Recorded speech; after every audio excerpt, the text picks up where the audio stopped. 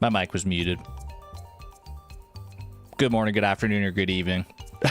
I had a whole thing going on, man. I was like, good morning, good afternoon, or good evening, but then I like stopped myself halfway and I was like, wait, Sousa, that's my line, because I saw that in chat and I was like, what the heck?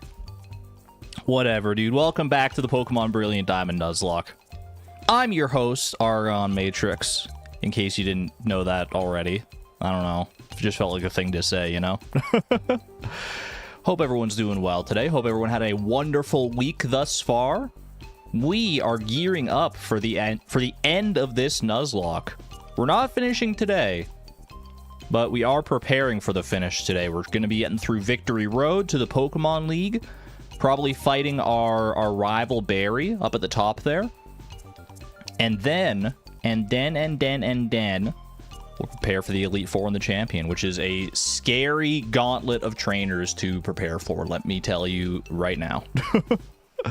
Gonna be a little spooky for sure. But I have faith. I have faith in our planning capabilities. I have faith in our Pokemon. I mean, we've made it this far and only lost a single Pokemon, so I feel like we're doing something right. Small Kidney Joe starting us off strong today. With a horse before I'm even like 3 minutes into the stream. Maple Hoof. Get some freaking maple leaves and some hooves in chat. Holy. Congratulations, Small Kidney Joe. Nightbot has blessed you this day. Chat, today is a momentous occasion. For the first time in a while, I'm streaming without my fan on. Normally, I have my fan blowing, like, all the time. Just, like, getting, like, blowing air on me. Today, I don't have my fan on because it is officially, I think, cool enough that I don't need it. I just simply don't need it. There is a chilly nip in the air today. There is a little dusting of snow and moisture outside. Winter is coming. If it's not already here, winter is coming. Officially. So I'm excited for that. I am excited for that. The fact that I don't have to have that fan going like 24/7. Granted, it does help to make the air so that it's like less like stagnant and stuff, but it's not really strictly necessary these days anymore, so I'm very happy for that.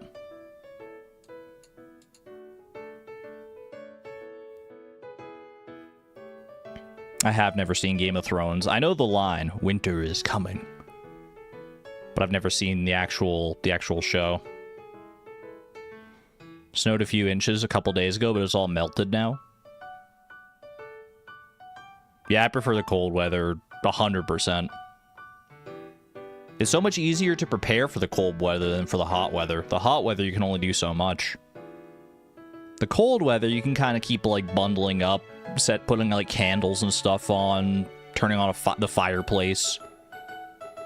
Blankets on blankets on blankets, you know, you can keep doing more. At any rate, I'm excited for that. But you know what else I'm excited for? I am excited for, well, yes, episode 3 of Pluribus. I am also excited for that.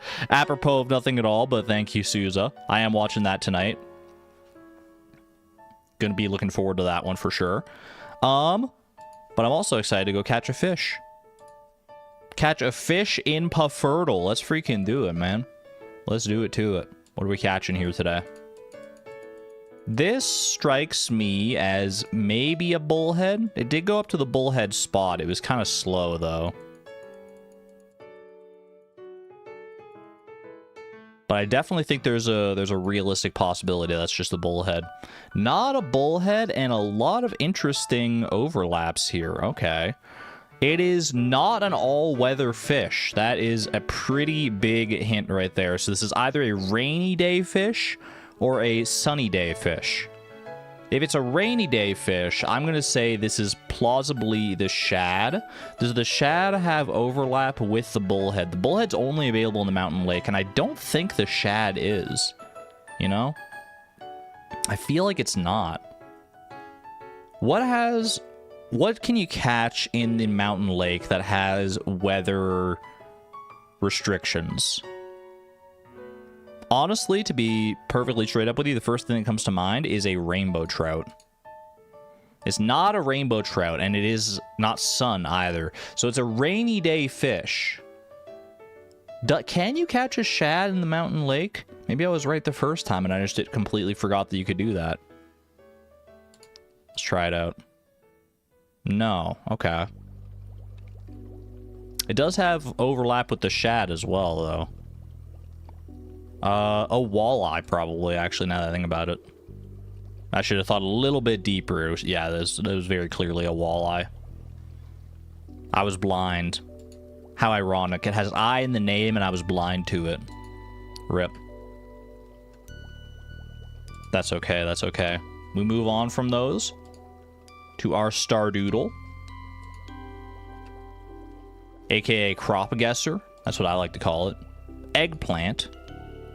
It is not an eggplant, but it is a fall crop of some renown. A fall fruit that doesn't regrow. Perhaps. Perhaps this could be a blackberry. It's not a blackberry, and it's also not a fruit. Okay, so it could be forage. It could be a flower. Also, I should have known it's not blackberry. It's way too cheap. This could be a fairy rose. A fairy rose, or... Is that the only flower that grows exclusively in fall? Because I know sunflower also grows in fall, but that's also summer. Where is fairy rose even? There it is. That's a fairy rose, bro. Not bad. Not bad. If it hadn't been fairy rose, I don't even know where I would have gone from there, but don't have to worry about it. We take those.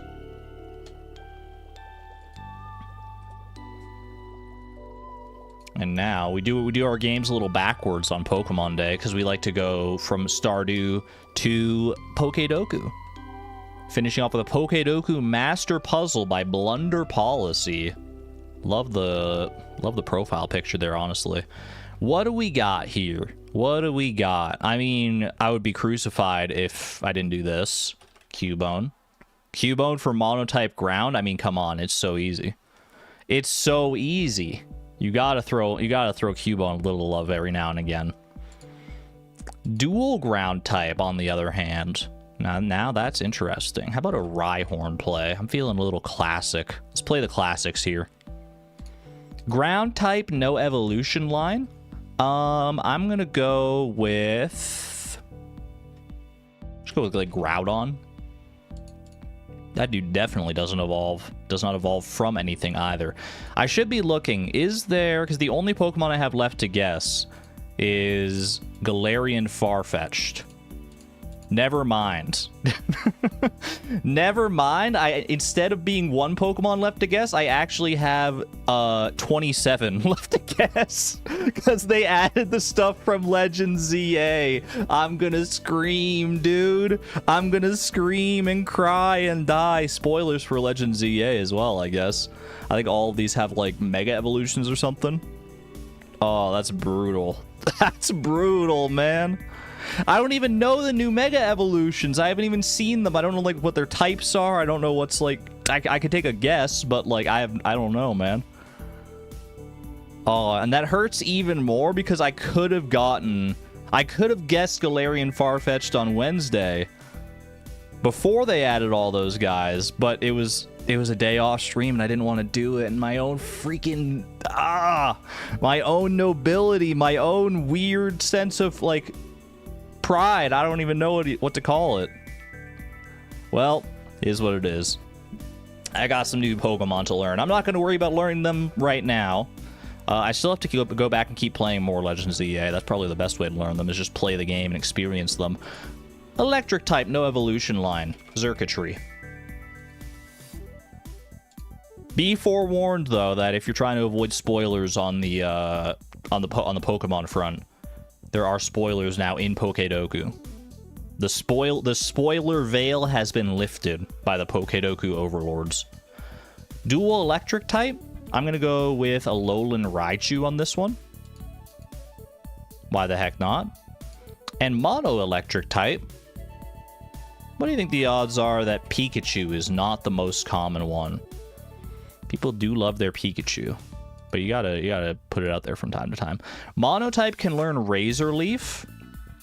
This is actually the spot I might have tried Galarian Farfetch'd if he was still the only one left. I feel like there's like a semi-decent chance that he could learn Razor Leaf because he holds the leak. But now I'm not like nearly as confident, especially now that it's not like the only guy left. So I'm not going to try it here, I don't think.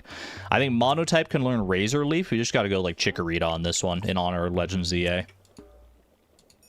Or ZA, if you're cultured like me. Dual type that can learn Razor Leaf? I'll hit you with a Jump Pluff, perhaps? Really? What? It was a grass type, man. I thought he was a shoo-in. You're telling me Jump Bluff can't learn Razor Leaf? That's surprising. That's actually kind of like wild to me. Wo Chen. Wo Chen doesn't learn Razor Leaf. What's with these grass types not learning Razor Leaf, bro? It's the quintessential grass move.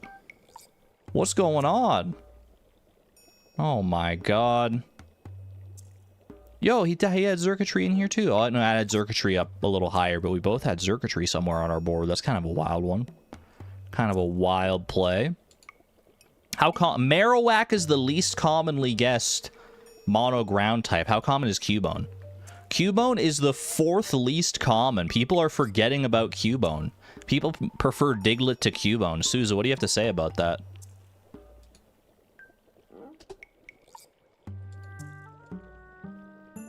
Overlooked. We like a good underdog story around here, to be honest with you. I mean, I like Diglett. I like Diglett well enough, but he's just kind of like a dirt pimple, you know? Cubone's got some actual like creativity behind him. That's why Cubone's always crying. Always the last one picked in gym class. Rude? He is, though. He is a dirt pimple. That's all. I mean, you look at him, and he evolves into 3 big dirt pimples. I still like him, but the resemblance is uncanny.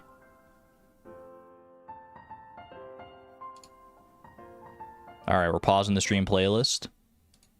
Bro's luck I couldn't type during Fumble Matrix. Well, you're here now, Antonia. You got plenty of time to make up for it. Apologize for what? For fumbling? I got nothing to apologize for. I tried my level best. Except for where I could have gotten Galarian Farfetch'd and then I didn't. Maybe then I didn't try my best because I was so enamored with the idea of, of getting it on stream, but... Calling the Pokemon a dirt pimple? He is. I stand by it. Alright, hold on. I gotta turn on my Switch. Hello? I am feeling the difference of not having a fan on today a little bit. I might turn on the fan later. For right now, I think it's just because I've had the fan on for like so long. Or like so much over so many days in the past. My controller. There we go. Tomodachi Life. Oh, I was looking up Tomodachi Life because there's like I saw people streaming that. I forgot about that. Should we get Garden of Pets instead? I forgot that I was even like shopping before. Pokemon Brilliant Diamond. That's where we want to be. There's a freaking update. Hold on, I gotta do something here first. Wait, how do I? What the heck? Oh, here we go. Here we go. I was looking for the option to like project this to my monitor so I can see it in the full big screen. Tomodachi Life is so good. I've never played it, but I was looking into it because I thought, isn't there like a new Tomodachi Life coming out or something like that? Am I gonna have to once the update is complete, the console will restart. Yeah, bro, I'll update that. That's fine. Coming out next year. Oh, so there's a little while left still to wait on that. Okay, well, maybe I'll check that out once it does come out, because I know it's quite popular. Be a quick restart. Will it be quick enough though? Come on, Elgato, you got this. No signal. It's very quiet. Very quiet. Oh, and we're back. And we're back. Pokemon Brilliant Diamond. Let's go. I gotta readjust where my microphone is. It was like a little too close to my face. The filter was getting all like up in my face and my facial hair and stuff. Welcome back to Pokemon Brilliant Diamond in the Nuzlocke capacity. If you don't know what a Nuzlocke is, which if you're here and you don't know what a Nuzlocke is, I mean, I don't know how that's happened, but welcome on in anyway. Exclamation point Nuzlocke, exclamation point hardcore for the extended rules of what the Nuzlocke is. We're trying to get to the Pokemon League. We only have a little ways to go here. Last time, I managed to defeat the 8th gym leader, and now you can see right at the bottom there, our goal is to head for the Pokemon League. We got a lot of trainers to fight, we got a lot of training to do, and we got a lot of preparation ahead of us. Exclamation point deaths for the full list of Pokemon that have died thus far. I'll have you know, it's quite a short list. Now, what team do I want for this next route here, to be honest with you? It's a water-based route. I also haven't gotten my encounter for this route yet. For whatever, which route is this, actually? This is, because I'm still, like, in Sunny Shore City here, technically. Which, have I gotten an encounter for Sunny Shore, either? I actually don't even know if I can, like, if I surf or what. Route 223. I should look up and see what the possibilities on this route are. Hold on a second.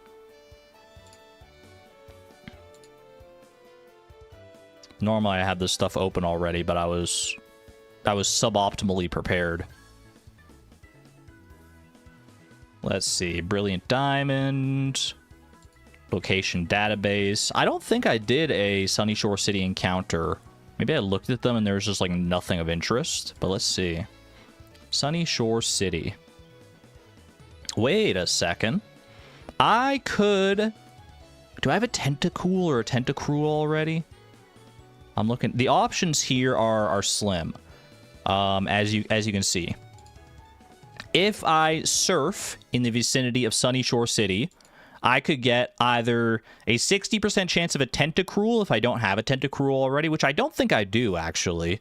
Or I get a 10% chance of a Mantyke. We can't get this Pelipper because we've already had a Pelipper, 07 to Willy. Even though he's dead, we cannot get another one within the rules of the challenge. No duplicates. But we could get a Tentacruel or a Mantyke, which I don't know if either of them would be particularly useful for the upcoming Pokemon League. But I do like both of them, so I'll give them a try. And more options is never bad, so... let me see here.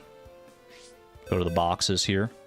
I do have a Tentacruel. I've got Squidgy Whiz. I just haven't used them in so freaking long, man. I have a Tentacruel, which means we're guaranteed a Mantyke here. Are you able to get Remoraid? Oh, wait. I think you're right, Small Kidney Joe. You're thinking ahead, right, to having to evolve Mantyke? Because to evolve Mantyke into Mantine, you need a Remoraid, I'm pretty sure, right? You have to level up Mantyke with Remoraid in your party in order to get it to evolve into Mantine. So we'd be stuck with just a Mantyke. we'd just have a Mantyke. I mean, I'm still down to get a Mantyke, to be honest with you. I'm not mad about it. Let me get Cherry Bomb out here. Cherry Bomb. Because she is good at, like, paralyzing stuff. Want to pin your chat? Useful commands, Nuzlocke, Hardcore, Level Cap, News, Deaths. I don't think I even updated the level cap, to be honest with you. What is the level cap right now? I need to make sure that it's actually updated. I will pin that message, though. Thank you, Souza. Thank you, thank you.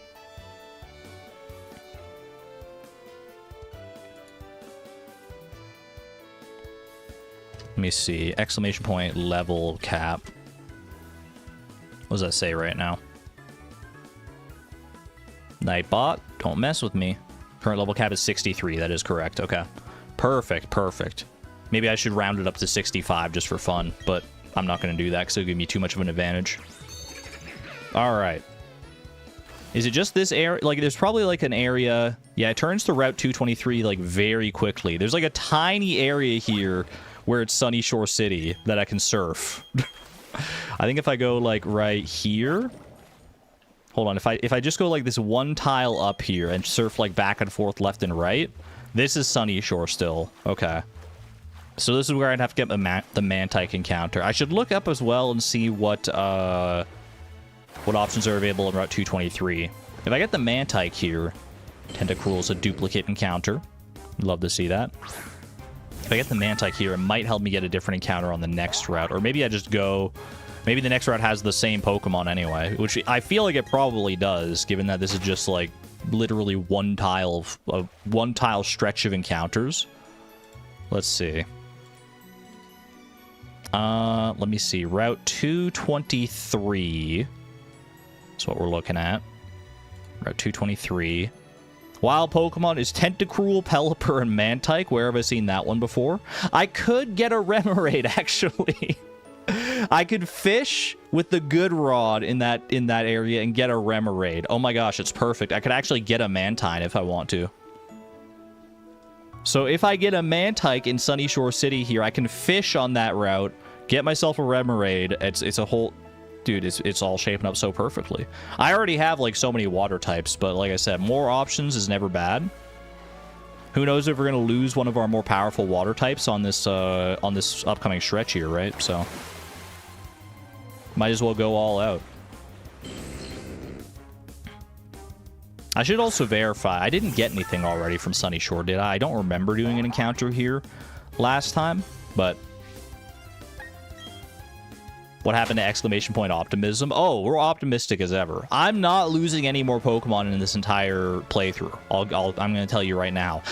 I even know it's like a common strategy in the Elite Fours of these games to, like, when you get to a Nuzlocke, if you're up against the champion, at that point, it technically doesn't matter whether you lose Pokemon or not, because, like, as long as you survive the battle, whether you survive the battle with one Pokemon or with 6 Pokemon is not, is immaterial. You still win. But I'm going to do my level best to not let anyone go down. No Pokemon left behind. We don't sacrifice lightly in this house. If it's between sacrificing a Pokemon and losing the entire run, well, that's a different story. That's a different story.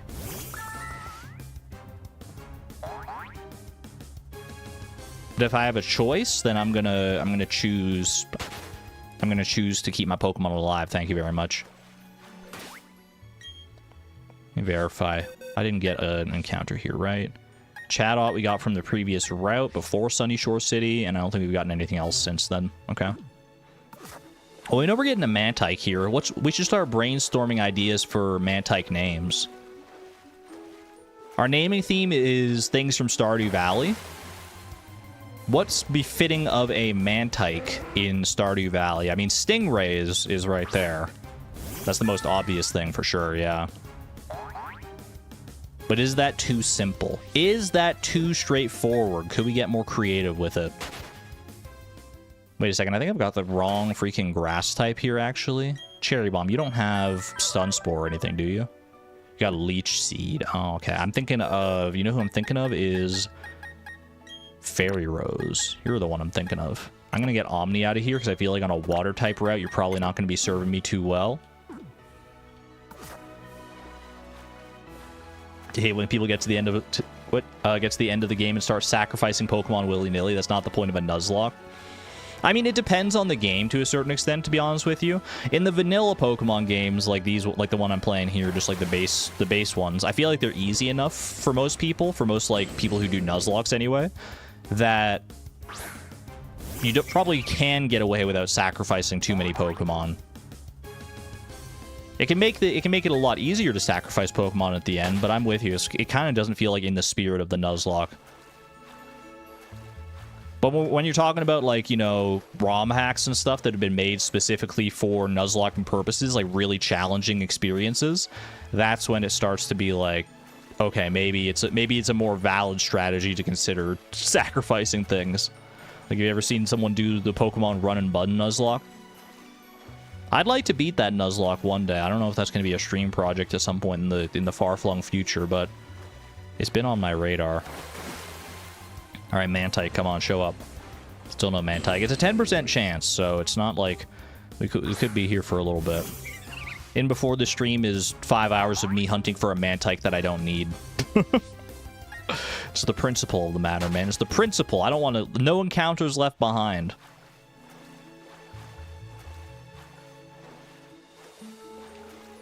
I can go a little faster here, I think. The only thing is if I go faster, I am using the analog stick to do this as opposed to the D-pad, so I'm, like, risking straying off the path if I'm not careful.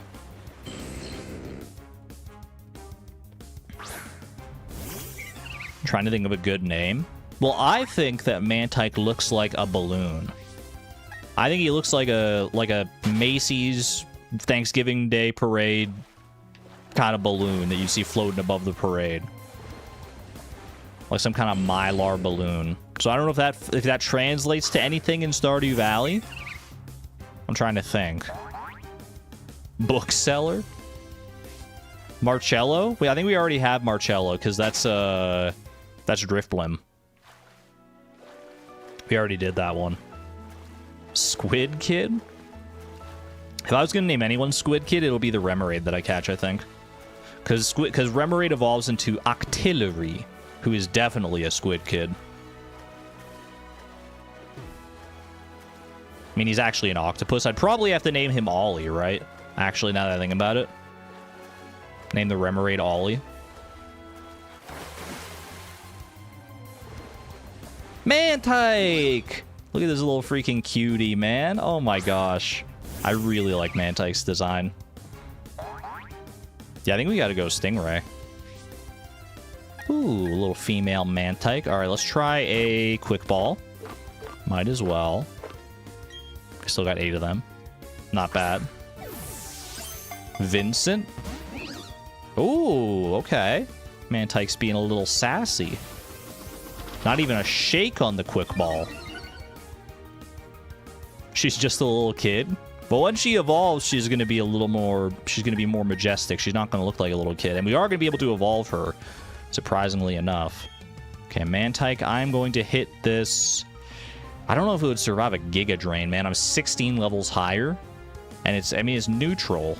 I feel like I can't risk that. Can I swap to something else and hit it for any kind of damage here?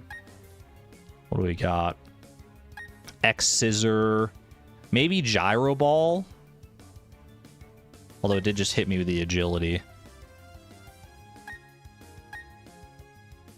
I feel like Dwarf Gadget might actually be able to whittle this thing down. I do think Gyro Ball could be the play. Also, I should probably swap Dwarf Gadget's moves around. Because I remember I swapped in Reflect and Light Screen for the last gym battle, but I probably want to get Extra Sensory back. Wait, is Extra Sensory? No, I could Psychic. We just use Psychic. I think I had Extra Sensory, but I can just do Psychic instead, so that's fine. And then Hypnosis, and I think we had Stealth Rock before, but we don't necessarily need to put that back on. Okay, let's see here. Hit you with the Gyro Ball. I feel like this is going to be fine. 1 damage from the headbutt. Ouch. Yeah, okay, we're chill. I'm not going to go again, because it would, a crit would kill here. I can go for Hypnosis, though. Not sure what Mantyke's catch rate is. I feel like it's kind of, like, hard to catch. His speed has also been maxed out with its agility usages. I feel like stat boosts... I don't know if that's like an urban legend that stat boosts make Pokemon harder to catch. Yeah, I'll hit you with a Dive Ball. I don't know if this works better on specifically like fishy, like, or Pokemon you fish up, or if this is just they're in the water, but worked either way. There we go. Mantyke has been caught. You little tyke.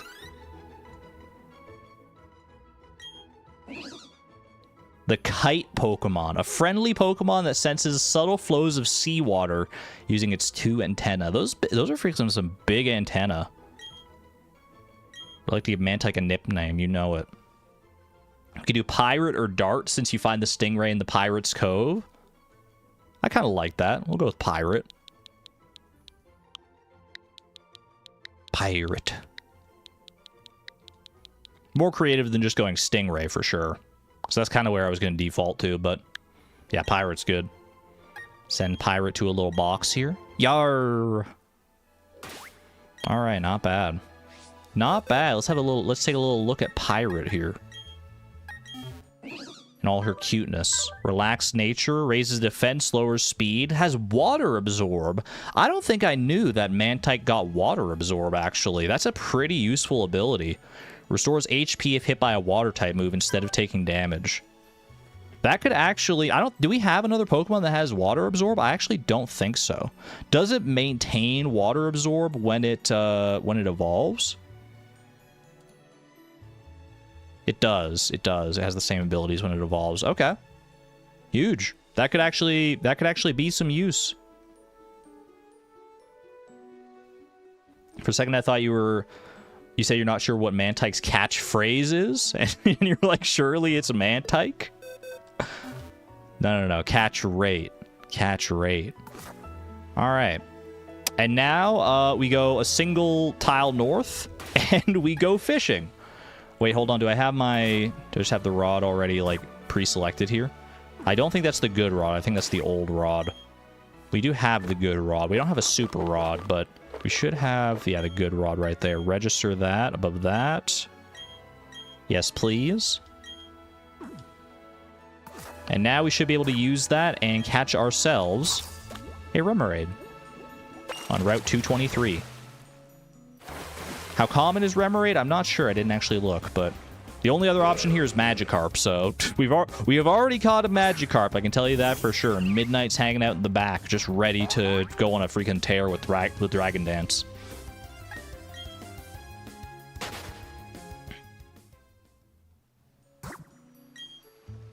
You know, speaking of Midnight and Dragon Dance, or Gyarados with Dragon Dance, I was thinking about that. There's nothing in my rules currently against, like, setup moves, like Dragon Dance.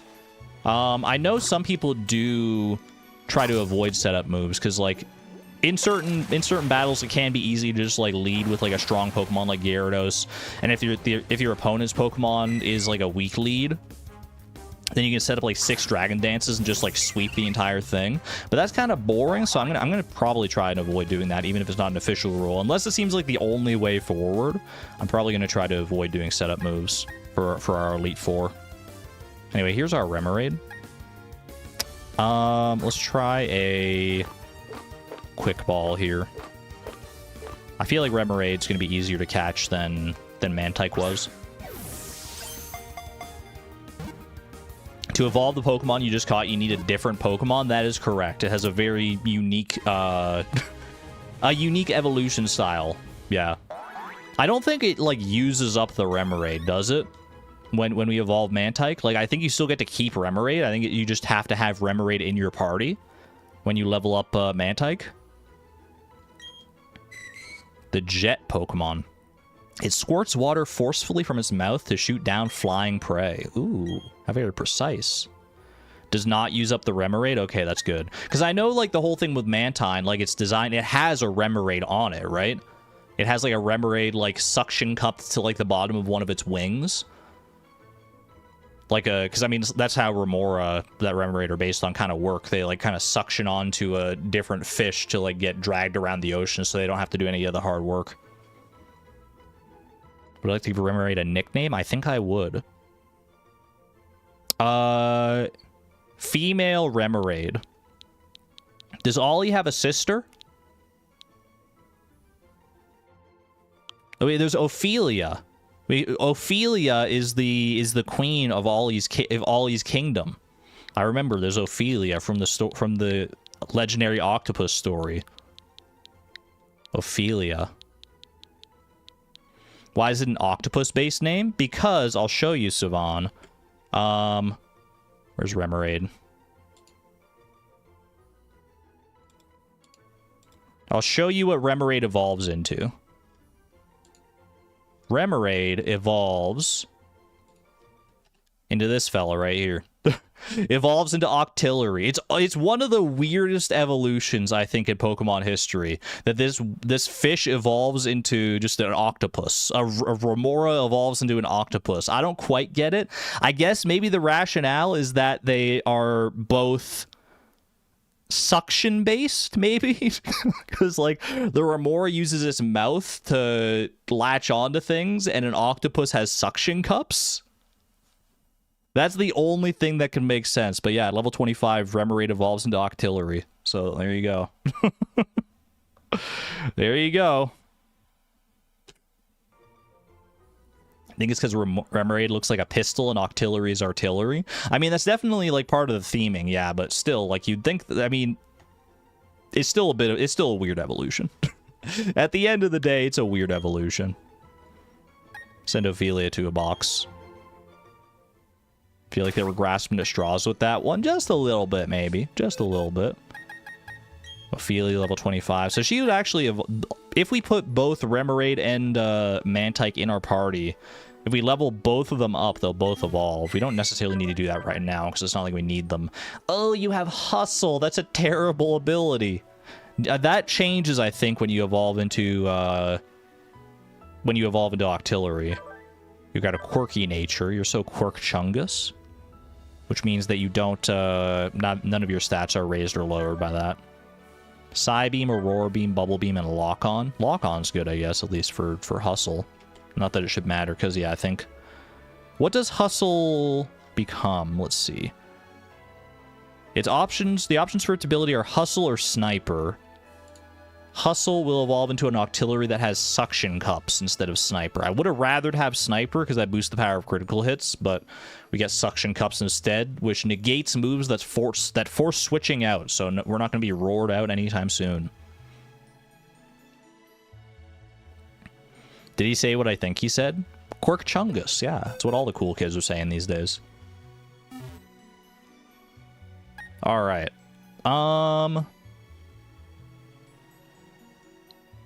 I wanted to get Psychic onto Dwarf Gadget. I was like, there's something I'm forgetting. I need to get that. Do I have any Psychic TMs? I think it's like TM 29, but maybe these aren't like sorted properly. Got Charge Beam. I might have to fly back to Veilstone to get another Psychic TM. That's okay. We can fly pretty easily between Veilstone and Sunny Shore. So I'm gonna go do that first and foremost, and then we will carry on with some actual battles here. How do you feel about that? Some actual battles against actual trainers on our way to Victory Road. I think Victory Road is our last encounter, by the way. Unless there's a place to encounter Pokemon on the Pokemon League itself, which there might be. I think there might be water there. So, oh boy, we get to fish for another water type. But I think Victory Road is going to be our final encounter of the entire game. Buy a little Psychic TM, I don't mind it. Infinite Psychics. Dude, the TMs in this department store are actually, like, crazy. The fact that you can just, like, buy Psychic and freaking, like, Flamethrower and Ice Beam and Thunderbolt infinite times, it's kind of ridiculous. It kind of makes me wonder why they don't just make the TMs, like, limitless like they do in other games. Like, why do they break in this game? But it's whatever. I will get rid of... I'll just get rid of Reflect. I think we're going to get rid of Reflect and Light Screen at a certain point, I'm sure. I don't think it matters which one we keep necessarily right now. It doesn't matter that much anyway. Alrighty. Alrighty then. How does the evolution of Mantyke happen now? I don't think it's a specific level. I think it's literally just if Mantyke is in the same party as Remoraid. Let me see. Let me verify. Mantyke. Level up with Remoraid in the party. That's it. Yeah, so I just have to put Remoraid and Mantyke in the same party. Level up Mantyke once, and it'll become Mantine. Which will be potentially useful in the future now that I know it has Water Absorb. Doesn't seem like the kind of Pokemon that would get water absorbed, to be honest with you. Normally when I think of like a water absorbed Pokemon, I think of like something that's kind of like sludgy, you know? Something that if you hit it, like the water would just get like sucked into it. I don't think of like a Stingray like that. Maybe it's like, you know, like water off a duck's back, a little duck water. Duck water callback. All right. This is a water-based route, so I want to keep my grass types around. I probably want an electric type as well. Yeah, it's been a while since we thought of duck water, eh? I got Lightning Rod here, who could probably use some levels. I could also get Pie in here, who is actually, like, relatively strong already. Yeah, I'll get Lightning Rod in here, you know what? Try and spread the XP around. Actually, you know what? We're getting ready for the Pokemon League. I feel like we should probably make our strong Pokemon stronger, if anything. I'm going to go ahead and swap you in for King Sting here.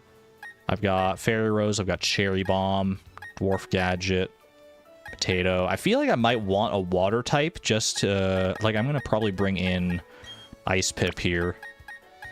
Just feels right. I feel like they might throw me a curveball here. Let's go ahead and get rid of... I'll swap out Fairy Rose, actually. We should only need the one grass type. This should be fine, I think. Alright. Held items, put it in my bag. I think I'm just going to give everyone a citrus berry for right now. I don't want to have to, like, think too hard about my items. Actually, the Chesto Berry on Potato is fine because Potato is a Resto Chesto user. So that is totally fine. Citrus berries on everybody else, potentially. 18 citrus berries. We got plenty to go around.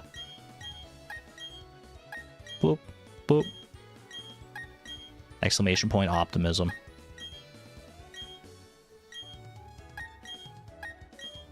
Duck will come back eventually. I have faith as well, yeah. I have faith as well. It's only a matter of time. You just finished your ice cream? What kind of ice cream did you have, Antonia? I had vanilla ice cream last night. Vanilla ice cream with some of my mom's homemade bread pudding. It's a nice little cozy treat last night. All right. Make sure I'm leading with a good Pokemon here. Ice Pip is probably not the lead you want. Let's lead with Pie, just to... We get the type advantage probably against the Swimmer. And we get Intimidate. Vanilla ice cream? Nothing wrong with vanilla ice cream. What's bread pudding like? I mean, the kind that my mom made, it was literally the first time I've ever had bread pudding. She was just, like, using up, like, some of the, like, the stale bread and bread-related products we had around. She added, like, cinnamon and stuff in there, and I think there were, like, raisins and stuff in it, too. It was really good. I quite enjoyed it. You warm it up a little bit, you put some ice cream on top. Ooh, perfection. Lumineon, I think you just die to a Spark, probably. I feel like we need a stronger physical electric move than Sparks. We've been rocking Sparks since literally like the first stream with Pie here, I think. I've had it for quite a while. This is so hard. Dude, she is frustrated. You see the shaking, the trembling in her hand? Losing won't make me give up. The Pokemon League isn't going anywhere. Wait, true? I'm gonna battle everybody. Excuse me for wearing my bikini? You're in the water. I think that's, like, expected, to be honest with you. That's fine. Girl's got an Azurill. That's not even a water type. You'd be forgiven for thinking that it's a water type. But that's not a water type. That's a normal fairy type right there. Still so weak, though, that I feel like, honestly, Spark probably takes it out anyway. Just not very defensive at all. Boom. Ba-boom! Your niece's birthday was on Wednesday, and your sister made her cinnamon buns. We got some leftovers. You're going to warm yourself one up now. That sounds fantastic. Now, Azumarill, this thing's a little more of a threat. Now we're talking here. Now, this seems more like endgame material. It still died in a single hit. But that's only because I was faster. Otherwise, Azumarill can be a little bit of a scary Pokemon. You know that guy? Back in the day, people were calling him Pika Blue. Was I multitasking too much? Battling and swimming at the same time? She was treading water at the same time. When I'm in my bikini, I'm at a loss about where to carry my Pokeballs. Wait, that's a valid concern? That's true. I never thought about that. I've never been in such a circumstance myself. I trained at a Pokemon gym, too. Don't think you're going to win easily. Bet. I've beaten all the Pokemon gyms, bro. How do you think I got this far, Swimmer Oscar? Which generation is it from? You're trying to figure out which one you know, but you only know Gen 1. Azumaril's from Generation 2. Yeah, Marill and Azumarill. Very Generation 1 adjacent. If you were in the Pokemon zeitgeist back with, like, when it was first getting started, there's a good chance you know some, like, Gen 1 and Gen 2 stuff. Your knowledge goes to Gen 2. That's exciting. Pi landed a critical hit, wishing to be praised. I'm always praising you, Pi. Exclamation point, Pi.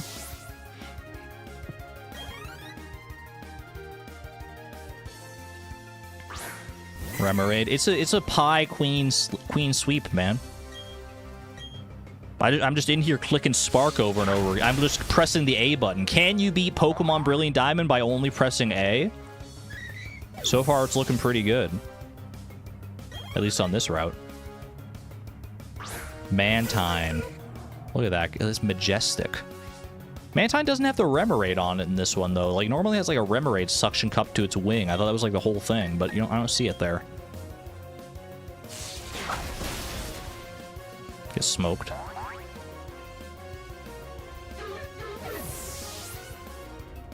You're watching in the very early days of Pokemon? That'll do it, then. We shouldn't have to worry about anyone getting even close to the level cap. The level cap is so far beyond where we're currently at. Shouldn't even be a mild concern. If anything, we're just gonna need to do a lot of grinding to get up to the level cap. What to do? Train at the gym or train by myself? It's a tough choice, brother. We got a double battle here. You know what? I normally like to do the double battles like mano-a-mano. I'm feeling good about this one.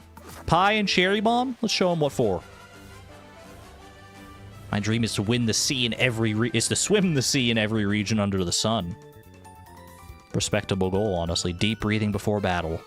In and out. Whew. Colton and Swimmer Page. They got 6 Pokemon between them. Uh-oh, we got a battle. Never mind, they have Wingull and Marill. Actually. I think we're actually going to be totally fine here, believe it or not.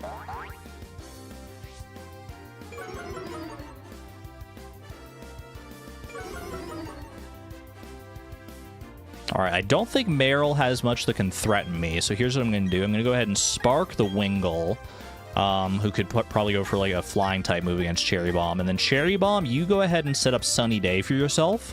Then you can start like firing off solar beams and stuff if you want to. Plus you'll transform this way. I like when we get to transform Cherry Bomb. She's a cutie. Remoraid scam. Where's my Remoraid on my Mantine? 0 out of 10 game design. Alright, Sunny Day. That'll diminish the power of water-type moves as well, and activate our Flower Gift. Yay! We've gone full Cherry Bomb mode. Cherry Bomb has exploded. Bubble Beam should do basically nothing in the sun. It did 1 damage. Yeah, it's about the best we could hope for, I would say. Not the Drizzle Pelipper to overwrite my son immediately. What are we doing here? No, dude, they're countering my strategy.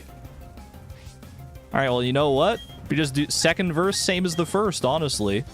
Take out the Pelipper, and we're setting up Sunny Day, bro. You better not. I swear, if you send out another Pelipper with Drizzle... Quiche! Sivan, you got your horse back. Congratulations. That's fantastic news. Nightbot is being very friendly today. Who's going to go for the back-to-back? Anyone going for a back-to-back horse? Does anyone else own a horse today? Who's going for it? Who's going for it? Dare to dream. Gabriella, dare to dream. Oh, nice try. Can't win them all, unfortunately. Quagsire. Okay, you don't have Drizzle. I know that. And you're about to actually get, like, demolished here. All right, we do Spark on Marill, because it would not affect Quagsire being part ground type that he is. But he's also part ground type, which means he is quad weak to grass. So let's send him to the next dimension with Solar Beam. Honestly, Magical Leaf probably would have killed here with the level advantage that we have, but not every day we get to use Solar Beam. Kamehame! Ah! It's such a, oh my gosh, so devastating for such a cute little Pokemon. That's the power of Cherry Bomb right there. Cherry Bomb going Mega Bomb mode right there. Should change your name. Not bad at all. Not bad at all. Golduck. This dude doesn't get Drizzle. He gets like Cloud 9, though. Yeah, I was gonna say he could have overwritten the weather with Cloud 9, but he doesn't have that ability, I guess. All right, Spark, and let's just do Magical Leaf here. Save our Solar Beams in case there's some devastating threat the likes of which I can't possibly fathom. Didn't even need the Magical Leaf.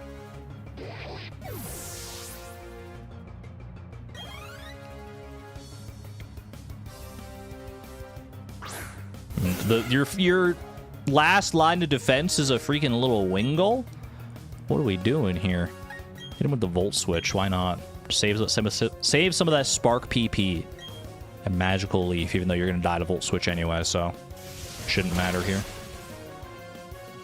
Unless it's the rare Focus Sash Wingull to end things off.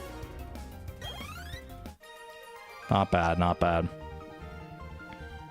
I'm done. I'm not done with my dream. Go swimming, bro.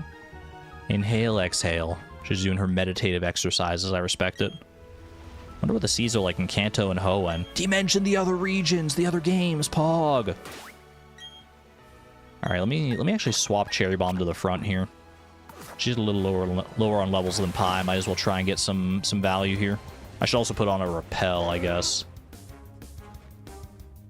We have no need for these random encounters at this point.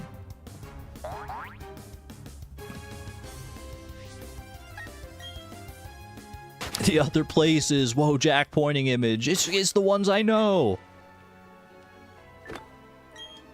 I know those names. I need to go buy some more repels. I'm down to just 6 super repels here.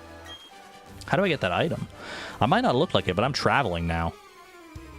You really don't look like it. You're about in the last place I would expect anyone to be traveling. Swimmer Ricardo. You got a Tentacruel. This was not the ideal switch for Cherry Bomb to come in on. That poison typing is going to cause some mild problems. Does it hurt seeing the Pelipper? Every day.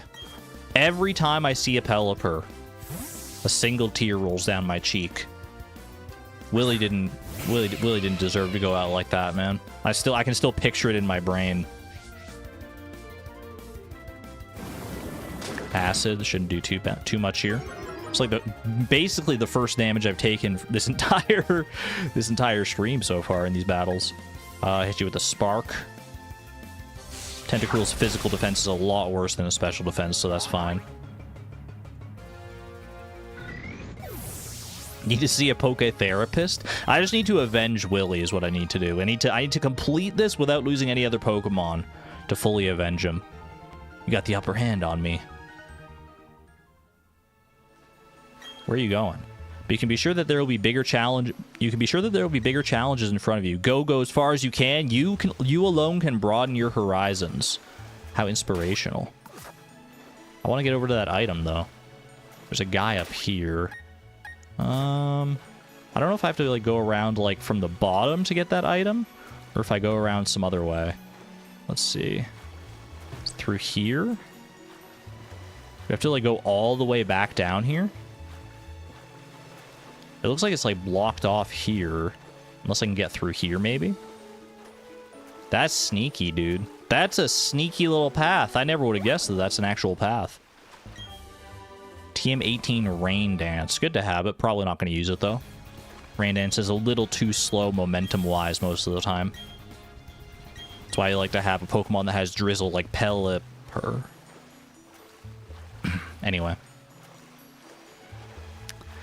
Water under the bridge. Water under the bridge. Okay, Cherry Bomb. Yeah, you should be fine.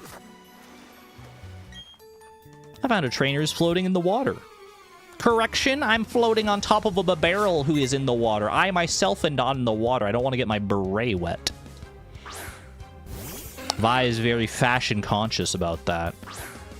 For ever since I switched to Cherry Bomb, I've been getting these Pokemon that are like only weak to like electric here. I will switch to Pie. I don't want to risk taking like even like a wing attack or something. I don't know. You never know. You never know what these trainers are packing.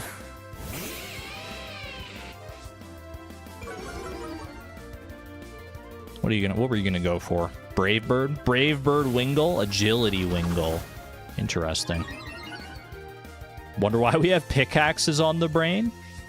I could only take an educated guess at that one. Congratulations, you are now a lot faster than me for the next 3 seconds. 3, 2, 1. Bye. Not much faster when you're dead. Don't know what your strategy was there, girl, but seeking. What are you seeking? I've never really looked at it. I really don't like Seeking's lips. Have you ever looked closely at Seeking's lips? Why does a fish have lips like that? I kind of hate that. What the heck is going on there? Do goldfish have lips like that? Just like human lips? Don't bully him? I just never noticed it before. It was freaking me out. I've had my fill. His lips didn't shrink in the transition. I'm tired of swimming, so I'll just float around and get some rest. Fair enough. Please tell me you have something that'll actually be weak to my grass-type Pokemon. I've decided if I can beat you, I'm going to the Pokemon League. All right, let's see what you got. This guy's, he thinks he's got a team that can take on the Elite Four. That's very bold, considering he only has 2 Pokemon, and one of them's a Weasel. Brother, you might want to recalibrate your expectations. I'm sorry to tell you, I don't think you're beating Cynthia with a level 41 Weasel. I would love to see it. Sounds like a small ant challenge or something like that, but I don't think you're him, bro. I don't think you're him.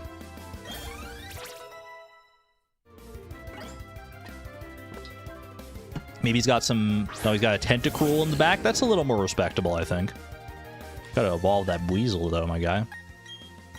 Alright, we'll swap out for Pie here. This battle background is actually beautiful. I really like this. Just very serene.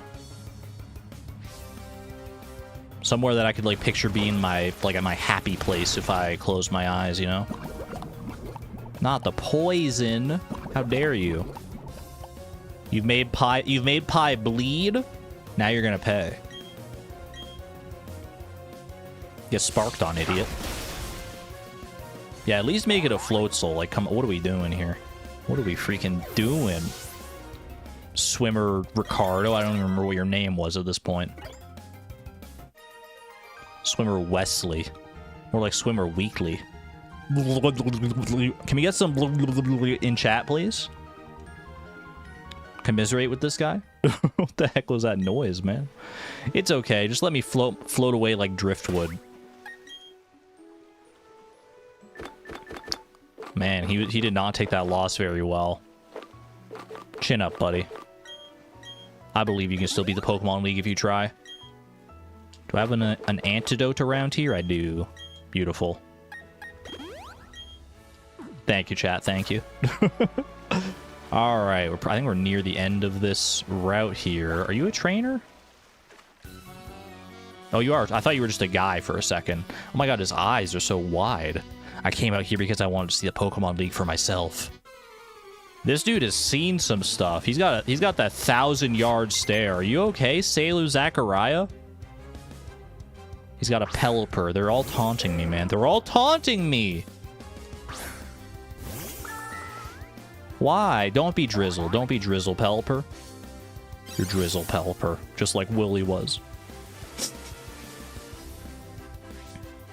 Alright, well, this is not going to bode well for me, so I'm going to go ahead and switch out to Pie, I guess. Running low on Sparks, honestly. Literally, like, almost every Pokemon on this entire route has died to Spark. Pelipper's going to be no different. But I might have to... Ooh, he's got stockpile strats. Will one defense boost be enough to protect you? I don't think so, because you're like quadruple weak to this. I do have Volt Switch as well. So I've got options at least. I guess I should be using Volt Switch on the final Pokemon of a team. If I have the option. Gastrodon! Alright, throwing some curveballs out here. Finally some proper variety. Get Cherry Bomb back out. I don't know what Gastrodon could go for here against Cherry Bomb. Water type we should be okay. It is raining though. Muddy water. We avoided it in time thanks to my shout. Cherry Bomb, look out!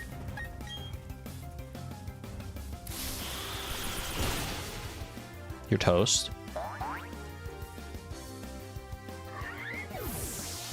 You're not representing the Gastrodons well. Gastrodon is such a powerful Pokemon if you know how to use it properly. You can't just leave it in there against a freaking... against a Cherim. This dude's got a Machoke as well. That's random. Maybe Stardrop? Either Stardrop or Dwarf Gadget here is the play. I mean, Dwarf Gadget actually doesn't resist fighting type, but is more defensive than Stardrop, so just in case he goes for something like super powerful here. Perhaps even super power. Won't boat well for you. +2. Leer. He sees right through me. Literally, because I've got a hole in my head. Well, I don't, but Dwarf Gadget does. Hit you with a Psychic. You're slower than my Bronzong? I guess you are level 38, to be fair. Why are they such low levels out here, man? I just beat the 8th gym. They're hitting me with level 38s? I've got level 50s. I'm shocked. No, really, I am. I only hit you with 1 spark, bro. Chill out. The way I battle now, well, I can only look at the Pokemon League. You go on. You go to the Pokemon League for me, too. I'm not doing anything for you, Sailor Zachariah. Just because we happen to share a similar name. You gotta put in the work for yourself, man. I worked hard to get to where I'm at. You'd be shocked if you were hit with a Spark, too. I didn't even hit him with the Spark. He got hit with, like, the residual static electricity of the Spark propelling off of his Pelipper. My favorite kind of guy is someone that looks good out on the open sea. There is a sailor down there if you're interested. Swimmer Gabrielle. I'd ship it. Gabrielle and Zachariah. They're like so they're so made for each other. A sailor out on the open sea. She's just swimming around looking for love. Cloud 9. Doesn't matter to me. Get magical leafed. Ooh, you didn't die in 1 hit. How dare you? How dare you hit me with a freaking Aqua Tail, dummy.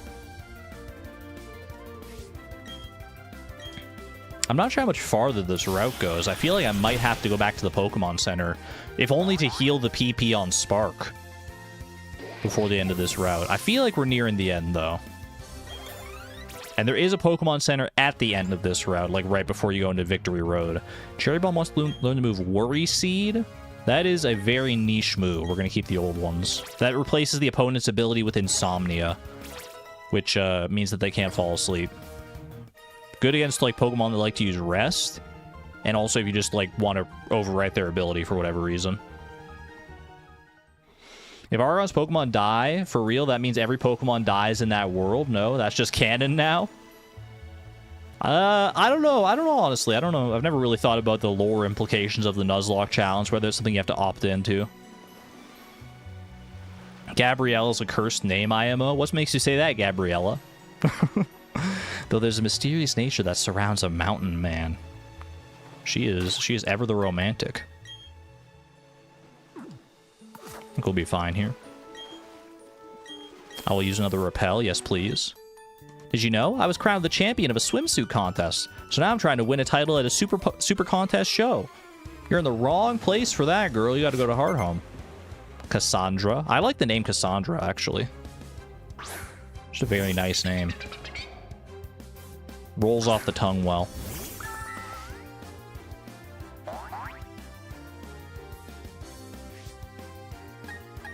Not cursed name. I agree. Pretty fish. I do like Finneon's design. It's unfortunate that Finneon and Luminion are like such kind of like not great Pokemon. Because they do have a cute design, to be fair.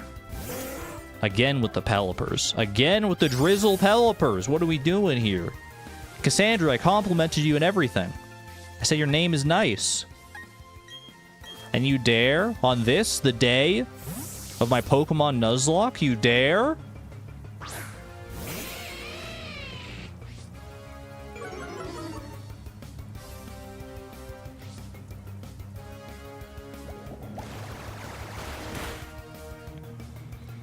It's a Doctor Who reference.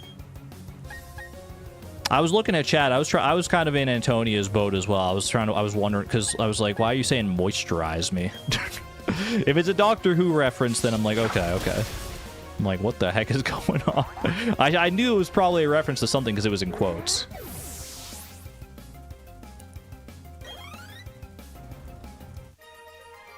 I got you. No, you're fine, Sousa. Yeah, it sounds very random if you don't know. I need to rework my strategy.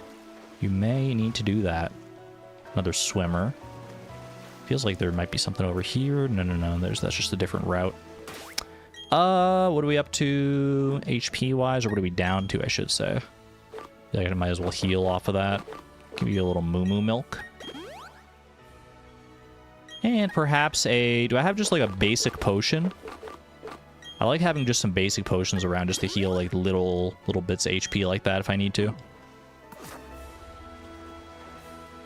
All right. I know I can surf, but I'd rather swim instead. It does seem weird, I agree. Sword Boy, welcome on in. I am going to be refraining from saying Milky's going forward, by the way. I was informed that it can be not a great thing to say in certain contexts. It can make people uncomfortable. I was informed of this, so I'm gonna be straying away from the Milkies going forward.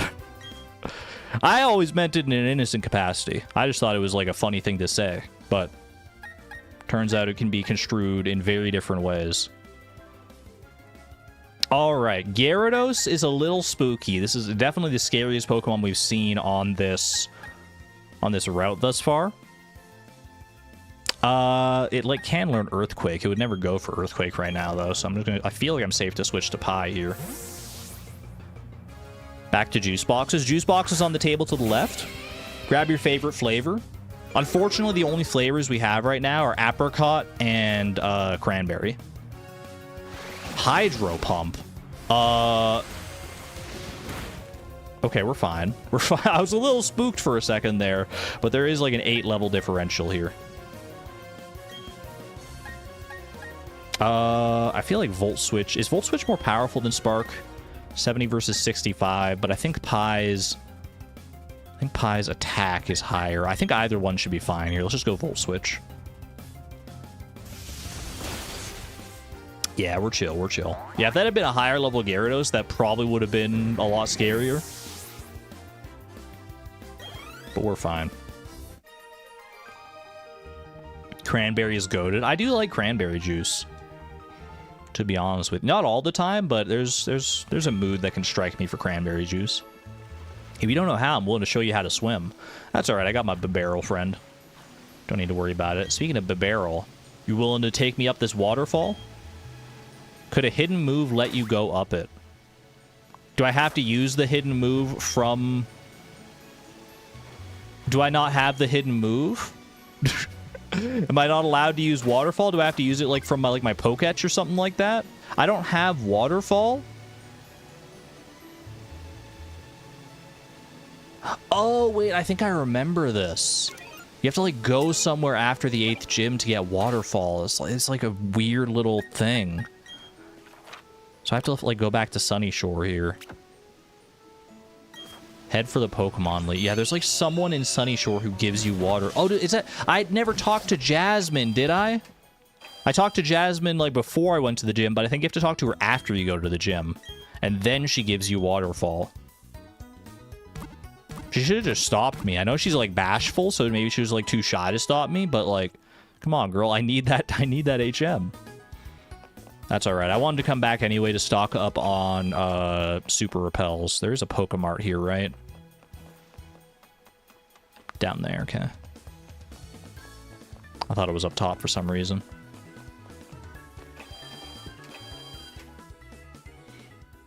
There's a Jasmine in the community whose birthday is today. That's true. Happy birthday, Jasmine.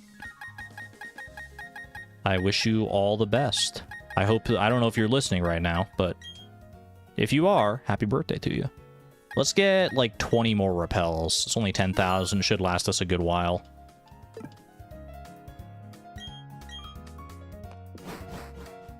Yeah, good shout out, Souza. Don't use another repel just yet. I believe it's Jasmine, right? Well, the zoom in. The city makes me feel at home somehow.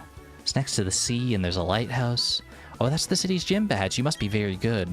But please take these too. TM 99s. 99 TMs and Waterfall is one. Waterfall is the in the Hidden Moves app allows you to climb up waterfalls from the surface of the water. Each of those technical machines contains Waterfall. If you use Waterfall from the Pokédex, you'll be able to get to the Pokemon League. I don't know how I should say this, but good luck. Thank you. She's so sweet. Her hair is like Pikachu's ears. It's such a good style. She wears it well. Like, slay, girl. All right, let me get the repels back on. Should be pretty quick to get back to where we were, now that there's no trainers in the way. Yeah, we got to surf all the way over there again. It's a bit of a trek, but it's fine. I think we would have been able to fly there if I'd actually made it to the Pokemon Center, but alas, 'twas not meant to be. Having waterfalls having Waterfall as a TM is actually like pretty good too. I don't know if any of our Pokemon will like gain an advantage from learning that, but it's like a decently powerful physical water type move. And physical water type attackers do sometimes hurt for options. So having those is pretty nice. Alright, now thank you, we can use Waterfall, perfect. I was so stun locked when I came here and I wasn't able to do it. 80 power chance to flinch, yeah, exactly. And we have arrived. Victory Road is officially upon us, y'all. I'm scared. I'm a little nervous. I know there are some actually, like, scary trainers in this place. But if I keep my wits about me, I think I'll be okay. I should probably swap around my Pokemon to have a little more... I mean, honestly, we have pretty good move coverage right now. Pretty good type coverage with the Pokemon that we got in here. Yeah, you know, we'll keep rocking with this team for a little bit here, at least. Victory Road lives up to that lofty name. What do you got to say? It broke me once, but that only added to my resolve. It broke you? Oh my gosh. Scary freaking place, man. Wait, this is officially the Pokemon League, not Route 223, right? That's what the map said there. We're officially in the Pokemon League, which means this is a new encounter, technically, potentially, in this water right here at the top of the waterfall. Let me see. Are there any actual new Pokemon here is the question. Pokemon League. Surfing options, you got Tentacruel and you got Pelipper. Fishing options, you got Magikarp and Remoraid. And that's it. Literally no new possible encounters at all until we get the Super Rod, which isn't until the post-game, so... RIP. That's fine. Not a fan of the movement mechanics, how you can't just seamlessly go from the shallow to deep water or over a waterfall. Yeah, it's a little rough. It's kind of archaic design. It's like... A lot of it is carryovers from previous Pokemon games, so I'm just used to it at this point, but I know what you mean. Let's get... Actually, let's keep Cherry Bomb. Actually, you know what? I think I might swap Cherry Bomb for Fairy Rose here. For the potential for Stun Spore here. What Pokemon are available in Victory Road? I think the possible encounters in Victory Road might change depending on, like, the floor. you're on? Because I think there's like multiple levels to Victory Road. So let's see. We've got Machoke as a possibility. Let's see, who's a duplicate here? Actually, I think everyone is a duplicate, at least in this area here. Show you what I'm seeing. Machoke, Golbat, Graveler, Medicham, Onix, and Steelix. I'm pretty sure we have all of them. We technically don't have Steelix, but we have an Onix. We have Snilk, who could evolve into a Steelix if I get a Metal Coat, which I just don't have yet. These are all trainer Pokemon. Wild Pokemon. Kadabra is the only new one that's down here, but we already also have an Alakazam, so that ain't going to be anything new. Floatzel is new here. Do I have a Weasel? I don't think I do. I'll have to double check that. Floatzel could be a new encounter potentially. These are trainers. Same encounters here. Same encounters here. All the different trainers. We got a lot of trainers to go up against, as you can see, and same encounters here. So I think the only potentially new encounter would be Floatzel, which is like kind of whatever. There's so many water types in this game, man. 7 out of 10, too much water. What the heck? Maybe the IGN review is onto something. I know it wasn't even for like this region, but okay, let me see. Do I have a Floatzel already? Weasel and or Floatzel? I do not. Okay, so, I mean, I can get a Floatzel. And that's about all I can get in here.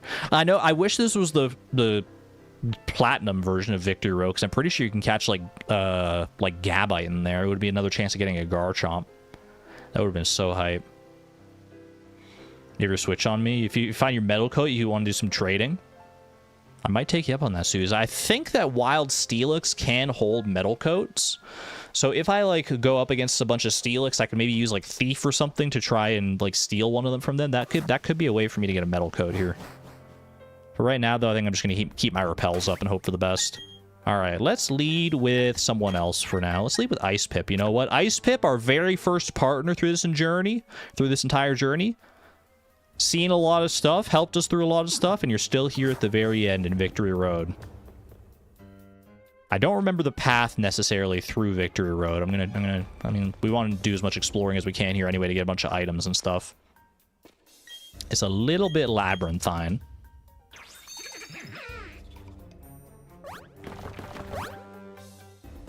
But we'll figure it out. One step at a time, we will figure this place out. Don't you worry about that. Oh, Psychic type. I believe that looks like a Psychic trainer anyway. I might go ahead and bring in a Dark type then. Maybe bring in a freaking Rare Disc here. How do you feel about that? Swap in... I guess I can swap out... Swap out Potato for right now. Actually, Potato has Crunch as well. So maybe swap out... Actually, swap out Pie for the time being. Pie's already seen a lot of stuff today. Seen a lot of usage. Get some more citrus berries out here as well. It's Victory Road. You can never take too many chances here. There are some actually, like, pretty powerful trainers lingering about. They don't mess around here, man. I think you're a Psychic type, right? Be warned, mortal, I can see the future! I think that answers that question. Psychic Bryce. Alright, our first taste of Victory Road trainers. Bro doesn't even have a fully evolved Pokemon. Dude, I was hyping you up. Bryce. Why don't you have a Gengar, dude? Why don't you just throw in everything? He's got a level 43 Haunter. What are we doing here, Bryce? Oh, well. I mean, Haunter's still pretty good, actually. Oh my gosh. Maybe I shouldn't have spoken so soon. That actually hurt a lot. Wait, Bryce, do you actually know what you're doing? He has nobody to trade with. He's made the most powerful Haunter of all time. Oh. Never mind. He actually does have a Gengar. Okay, wait. Hold on a second. Wait, I was talking some tough stuff. Okay. What do we want to do here? I could go to Star Drop. I feel like he's going to go for a ghost type move, right? And Star Drop, we have a good level advantage with Star Drop as well. I feel like Star Drop could be the play here.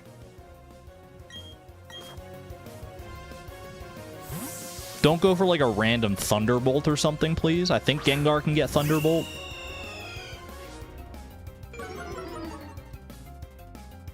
No one got a horse yet he made the horse noise. Okay, Dark Pulse, that's also a little spooky. Okay,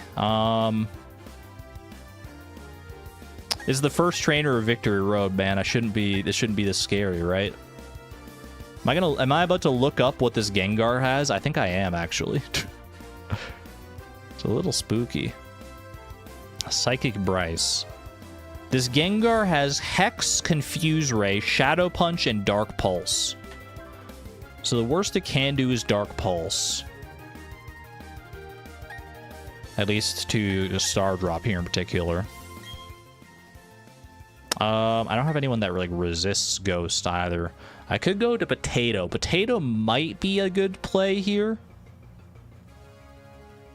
Because we have Crunch, so we could hit it pretty hard. I could also go for, like, Brave Bird here. Or maybe I go for, like, Roost or something. You know what? I might try Roost here. I feel like this thing's going to go for Confuse Ray. Yeah, I think Roost is actually maybe the play here. Roost to get my HP back. I think this guy goes for Confuse Ray. If he goes for Dark Pulse again, then I may just consider, like, switching out like I was a second ago. Goes for Confuse Ray. We avoided it in time. You're so good. You're so talented, Star Drop. All right, now I feel much safer going for Brave Bird now that I'm at full HP. I didn't want to risk it because then he could, like, hit me with a Dark Pulse if he survives this. Which he did not. Didn't have anything to worry about there. It's a critical hit, Star Drop, you legend. Oh my gosh, I love this bird, man. I love this bird. So good. Oh, who else you got here?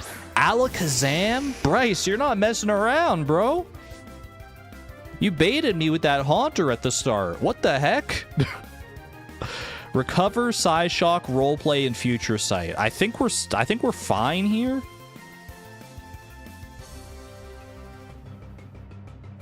I think I might... Hold on, maybe I Roost here just to see how much Psyshock does.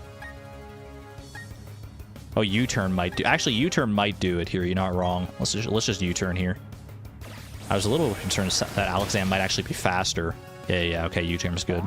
Good shout. I was just thinking of Brave Bird, but I forgot I had U-turn. Another critical hit. Star Drop. I don't even know what to say.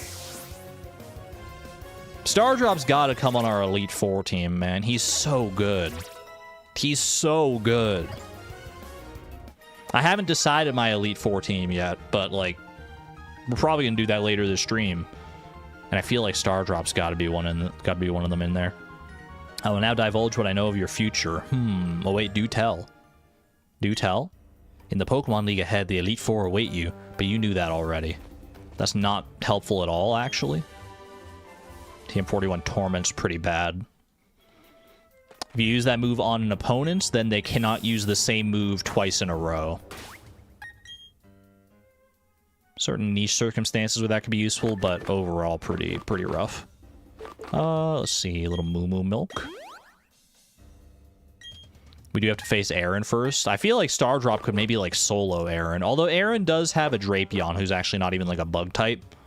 But all of his other bug types, I feel like Star Drop could absolutely devastate. Although Brave Bird does the recoil, does have recoil damage, so that's something to consider for sure.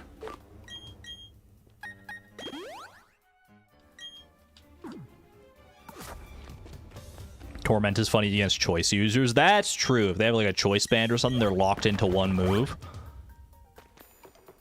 Then Torment is like a freaking hard counter to them.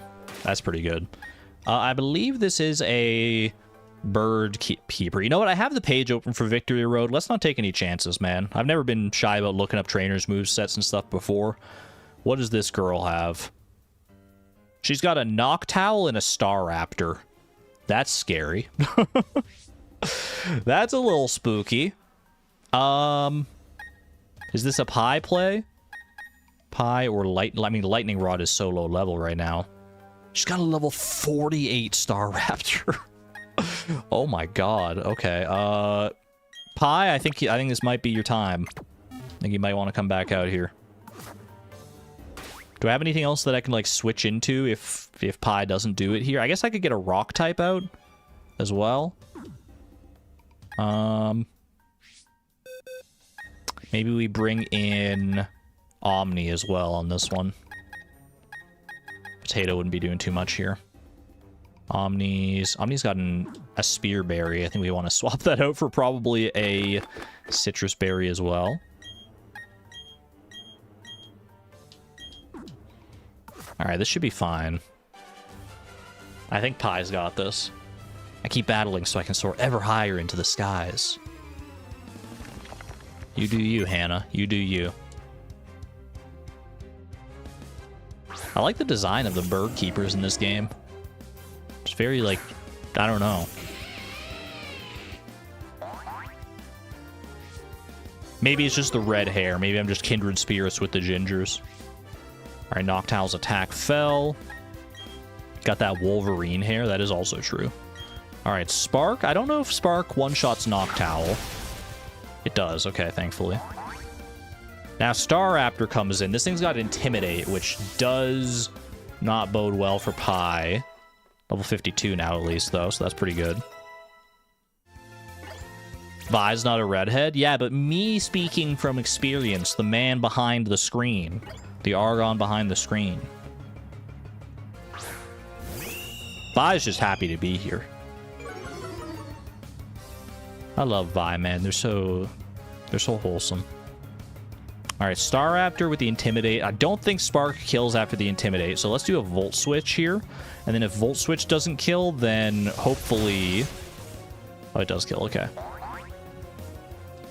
I actually wasn't sure where I was going to go with that, because I think that Staraptor has close combat, which would be really bad for Omni if it decided to go for that. So I'm glad Volt Switch just killed, to be honest with you.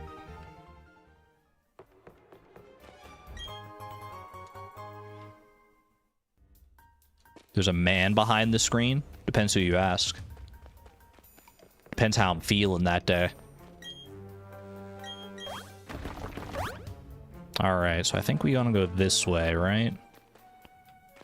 That would go back. That would be backtracking. Just want to walk carefully around here. I don't want to accidentally, like, walk into anybody's line of sight. Like that Ace Trainer right there, perhaps? Dude, Ace Trainers are scary. Okay, Ace Trainer Mariah. Carrie? She got a Golduck and she's got a Blissey. That's not too bad, actually. That's not too scary. I think we have Golduck. For Golduck, we probably go with... Well, Fairy Rose I already have in the party. And then for Blissey... I mean, honestly, Stardrop probably handles Blissey, but I can bring Timbeeb here as well. This is the advantage of not having let any Pokemon, like, die up to this point, other than one. We have so many options. Okay. Swap Fairy Rose out front. I'm reaping the benefits of having, like, grinded all these Pokemon up, too. Show me how you battled to get here. Let's do this. Can I have a little gender fluid streamer as a treat? I'm still trying to figure that one out, Sugar Prince. Still trying to figure myself out. I definitely don't feel like all man. I'll tell you that. I know there's... I think I might be... I've heard the term egg being thrown around. I didn't know what that term meant until I looked it up the other day. I think it's like someone who shows like transgender tendencies in some aspects, but has not like recognized themselves as transgender. I think that honestly could describe me, because I've definitely shown like transgender tendencies in the past.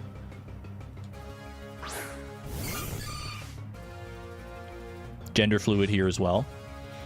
Who told you? I think it came up in... Wait, hold on. Chat disconnected. Please wait while we try to reconnect you. Chat, can you hear me? Hello? My internet go out?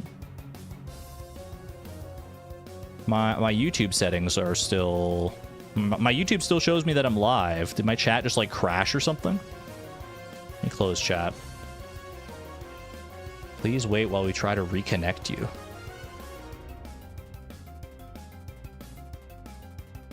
Successfully connected. Okay. I see chat again. Chat's moving once again. Chat, did it crash or anything? Was it fine on your end? Because it, like, chat just, like, stopped on my end. I never left? Okay. That was weird.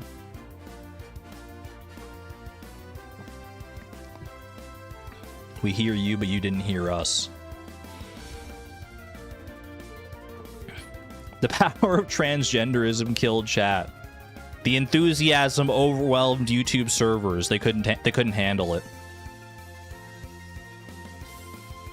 All right, Blissey. Blissey is very specially defensive, so we don't want to take you on with Fairy Rose here. If I just switch to somebody, am I scared of anything on the switch here? Disarming Voice, Double-Edged, Soft-Boiled, Last Resort. I think we're fine to just switch to Timbeeb here. Does Timbeeb have... Oh, we only have... Actually, only... Well, we have Meteor Mash. Maybe just Star Drop in that case, then. Yeah, no, I don't remember if it came up in my chat. I feel like I did see someone in my chat talking about, like, the term egg when it comes to being transgender. But then it came up again in, I was watching Squeaks' stream yesterday. Squeaks is another streamer I like to watch just in my spare time. And he was playing a game where you play as an egg. And, like, like a literal egg. Hard-boiled. And people were bringing up the term then. Then I looked it up and I was like, oh, I didn't know that. Never heard that one. Or maybe I'd heard it, but I never like internalized what it meant before.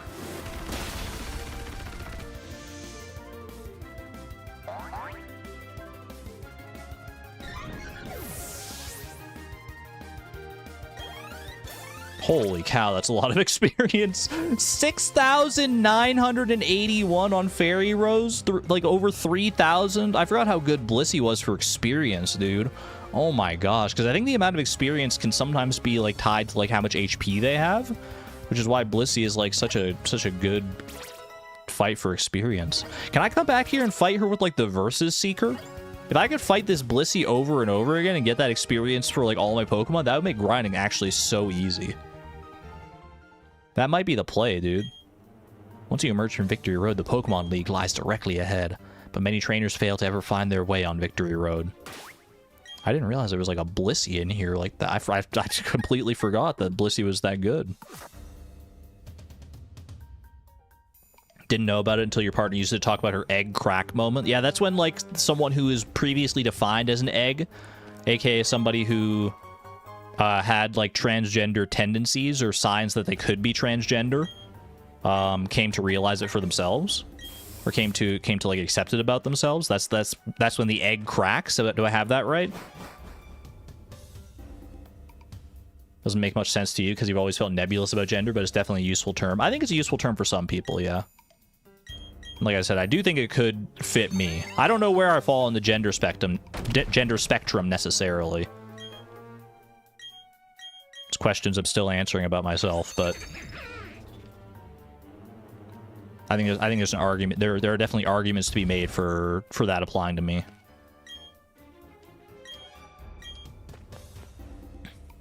The good old gender septum.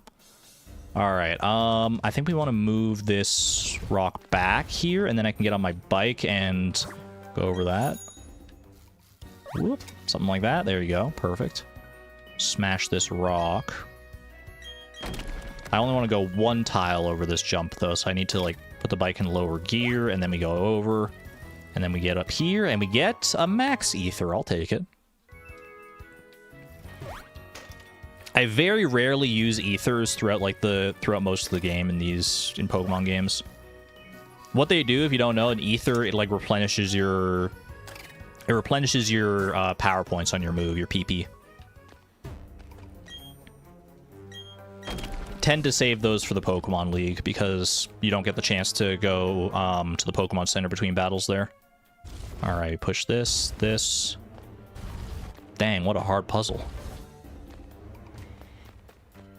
You don't know you're an egg until you crack. That's the thing, right? You can't know that you're an egg if you haven't recognized those tendencies. Or can you? I don't know. I'm still learning. All right, who is this guy? What does he have?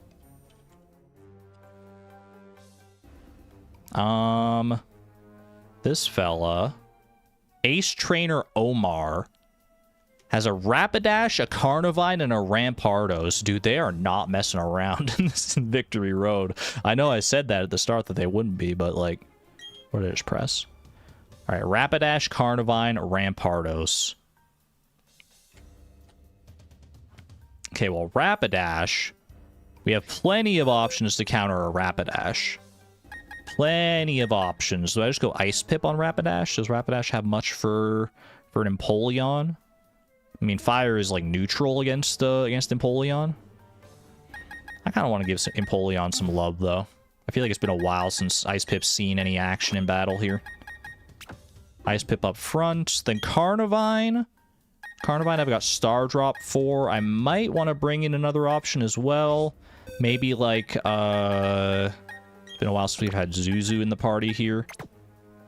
And who's the last one? Rampardos. Dude, Rampardos is scary. Even like switching in on a Rampardos is spooky. Oh, this Rampardos has like swords enhanced too. What the heck, man? I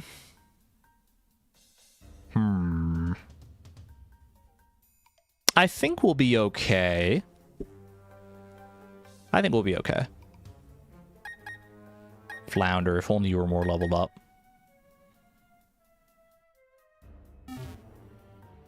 Yeah, I think we'll be fine here, actually. With our current loadout of Pokemon. Put a little Citrus Berry on Zuzu. Get Star Drop healed up to max, just to be on the safe side. There's no reason not to if we have the potions. Which you know we do.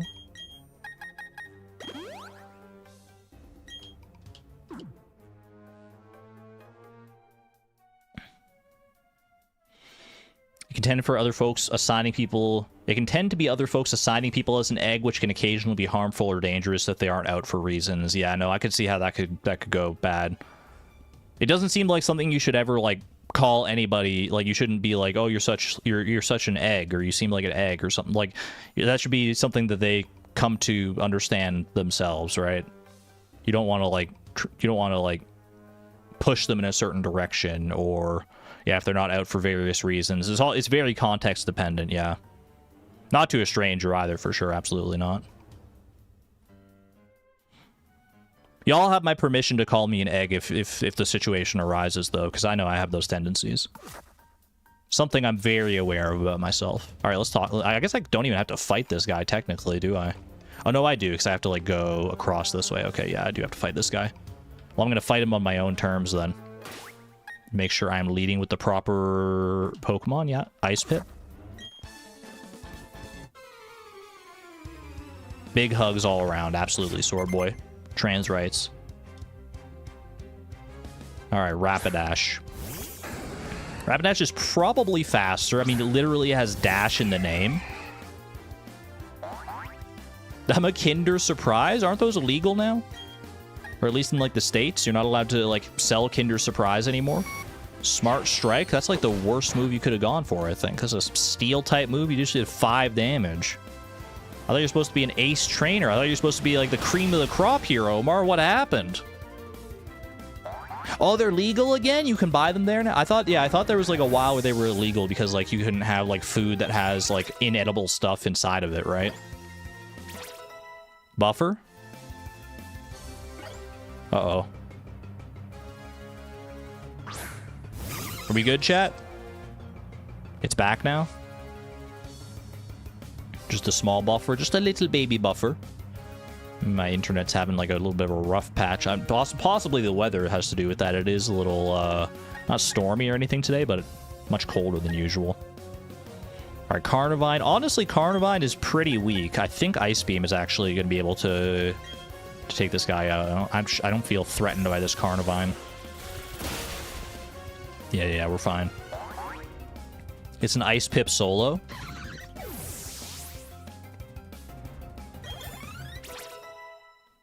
You love cheap chocolate, so you love them. I haven't had a Kinder Surprise in a very long time. I mean, it's pretty good chocolate, I think, from what I remember when I've had them before as a kid. All right, Rampardos. This thing doesn't have, like, Earthquake, does it? Headbutt, Zen Headbutt, Assurance, and Swords Dance. Whatever it goes for, we'll take one from Ice Pip. And Ice Pip's faster, so this should be fine. Should be lights out anyway. Boom! Very nice.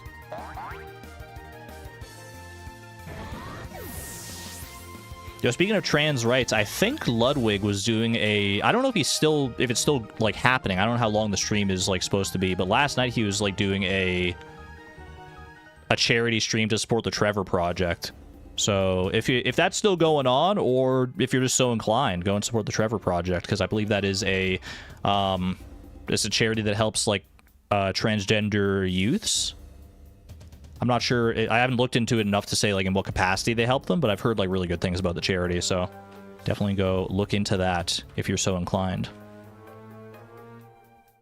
Okay, how do I move these rocks? Oh, I see what I have to do. You do this, then you smash this, and then you move that other one up for chill. I think it's all LGBTQ IA+. Even better. Even better. Alright, we got another ace trainer here. I think there are many trans feminine members of the community. You don't want to overstep if there are people willing to help. Your girlfriend is trans femme and you're pretty in that community if you want to talk. Very nice of you to extend the olive branch like that, Sleepy Chase. We've got a very open and welcoming community here. Even so, I know that, like, for a lot of people it can be hard to talk about that, especially if they've been like prejudiced against before because of their identity. But we've got a very wholesome, welcoming community here, so I feel like there's probably a lot of people in the community you could talk to if you want to talk about coming out and your identity like that. Okay, who do we have here? Ace Trainer Sydney. She has a Clefable and a freaking Torterra. Ooh, man. Okay. Clefable, I think, what does Clefable have? Moonlight, Meteor Mash, Cosmic Power, and Moon Blast. That's a tanky little son of a gun right there. Probably want maybe King Sting with the Cross Poison. Cross Poison, King Sting, yeah. Seems like the right play here. And then Torterra has got Earthquake, Woodhammer, Crunch, and Synthesis. I mean, an Ice type would go crazy against Torterra. I do have this Abomasnow over here. Holly the Abomasnow. Do I think that's a good idea when it's a level 48 Torterra versus level 41 Holly? We got Ice Punch, Razor Leaf, Ice Shard, and Grass Knot. That's, I don't know, man. That could be a little spooky. Earthquake shouldn't kill or anything, but... What other options do I have for the Torterra? I mean, I have like water types who can learn ice type moves, like Ice Beam and stuff, so maybe we go for that instead. Salmonberry? Does Salmonberry have an ice type move? No, you got... Well, Salmonberry against a grass type is not happening anyway, now that I think about it. Do not go there. Enjoy your Lurkdom, Sword Boy. What about bait? Bug Buzz? Probably not, huh? Dude, Torterra is kind of a monster now that I think about it. I guess, like, Star Drop probably does the trick. Star Drop and Zuzu, probably one of them will be fine here. Especially because it's going to go for Earthquake against King Sting. And then we can switch to a flying type. I feel like maybe having Holly in the back is not the worst idea, especially because Omni's not going to do much here. Otherwise, I think we're good. Let's get some more citrus berries out. Bait is a crazy name for a Pokemon. It applied well at the time. Unfortunately, Bait has not seen much use since like the very early days of the challenge, but I still have great memories with Bait. Okay, let's lead with... Yeah, King Sting is who we want to lead with against the Clefable. Should be good here. Show me what you got, Sydney. This Total Stranger will be a good way to see if I have what it takes to beat the Pokemon League's Elite Four. Perfect logic. Never heard anything better. This Total Stranger I know nothing about. Granted, if you meet someone in the Victory Road, it's a safe bet that they've got a pretty solid Pokemon team. Alright, Clefable. I don't know if one Cross Poison does it here, but it's gonna hurt no matter what. Not quite, okay. Clefable is very bulky. Meteor Mash. She did the mash! The Meteor Mash. Clefable Smash. Get pwned, you noob. There we go, not bad. I am glad that I'm looking up these trainers sets, because like if I was just going into these battles blind every time and I had to like deal with this Torterra just apropos of nothing, like without having looked into it before, I would be a lot more scared. I'm already scared even just having to deal with it here. I think probably the best play against Torterra. Zuzu is lower level than Stardrop, but I feel like Zuzu could... I mean, we only have Pluck as well. It's gonna go for Earthquake, which will do nothing. It has Wood Hammer, which wouldn't do much. The only thing you really go for is Crunch. Doesn't have like a barrier or anything either, does it? I think I'm gonna go Zuzu. I'm gonna give Zuzu a chance here.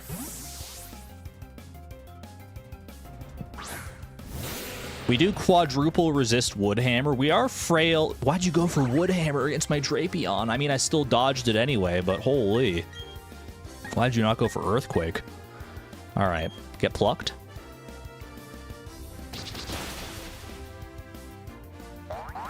How's Antonia? Wait, Antonia, why aren't you doing well?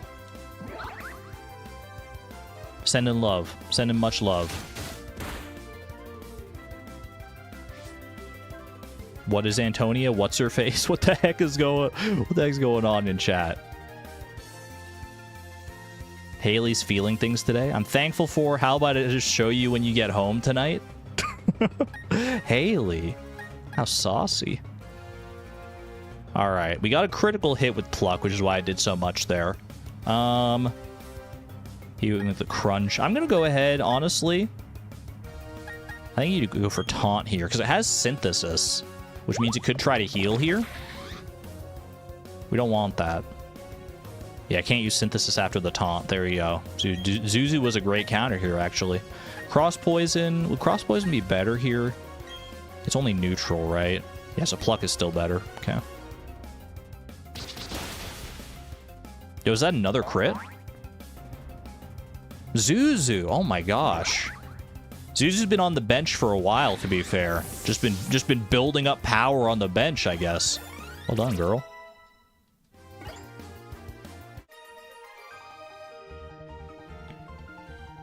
Haley's pregnant in your game right now. It's awesome. That's fantastic. Have fun starting your cute little Stardew family. Doesn't appear as if anyone could even try to stand against your might. The Elite Four should just surrender. That's what I'm saying. Wait, thanks for the glaze. Thanks for the confidence boost. You're so real for that. Okay, we got another... This looks like a samurai or black belt of some kind. Veteran Clayton is this guy. He's got a Staraptor and a Hippowdon. Staraptor has Quick Attack, Endeavor, Aerial Ace, and Takedown. I think maybe... Is there a world where... Does my Gyarados have Ice Fang? Did I teach you Ice Fang Midnight? No. But honestly, I feel like Midnight could still pack a freaking punch here, actually. Although it does have Intimidate. The Staraptor has Intimidate, so if anything, I probably want to lead with a special attacker. Do I have a good special attacker against Staraptor? I feel like, you know what? I'm going to bring an Ice Pip. I think Ice Pip handles Staraptor pretty well with Ice Beam. It doesn't have close combat or anything, so we should be fine. And then I will bring Midnight in for the Hippowdon in the back, I think. Because Earthquake against Ice Pip is a little scary. And then otherwise Hippowdon can't really do too much. It's got Crunch, Ice Fang, and Yawn. I think we're fine here. I think this is going to be... I mean, do I have anything else that would be good for a Hippowdon? I mean, you've got Fairy Rose in the back. I guess actually Cherry Bomb might be better than Fairy Rose to have in the back here, because that way you fully resist the ground-type moves instead of just being neutral. Okay. I think this is fine. Heal up. Hyper Potion. Beautiful. Midnight needs a Citrus Berry as well. Starting to run out of citrus berries to give out here. That's okay. We can always move them between other Pokemon if we need to. Alright. How do I want to move this? You want to move like this, right? I can't push it back now, unfortunately, but this is the way forward, I'm pretty sure. Do I have Ice Pip out in front? I do. Okay. I think we're good. Let me take measure of how much you've raised your Pokemon. Please do. I need all the testing I can get here at this point. Veteran Clayton.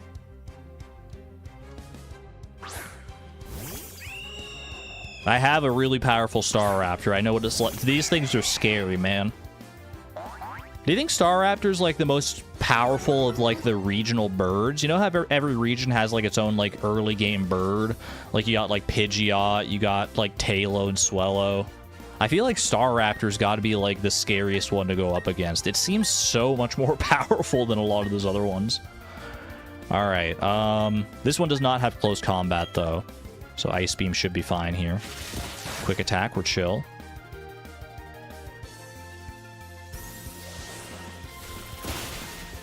Corviknight? Oh, Corviknight, that's true. Corviknight is also pretty scary for different reasons. The Staraptor, man. A Staraptor with close combat? It's a scary thing.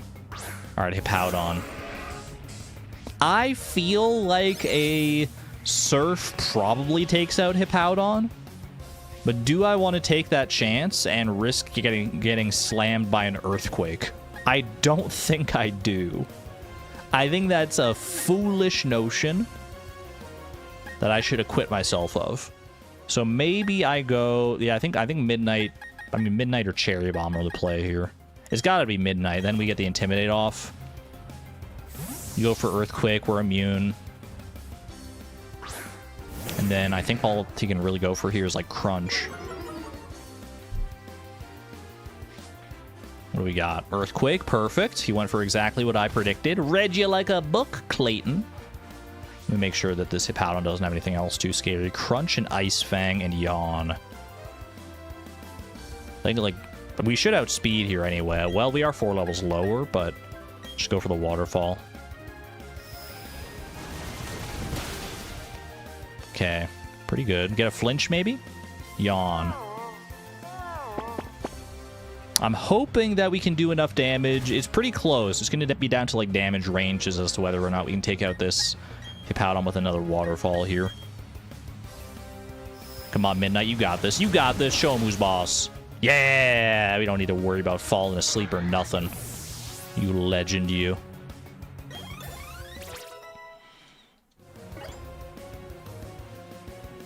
Ice Pip wants to move Drill Peck. That's a really good move, actually. Hold on a second.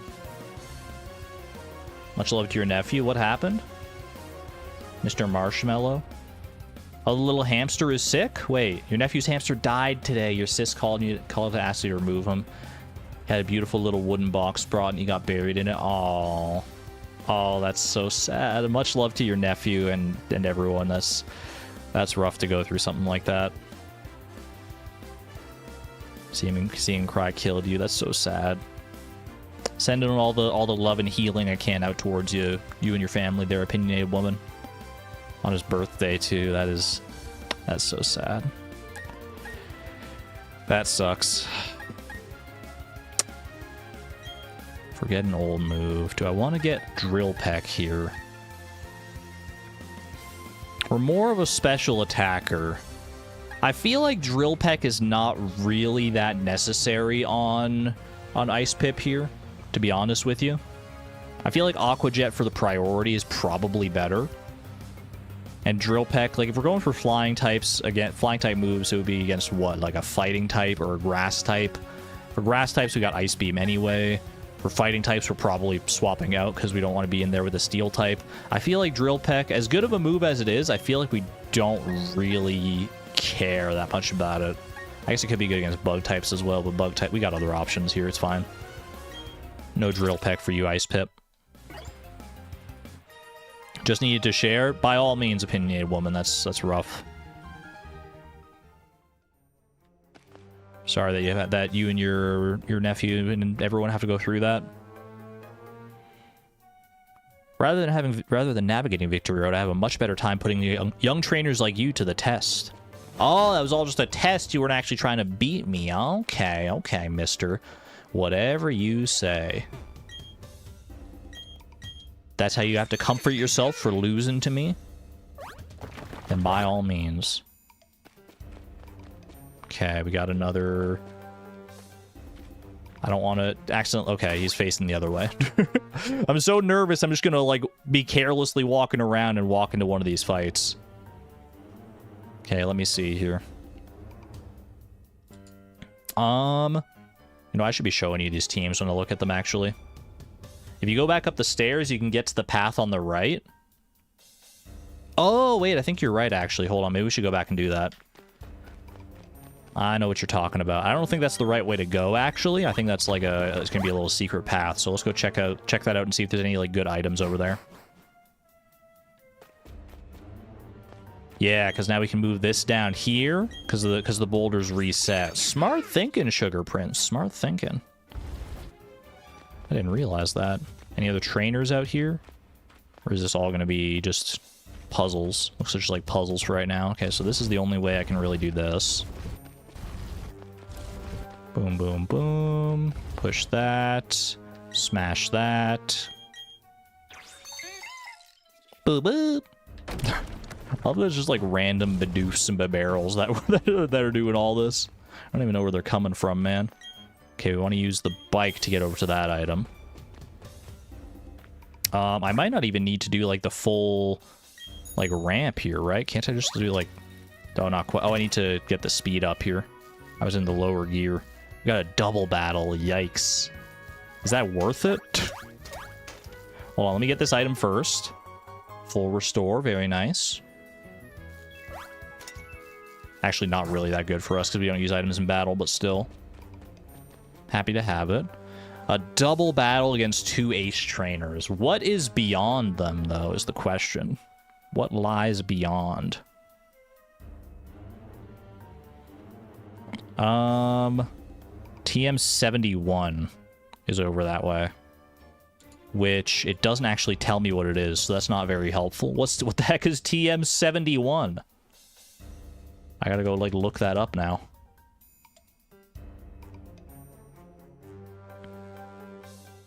One second. Where do I, like, look up the TMs in this freaking thing? Is it like an item dex or something? It's Stone Edge? That's a good move. That's a good move. Okay, what are the trainers like? Let me see what the battle looks like here. Where's Victory Road? Here, I'll bring you in so we can look at it together. Victory Road. So it's going to be the second level. Yeah, this floor here with all the boulders and stuff. Double team K and Al. They've got a Staraptor and a Whiscash. Whiscash dies to any like decently powerful grass type move. So I'm not really worried about the Whiscash. I could probably, like, if I lead with... Well, I mean, a grass-type Pokemon is susceptible to Staraptor, so I'd need something fast to deal with Staraptor, ideally. Earthquake in close combat, yeah. It is a kind of a devastating combo. Like, if I have an electric type to deal with Staraptor, then Earthquake is a threat. And if I have a grass type to deal with Whiscash, then like Aerial Ace is a threat. I guess we could go with like a... We could go Omni, but then everything's gonna have speed Omni. Yeah, that's not gonna work.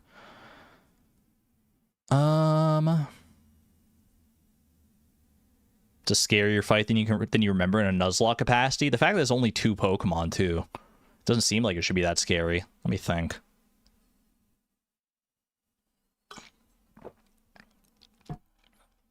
I could see myself leading with Pie to get the Intimidate off.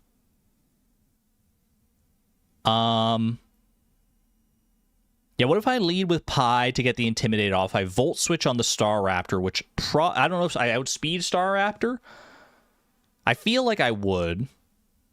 But in case I don't, I could lead with something like because I don't want to lead with my Grass type. But I could Volt Switch out to a Grass type to deal with the Whiscash. And then in my second slot, who would my second lead be there? It'd have to be someone who could just, like, tank hits, basically. Maybe, like, Dwarf Gadget? Dwarf Gadget isn't really threatened by... Well, actually, Dwarf Gadget is threatened by Earthquake, now that I think about it.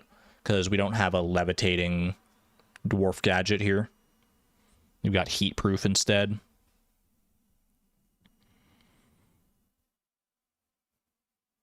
But I think leading Pie is the right play.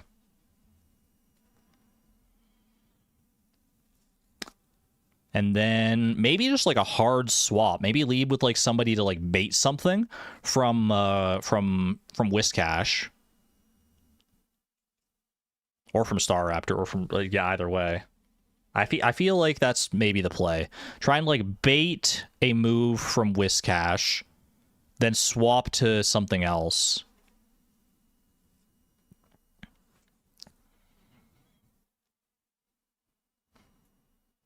And then we swap for...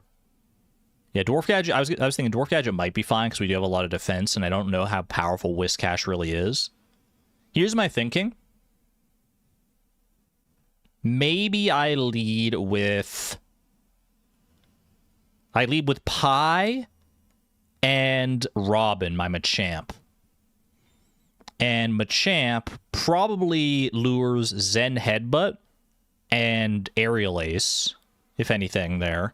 I mean, we could possibly get Earthquaked as well, because Pie is right there. So that could also be a thing. But Machamp could handle it. Well, Machamp wouldn't be in, because I would want to swap out Machamp and swap in like a... I was thinking of swapping in like a Dark type, like Spiritomb. I think Spiritomb could take an Earthquake just fine as well if it does go for that.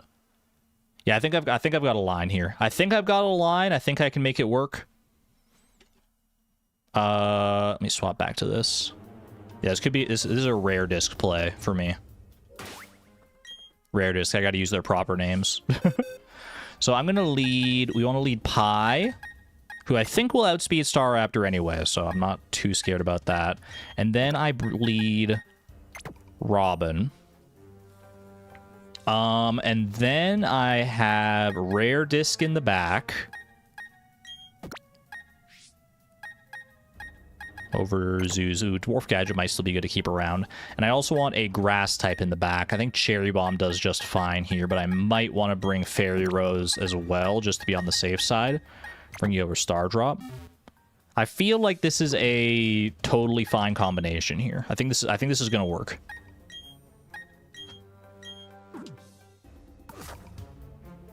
All right. I'm a little nervous, I'm not gonna lie. I'm a little nervous. Fairy Rose is weak to Zen Headbutt and Earthquake. It's neutral against Earthquake, but it is weak to Zen Headbutt, that's true. But if we get into dire straits, I think having Fairy Rose around could be good. Alright, see how this goes. This is all an optional battle. If I lose someone in this fight, I'm gonna feel so bad. I intend to perfect my double battle technique. That will make me better all around. I want to improve my technique as a trainer and as a double battler as much as I can. Dude, they've trained for this moment. I've been waiting for this moment, for the perfect time to strike. When your goal's so close and you've reached your coast, That's when our paths collide. All right, Oblivion. So, Whiscash is not get intimidated, unfortunately. This is scary, man. This is kind of scary. Okay, Intimidate doesn't matter for us here because neither of us are attacking here. Me and Pi are breathing in perfect sync. All right, Pi, you're going to be fine here. Pi, I feel like outspeeds everything. Might not outspeed the Staraptor, but that's fine either way. I think. I hope. We go for Volt Switch into Staraptor. And Robin, we swap straight up for Rare Disc. I have faith in this. I have faith in this strategy. Come on, come on. Don't do anything silly. Don't do anything that I didn't foresee. Perhaps. We outspeed. We outspeed. Okay. Volt Switch does kill. Perfect. That gets Pi out of there.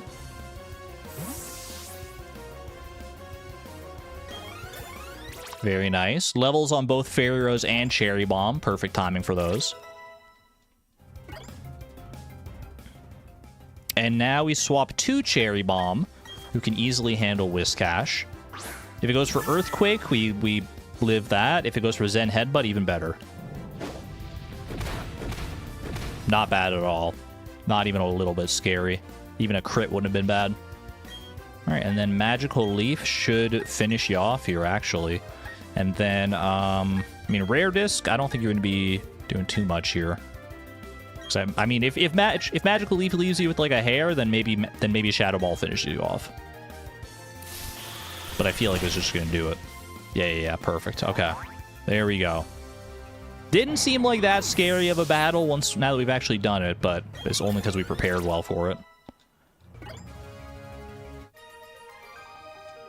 Whiscash is close to a brand of cat food, and he's a fish. Coincidence? I think not. My goodness, you're great at double battles. You're a double battle expert. I dabble in doubles.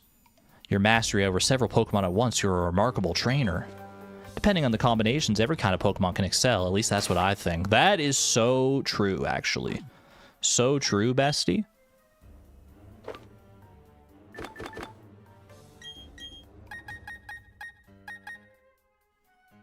Sugar Prince, I thought you called me a double babbler for a second, like you were calling me a yapper or something like that. Like this guy talks so much he could be a double babbler, which is actually kind of a funny way to phrase it.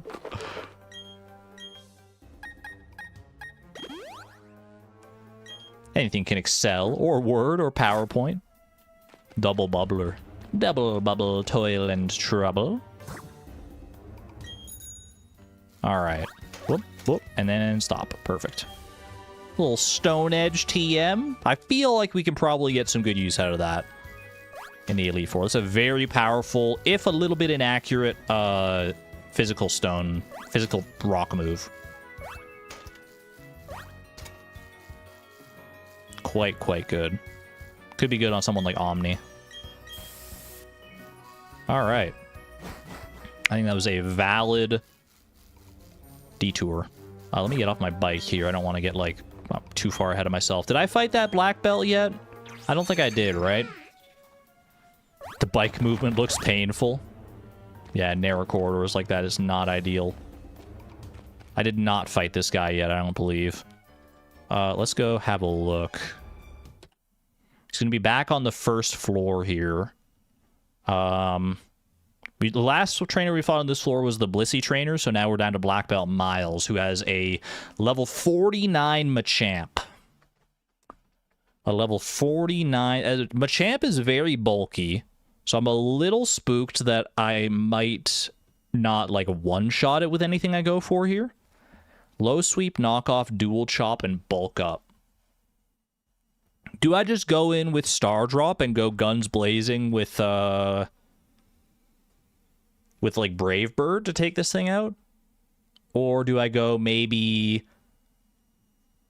Dwarf Gadget with Psychic? Could also handle it. I feel like Star Drop can handle this thing.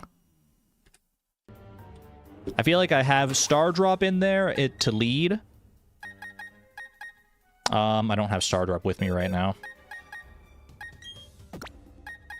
Put Stardrop up front, and then have Dwarf Gadget hanging out in the back. And I actually think you take the... I think you take their held items off, because this thing has knockoff as well, which knockoff does more damage if you're holding an item, and then it, like, knocks off your item as well. So I think we take off our citrus berries for this battle, at least on Dwarf Gadget and on Stardrop.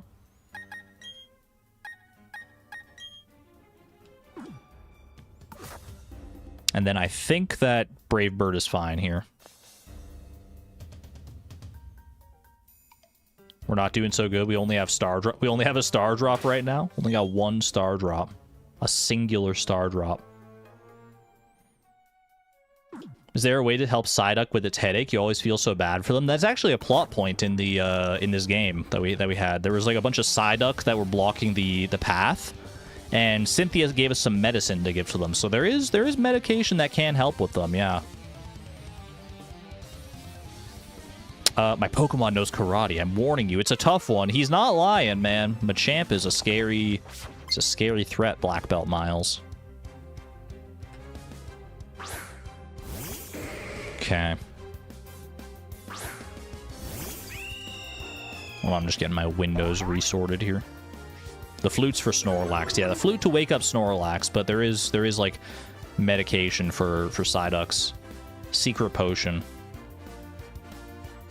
Usually when a Psyduck's headache abates, their psychic powers go out of control. I don't know the full Psyduck lore, I'm afraid. Alright. Stardrop, you got this. We got a 4-level advantage. Brave Bird. I feel like we're chill here. We're chilling. Machamp is scary, but not that scary. Not scary enough, brother. Stands no chance against my freaking adamant Staraptor. Stardrop, you're... Stardrop's just cleaning up here, man. Level 54. Maybe we'll get closer to that level cap than I realized, actually. Solid, solid. I've met my match in strength. All right, I'm getting... We want to heal up. We want to heal up Stardrop, and we want to give them their berries back. I don't want to forget about that. Not a raspberry. Boom, and... boom. It won't have any effect, because I want to give it to you, not use it on you. Have a good one there, Durmeister. Rest well. Take care. Okay, let's go ahead and heal up Staraptor here. Ba-boom. Very nice. Keep on going. Down to the basement level. Ooh, this might be where our Floatzel is. I'll probably come back and get a Floatzel if I do want to get a Floatzel. Psychic type trainer over there. I'm gonna go over to this side first just to see, like, what's up. Okay, that's just a dead end or, like, a way to backtrack in the future. Alright, Psychic type trainer. Who do we got here? This is on the lower level, so we gotta scroll down further. Yeah, I think it's this. Basement floor 1. That's right. Okay. Basement floor 1. Psychic Valencia has a Chingling and a Chime Echo. A level 44 Chingling in Victory Road. Girl, what are we doing? What are we doing with that? I feel like this is a rare disc sweep, actually. I feel like this is a complete clean sweep from rare disc. They'll probably outspeed because rare disc is so slow, but I feel like she's got it. I can see the past. Wait, you're like that one gem, Pat Parasha in Steven Universe. You can see the past before or after it's happened. So impressive. Girl. Alright, Rare Disc. Let's see what a Chingling can do against you. Not much, I feel like. Not much. We actually outspeed the Chingling. That's crazy. The Chime Echo probably outspeeds. There's a dead bug inside your light, but it was alive a few days ago, and your cat keeps staring at it directly into the light bulb, hoping for it to start moving again. You should probably move it out of there, Sugar Prince. That way your cat doesn't burn its retinas staring at the light bulb all the time. Help him out. Help a little kitty out. Going for Yawn. It's about the best you could hope for, I guess.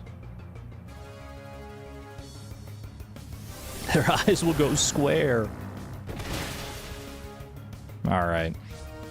And we won't even have time for the Yawn to materialize here. It's just going for double. That's all the Chimecho knows how to do, man. Psychic Valencia, no offense, but tower you in Victory Road. We just went up against it's such a scary double battle. The Whiscash Staraptor, I mean, even the last guy with the Machamp. Girl, there's just so much in your past. I like your hair, but like, you got to work on that team building. Did you meet a legendary Pokemon? No, that can't be right. That's an interesting power. You can see into like other people's pasts. All right, we can go up the waterfall there. We can go over this way. I think we go up the waterfall. It looks like there's like an optional item over there.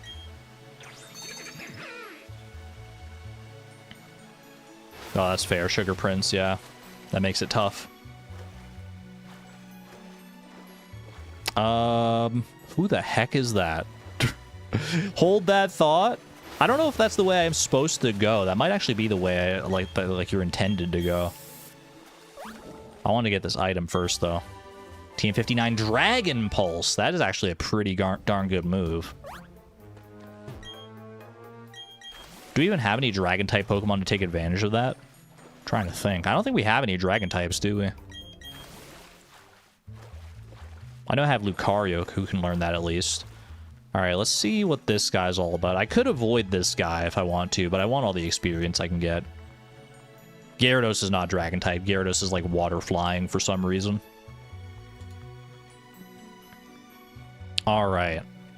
Methinks this is probably Ace Trainer Henry here with the Honchkrow. Astonish, Wing Attack, Swagger, and Foul Play. I feel like you don't stand a chance against Pi, in my humble opinion. I feel like Pi owns you, little bro. And if not, we'll have, let's keep Omni in the back. Boom, and bang.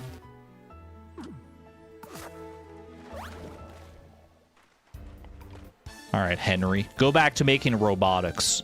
Victory Road. Somehow it feels as if my journey is now coming to an end. But before the final chapter is written, I must pen your defeat.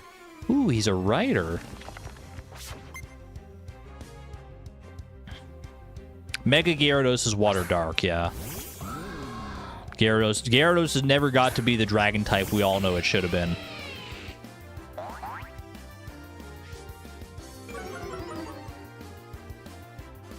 Alright. Honchkrow, why don't you go away? Got him.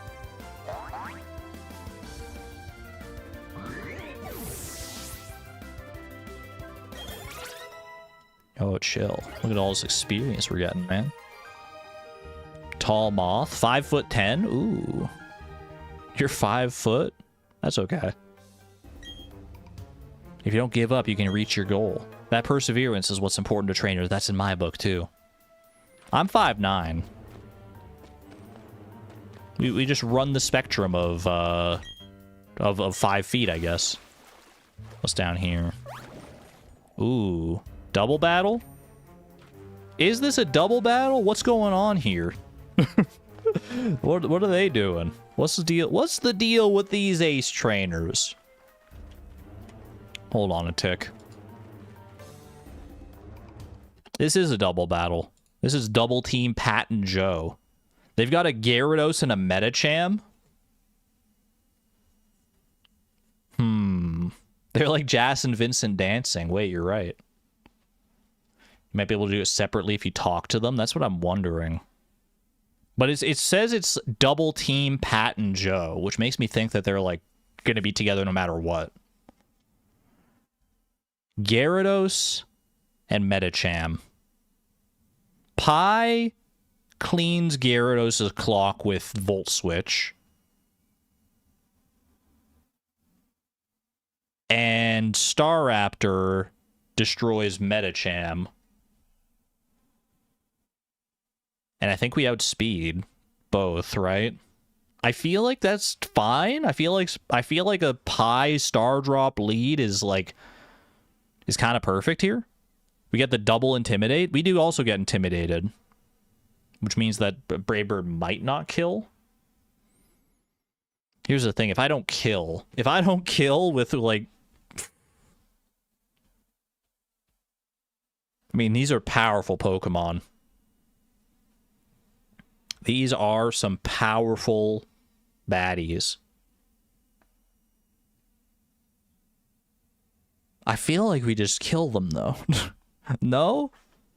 I guess Medicham I could also go up against with Rare Disc.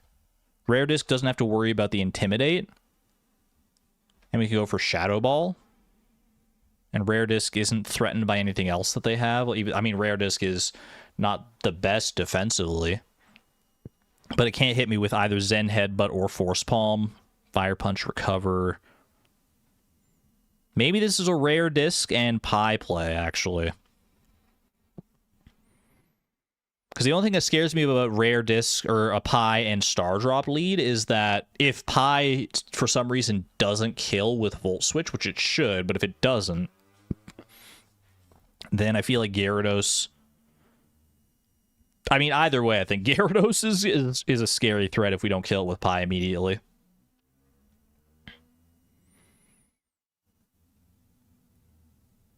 You know what? I think Pie and Rare Disc. Or maybe I go like... I don't know, man. I do think Pie has this as well, yeah. I think Pie has the Gyarados. I think I'm just overthinking it because I'm so nervous. Alright, Pie and... The only question is, do I lead Star Drop or do I lead Rare Disc?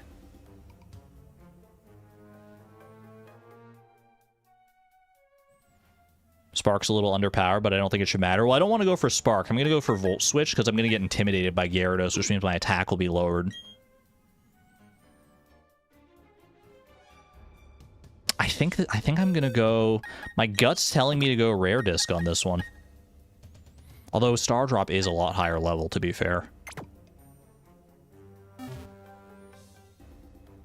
But I'm going to go with my gut. I'm going to trust my gut. You know what? No. I'm going Star Drop. I'm going Star Drop. I think the double Intimidate is worth it. Okay, let's see. I'm going to try and just talk to them one at a time here, if I can. We form a combination that's in perfect sync. How do you expect to counter that? I think we're getting a double battle. Yeah. Alright, so there's no way to do two singles in this one. Fair enough. Medicham and Gyarados. Okay. Pie and Star Drop. They've been putting in, like, the most work in Victory Road so far between the two of them here. Go figure. They're such titans of the team, and they've been around for, like, some of the longest, too, other than Ice Pip. Actually crazy that they're doing so well. Alright, there's our second Intimidate. This also confirms that we're faster than the Gyarados, I'm pretty sure, because the order of the abilities does tell you something about their speed. So Star Drop's going to go first, then Pie, then Gyarados. And Medicham, I think, is going to be slower than everybody. So I believe this is a Volt Switch play into Gyarados. And... I mean, I don't see a reason that Brave Bird doesn't work here. It's a little scary with the recoil, but I feel like it's just the right play. I did get intimidated, so I didn't think about that too much, but... Okay, we're fine. Still, we're fine. That's a critical hit. Ooh! Alright, Pie. I need you to just kill outright with this Volt Switch right now. Oh, we're so good. We're so good. If that Volt Switch didn't kill, it was going to be scary because then I could have gotten Ice Fanged. We're fine. We are fine. Never doubt the Pie Star Drop double team, man. Never doubt them. Exclamation point optimism. You and your Pokemon make a beautiful combination. You and your Pokemon will gain power by helping each other out. Why did he look so scared when he said that? Alright, we do want to heal up Star Drop, though, off the back of that recoil. Very nice. The combination of you and your awesome Pokemon is the ultimate tag team. Yep, the way you battle is fantastic. You should try to take on the Elite Four now, not later. I feel like I should take them on later, actually. You're trying to tell me to take them on this stream? Girl, I got grinding to do. Is this the right way to go? I don't know if this is the right way to go or not. No, this isn't just an item here. Okay. Ooh, rare candy. Ooh, a piece of candy. Alright, so I gotta go fight that other guy. Who I believe is a dragon tamer, I think is what it said on the Cerebi page.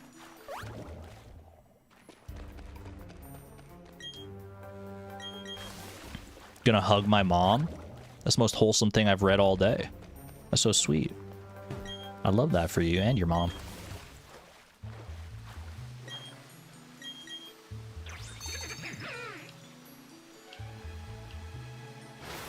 Up we go. Babarrel, take me away. I like the fact that the Babarrel, like, you'd think that, like, going up the waterfall, the Babarrel would go, like, lateral with the waterfall, but nah, he just, like, sticks his head in and then goes up like an elevator. It's kind of insane. I love that. I get it's like Pokemon moves are, like, basically magic. So, like, waterfall's, like, doing all the heavy lifting there, but it's still just, like, a really funny mental image. Okay. Dragon Tamer Andre. Shouldn't be that scary, I don't think. I mean, we haven't gone up against too many dragons in the past. All he's got is a level 49 Gabite. Sand Tomb, Sand Attack, Bite, and Dragon Claw. My best Ice-type user is Ice Pip, naturally. Who is weak to Sand Tomb. But I feel like Ice Beam just, like, I think we're just fine, actually. Any Ice-type move will obliterate that man. Like, I feel like Sand... If this was a Garchomp, I'd be a little more wary here. But a Gabite, I feel like, is not going to be... It's a level 49 Gabite. Ice Pip is... level 52. I feel like this is totally fine. I mean, I could also go with Holly, but that's a huge level disadvantage. Dragon Claw might actually, like, pose a decent threat there. I do also have another ice type over here. Somewhere I have you. Sneasel. Frozen Tear. Frozen Tear would outspeed, and, well, actually, Avalanche is, like, negative priority, right? So he wouldn't outspeed. And then Frozen Tear is very frail. I think it's just Ice Pip. I think Ice Pip has this. I'm going to heal up to max just to be sure. There's no world where I see Sand Tomb one-shotting Ice Pip, even with a crit. I'm making an already strong Pokemon grow even stronger. I need your help with this. I think you actually could have evolved your Gabite by now, Andre. Look at his cape, man. Oh my gosh, Vi is so jealous of that cape right now. Oh, we need that cape. Oh my gosh. I think it's not a fashion option that we actually get in this game. Is a cape. You know I'd be rocking it if I could. Get Ice Beamed. You fool. We outspeed anyway? Yeah, you're done. Just because Argon said Sneasel? That's why you said bless you. That's good. Very nice, very nice. Hello, Woolen Feet. There's no way I could have won. You're 100% right about that. Now how am I going to teach the most powerful Dragon-type moves? Well, gotta go catch another one. I don't know what to tell you, brother. Alright, we keep on going here. We're making pretty darn good progress. A big mushroom! Get some mushroom emojis in chat? Wait. Could that be the key that we need here? Okay, this just goes back. I thought there might have been an item over here. I love a big mushroom.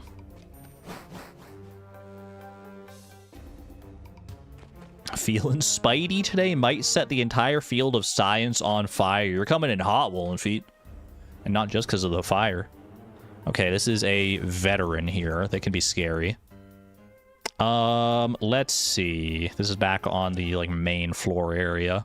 The last guy we fought here was the Machamp guy. Yeah, this guy. So, oh, this is a Dragon Tamer. Is this a Dragon Tamer? Or is this Veteran Edgar? I think this is Veteran Edgar, right? He's supposed to be a veteran? Because the other guy was a dragon tamer, I thought. The other guy that we just fought. Is this guy gonna, like, turn and look at me? No, we're chill. I can go around him. I might have to go down that way that he's, like, blocking. Oh, we got an item. Okay. Razor Claw. Isn't that what I need to evolve Sneasel, actually? Level up with, like, a Razor Claw at night? That seems pretty good. That's a dragon tamer. Who the heck is this guy? I don't think this guy's a trainer. I think this guy's just, like, a guy. Let me size you up. You're going to become even tougher. You'll meet many Pokemon. That's what you should be thinking. Eventually, your world will grow even larger. Thanks, bro. Yeah, I think that's the Dragon Tamer, and the other guy's the Veteran. I think they have, like, the trainer order backwards here. But if they don't, then... This guy's definitely the Veteran. He's not the Dragon Tamer. I know what the Dragon Tamer looks like. I just fought one. Okay. Yeah, it's a post-game cave. You get that after you get the national dex. Okay, so this is going to be the Veteran, then. This is this guy. We got Tentacruel, Golem, and Empoleon. So Tentacruel is a little spooky. He's not actually that bad. I think Bronzong actually handily deals with Tentacruel. Dwarf Gadget gets in there. Can't go for Poison Jab. Acid Armor will do nothing because we're going for special attacks. I mean, normally you want to hit Tentacruel with physical attacks because it's a lot more frail on the physical side. But I feel like Dwarf Gadget is just such a good... Well, what is Reflect Type? What does that do again? The user reflects the target type, making the user the same type as the target. That could be really annoying, actually. That could be super annoying against Dwarf Gadget, because then it becomes Steel Psychic type, and then we're doing nothing to it.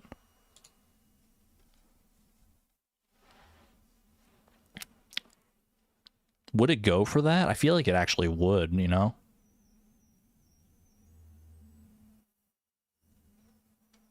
Is there anyone I can go up against Tentacruel with that doesn't, like, have that problem? Do I have someone that knows, like, Earthquake that's not, like, a ground type? Because I don't want to go in here with a ground type. Who do I have? Didn't I teach someone Earthquake? I used my Earthquake TM on somebody. Who was that? Who was it that I taught Earthquake to? Not King Sting, right?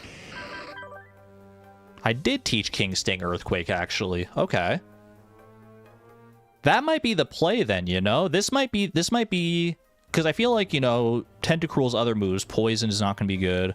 Bubble Beam is going to be, like, whatever. And if it goes for Reflect type, it still is going to be weak to ground. So yeah, King Sting, I think, is, like, the perfect counter for this Tentacruel. And then Golem, we do not want to stay in against with King Sting, because the ground type is our only weakness. And it's got, like, Earthquake and stuff. So I think at that point we would probably switch out to a Grass type. I mean, Grass or Water type. It's got Sturdy, which is a little sketchy. This Golem's a little spooky, I'm not going to lie. You don't know what Argon is doing? We're discussing how different cultures say bless you. Y'all keep doing what you do. Golem is going to be... I think probably Cherry Bomb takes out Golem. I could swap in an Earthquake, take it reasonably well. Heavy Slam might be a little scary. I mean, it's going to get an attack off because it has Sturdy. Unless I set up, like, Stealth Rocks or something. Is that a crazy play to get around Sturdy? Because otherwise... I mean, can King Sting learn Stealth Rock or anything like that? Or we set up, like, Hail or something, but that might be getting a little too cute with it. I mean, I could swap into... I guess I could swap Gyarados in, but then it has Smackdown. Like a water type would do well against Golem as well, obviously, but it just... He's a scary guy with that Earthquake.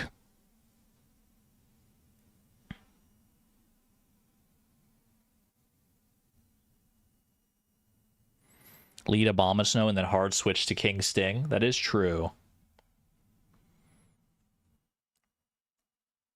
To get around Sturdy that way. Let me see.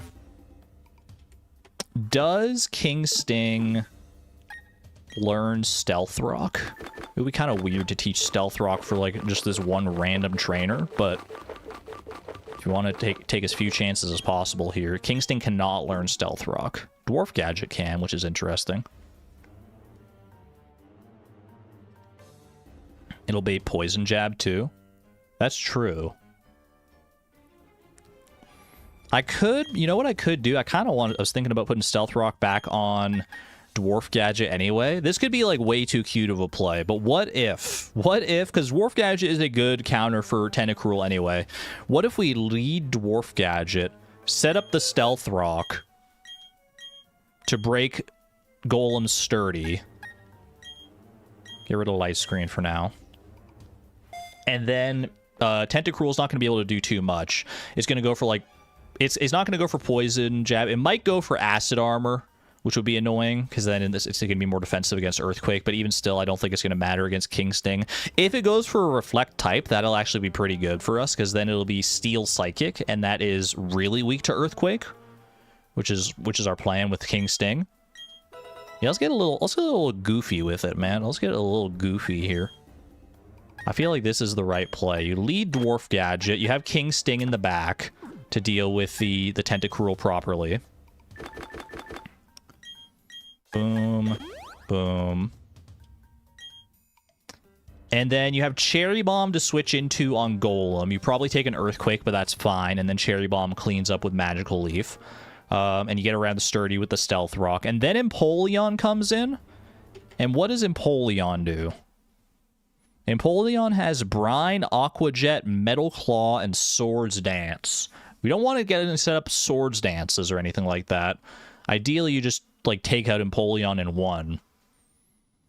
But I don't think that Cherry Bomb is the one to do that. I guess I could try and set up a Sunny Day, but then I'm going up against Golem even more still. I mean, probably just like between like Pie and Stardrop. I mean, close combat might be the play. Yeah, close combat, or I think, yeah, because Swords Dance we can counter a little bit with Pie and Stardrop. Yeah, I think just bring Pie and Stardrop in the back, and then we'll just see what the vibe is like when we get in there. King Sting also does have Earthquake, which would work. We do have close combat on Stardrop, yeah. Okay, so go over here. We bring Pie in the back over Rare Disc, or over Fairy Rose. That also works. Stardrop's already in there. And you know who else I might bring in the back? Just in case, Timbeeb, because Timbeeb does have Aura Sphere and stuff. So you can work with that as well. Alright. It's going to be a silly little line, but I feel confident that it's going to work well. All my Pokemon are healed up, right? We're all topped up, looking good. Very nice. Let's give it a try. I can sense that your Pokemon have a lot of trust in you. You and your Pokemon, you seem to be aglow. By the power of friendship, veteran Edgar, we're going to destroy you. All right, Tentacruel. Here we go. All right, Dwarf Gadget, you're here for one reason and one reason only. We gotta set up a Stealth Rock for the future. I could Hypnosis, get a little cheeky with it, but Stealth Rock is what we need. I was really hoping to see Reflect type. That would have been so funny, actually. Bubble Beam's not too bad because we're so defensive. Get that Stealth Rock up to break the future Sturdy. Now I'm going to go for King Sting. Show me the Reflect type anyway. I want to see. I just want to see what Reflect type looks like actually as like a move animation. You so rarely see it. Still going for Bubble Beam. Okay. Little more damage than I would like to take ideally. Actually, it didn't go for Acid Armor, which is nice. So it didn't get any like defense buffs. Earthquake. Does it take you out in one? It does. Okay, perfect. I wasn't sure because we're not same type attack bonus there. Are we close to the end of the road? We are. I think it's this guy and one more trainer, and then we're at the end. Right, here comes Golem, as we expected. Stealth Rock breaks Sturdy. Sturdy, if you don't know, it means that you can't kill it in one hit from like full HP, but as long as it has some damage on it, you can take it out in one. This guy's going for Earthquake, so we swap out to Cherry Bomb, who resists. You can just Earthquake again. Not a good idea, I don't think. Yeah, this dude's got Earthquake as well. Heavy Slam. That's unexpected. We dodged it though anyway, so we're chilling. All right, Magical Leaf should be a one-tap here, I would imagine. This thing is so frail on the special side. Perfect. Everything's going by the book so far, dude. Other than that one Heavy Slam instead of Earthquake, but we dodged it anyway, so. And Empoleon comes out. Doesn't have any ice moves, but also Cherry Bomb's not super well equipped to handle it. Who is well equipped to handle it? Who's going to be the best case here? Either Pie or Stardrop. I'm feeling Pie, you know what? We'll go Pie, we'll Volt Switch. If Volt Switch doesn't kill, we bring in Empoleon. Sorry, not Empoleon, we bring in Stardrop. And we finish off with Close Combat. Why does it look like an eggplant? What are you saying about my Cherry Bomb? Aqua Jet should be fine. Alright, Volt Switch. Go for Aqua Jet again, I dare you. That would have been so nice, actually. Volt Switch does not kill, okay. Not scared. There's no way this thing can one-shot Staraptor, so we're chill. Especially not after another Intimidate. It could go for Brine, I guess.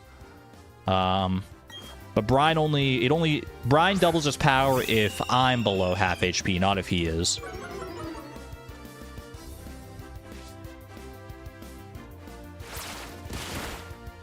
Ow.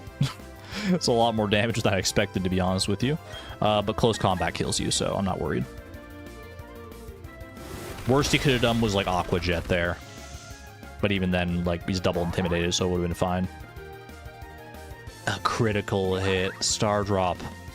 You don't need to prove yourself anymore, Stardrop. You're already so good. You're already carrying this team on your big feathered back. You don't need to prove yourself anymore. I understand it now. You blaze with so much vitality. Thank you.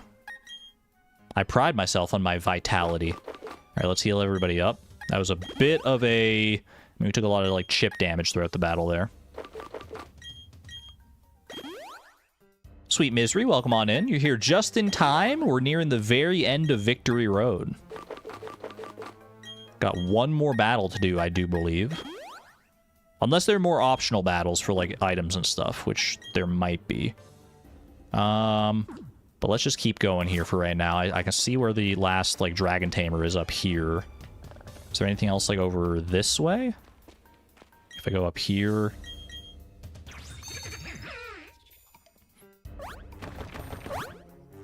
I think this does lead to an item, but I don't think it leads to a trainer. I think I remember seeing this item, right? Yeah. All right. Ooh, no, not a puzzle. Not a boulder-pushing puzzle. If only they didn't give me the easiest puzzle of all time. It's the oldest trick in the book, dude. Everyone knows that one. Dark Pulse. That's a great move, dude. A lot of the best TMs are locked in Victory Road, as you might expect.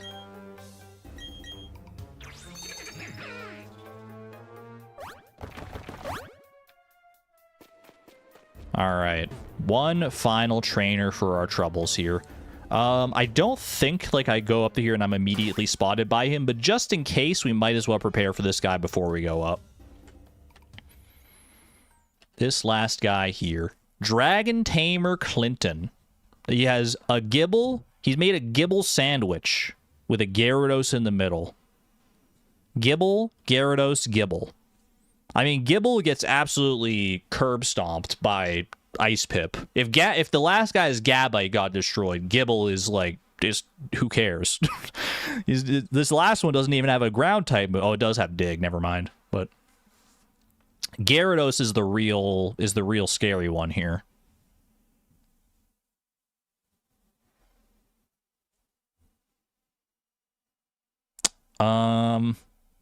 I mean, obviously we want to get in against Gyarados with Pie, ideally.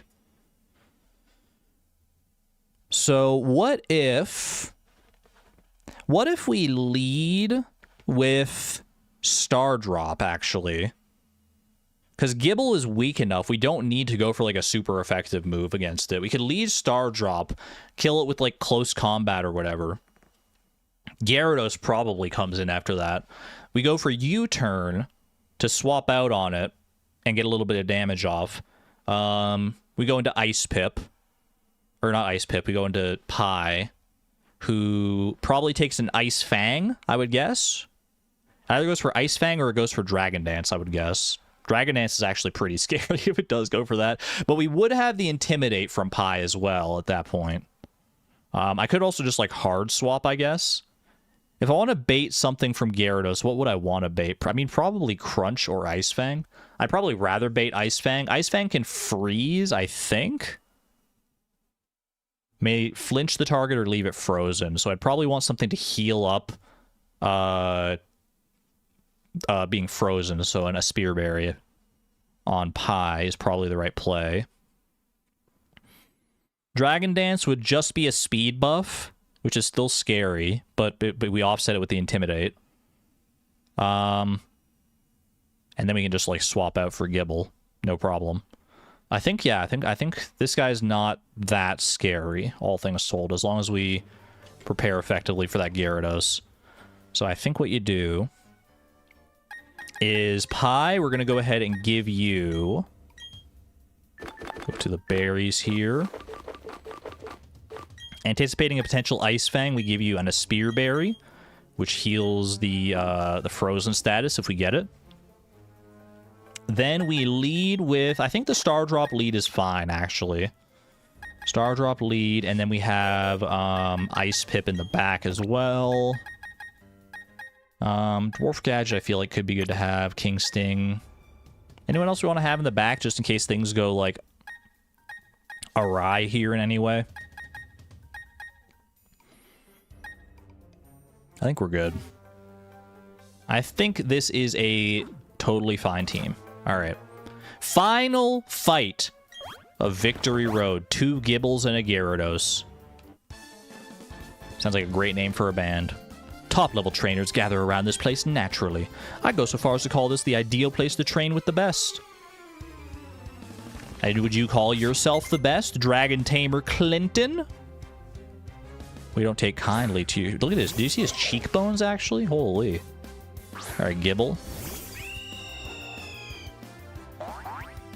Gibble is frail enough. Just about anything from Star Drop should take this thing out. I probably go for close combat here. Just to avoid the recoil from Brave Bird. Those cheekbones cut glass. He's got a sculpted face. Dude's been mewing. Alright. Now Gyarados, I assume? Yep. As you would expect. We're faster than Gyarados. We should expect to be faster than Gyarados anyway. Alright. I'm going to U-turn just for a little bit of chip damage. I don't think we need it, but do it anyway. That's more than a little bit, actually. That's way more than I thought. That was a critical hit. That makes sense. That was kind of insane. Alright. Pi comes in. Probably on an Ice Fang, if I had to guess. Ice Fang or Dragon Dance is what we're expecting here. Either one we're fine with. Waterfall. Okay, that's still fine. The Intimidate helped there. We should be faster. We Volt Switch. We kill. And then we are prepared to come in with Ice Pip and finish up. Finish up the final Pokemon, I do believe, of all of Victory Road. Dwarf Gadget grew to level 55. We're getting up there in the levels with some of our big hitters here. Love that. Oh, I'm swapping. I was wondering why this came up. I was like, wait, but I just went for Volt Switch. This makes sense. Clean, dude. Clean fight.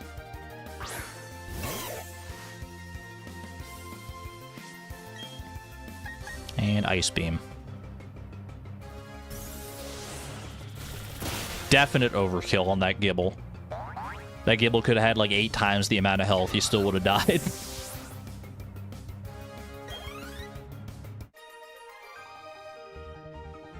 And you get better dragons next time, Clinton. That's why I like it here. I get to battle tough characters like you. I try. Wait, what do you got to say for yourself? When 2 roads diverge, you must choose the path less traveled. Two roads diverged in Victory Road, and I took the one that led to the end because the other ones were all freaking dead ends, brother. Welcome, one and all, to the Pokemon League. We have arrived officially. It's been a long, hard-fought journey to make it here, but at the top of this waterfall is our ultimate test. Dude, I'm getting butterflies. Oh my god, it had been so long since I fought an Elite Four in any capacity. The pinnacle of trainerdom. Any hidden items about? Always gotta look just a little bit. Alright, I should be able to head in here, be able to go heal up. Wait, don't tell me Barry comes rushing up at me right away. Dude, we got a little cutscene. Wait, cute. I like the stained glass. Alright. We heal up here. Now, there is one more fight before the Elite Four. As I just alluded to a second ago, we have to fight our rival one last time. We fight our rival Barry at his absolute strongest. And his team is no joke, to be honest with you. I think once I go up and talk to that guy, he'll like check all my badges and stuff, and then I think Barry comes rushing up to me and fights me. So we need to prepare for that. That's going to be the final fight of today. We're not taking on the Elite Four and Champion today. I got to grind things up and prepare my team. So I think what we're doing here is we prepare to fight Barry. We take on Barry. Absolutely wipe the floor with him, of course. And then we start planning a potential team for the Elite Four and Cynthia. What do you have to say for yourself, by the way? Your Pokemon are so calm even though they're going up against the Elite Four.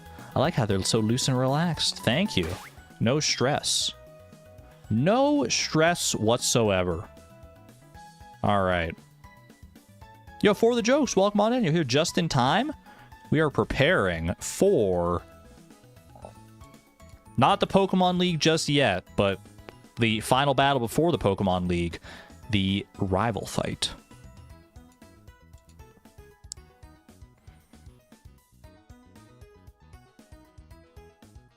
You think it's before you even talk to him? Before we even talk to the guy, you think that Barry shows up? I didn't want to get I didn't want to get anywhere near him just to be safe, yeah. Okay. Here is the team we're going up against, y'all. This is Barry's final form. It's this top team here because we chose Piplup as our starter.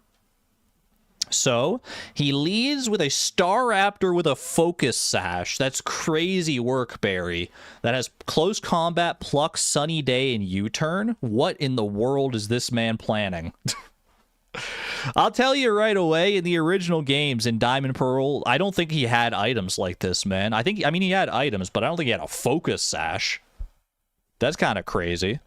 He's got a Floatzel with Ice Fang, Crunch, Swift, and Brine holding the Quick Claw. He's got Heracross with Pin Missile, Swords Dance, Rock Slide, and Thief. No fighting type moves, interestingly enough.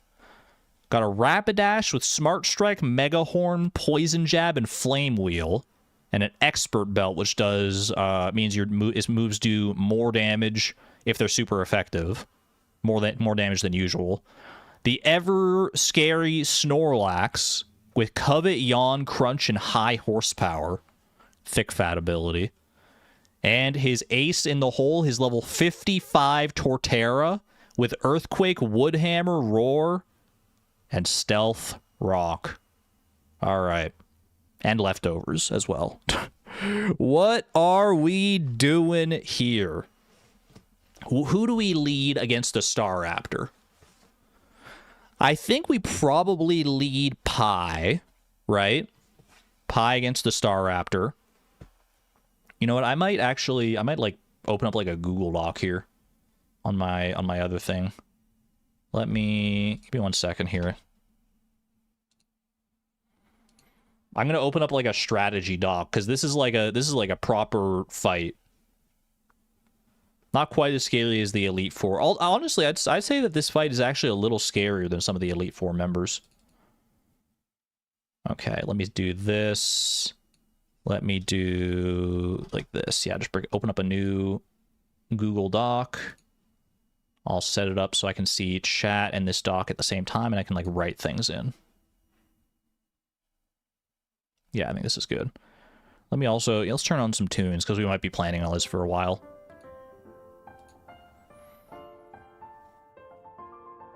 All right. So, what is the plan here to start with? So I think we lead with Pie. Lead Pie. We both intimidate each other. I almost certainly, I think, outspeed Staraptor. I think I outspeed Barry Staraptor handily. And then I'll go for do I go for Volt Switch or do I go for Spark? I think I probably go Volt Switch. I don't know what Staraptor does against Pie, though, to be honest with you. I actually have no idea. I'd have to pivot out to something that is... I mean, to be honest with you, I do think that Pie probably takes anything that Staraptor can do. Close combat is scary, but I do think that it's probably fine. It could go for U-turn. It might set up Sunny Day. Either way, the Focus Sash means that it lives on 1 HP. That's what a Focus Sash does, if you don't know. It means that if it would die in one hit from full, it's basically like the ability Sturdy, but in an item. If it would die in one hit from full, then it hangs on with 1 HP. So there's no way to one-shot Staraptor. Simply can't do it. So yeah, I think Pie is the lead here. Take it out with maybe Spark. Maybe we go Spark, and then assuming it stays in and doesn't U-turn, then we could finish it off with Volt Switch. I don't know who would switch. I guess it would probably switch out to Torterra, I guess. I think we just need counters for each of his Pokemon. And then we just kind of play it by ear from there. I don't think we can like plan this game out fully. Do we try to do the stone thing then? Stealth Rock would be good, but unfortunately Staraptor's the lead Pokemon, so in order for Stealth Rock to do damage, it has to switch. It has to switch in, and then the rocks hurt it then. So because it's the first Pokemon, unless it switches out with U-turn and comes back in later, Stealth Rock wouldn't affect it here. I think Pie handles Staraptor. Who do I think handles Floatzel? I mean, honestly, if Staraptor doesn't do too much damage to Pie, then Pie could probably handle Floatzel as well. The scary thing is it has Brine. Brine does do double damage if I have less than 50% HP, so if Pie takes a big hit or enough damage from Staraptor, then we're cooked. Right? Problem as well is that Floatzel has Ice Fang if I want to bring in a grass type against it. That's not ideal. I don't think Ice Fang would like one-shot anything, but it could be a little sketchy. I think Pie... Maybe I'm overestimating how much Pie could do here, but I feel like Pie honestly handles both of these pretty well, though. Heracross has Rock Slide, which is scary. Otherwise, other than that, Heracross gets absolutely dumpstered by Stardrop, for sure. Stardrop Brave Bird absolutely clobbers Heracross. We don't need to even, like, worry about that too much at all. I'm pretty sure we outspeed Heracross as well. There's no way for it to, like, hold on or anything. As long as we can get into a situation where it's not going for, like, Rock Slide against us, we should be good. Rapidash. Rapidash we can deal with in a multitude of ways, to be honest. I feel like the right call against Rapidash is probably Salmonberry. Gastrodon.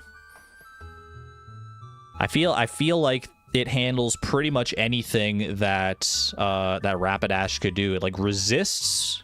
I think it resists literally every move that Rapidash has. So I feel like this is, so let's see. Pie, Star Drop, Salmon Berry. Assuming Salmon Berry is like a high enough level. I haven't been training Salmon Berry too much. Snorlax. Star Drop could also deal with Snorlax with close combat. Snorlax is very specially bulky. If you want to hit it with a physical move most of the time.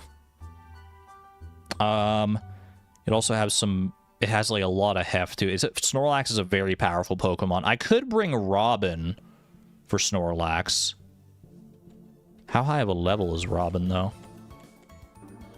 Gosh, I need to check my levels here. Robin's level 46 to Snorlax is level 52. It's not great. I'll be honest with you, it's not great. Check Salmon Berry. Salmon Berry's level 49. That's pretty good. That's on par with Rapidash, so I think that's fine. Just imagining this song is b_boss.ogg. Kind of got double music playing here now, I'm realizing. That's okay. I've got Marlin at level 46. Marlin doesn't have anything, like, super good for Snorlax either, do you? You have Brick Break and... I mean, Swords Dance. Swords Dance, Brick Break. But Snorlax is so strong, dude. Does Snorlax... Hold on, does Snorlax have a Dark-type move? Hold on a second. Hold on a tick here. I think I might see something. Covet Yawn. Oh, it does have Crunch. No wait, it does. No wait. Oh, this one does. I thought I was looking down here. I saw Hammer Arm for a second. It does have Crunch. I was gonna say if this thing didn't have Crunch, Marcello or Driftblim could have been absolutely like insane here. Because Covet is a normal type move. It does nothing, so it would do nothing, and High Horsepower would also do nothing.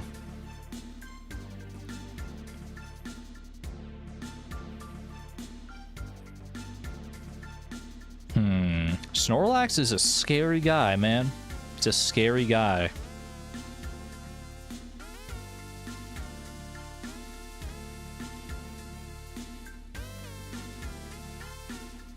What are the odds that he uses Crunch, though? I mean, if it's super effective, I think he's gonna go for it. I think he's gonna go for it if it's the move to go for. He's smart enough to do that, I'm pretty sure.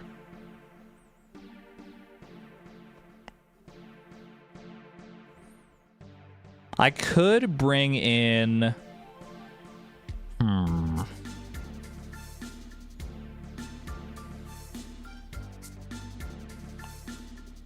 I mean, I feel like close combat from Staraptor does take out Snorlax.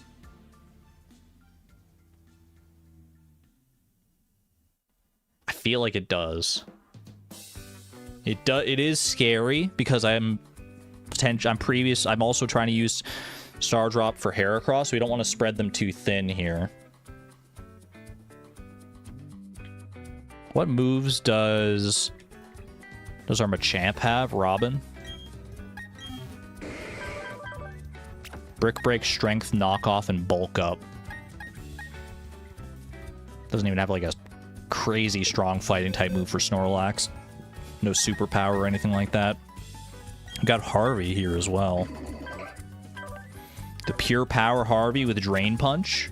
Drain Punch to restore HP, and all attack becomes more powerful the less HP the user has. But we're also like much lower level. We need to be well prepared for the Snorlax.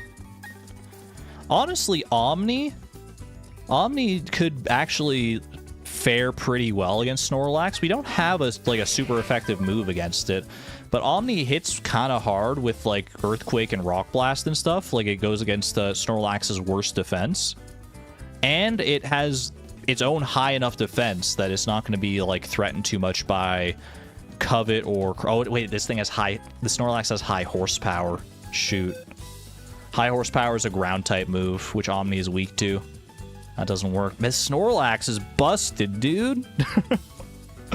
What the heck? This Snorlax is freaking cooking my brain.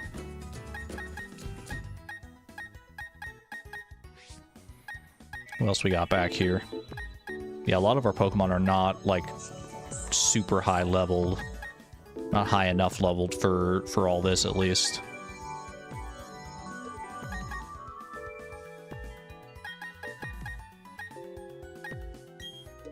How defensive are you? 101 defense. About Marlin. 96 defense. They're not, like, crazy defensive or anything like that.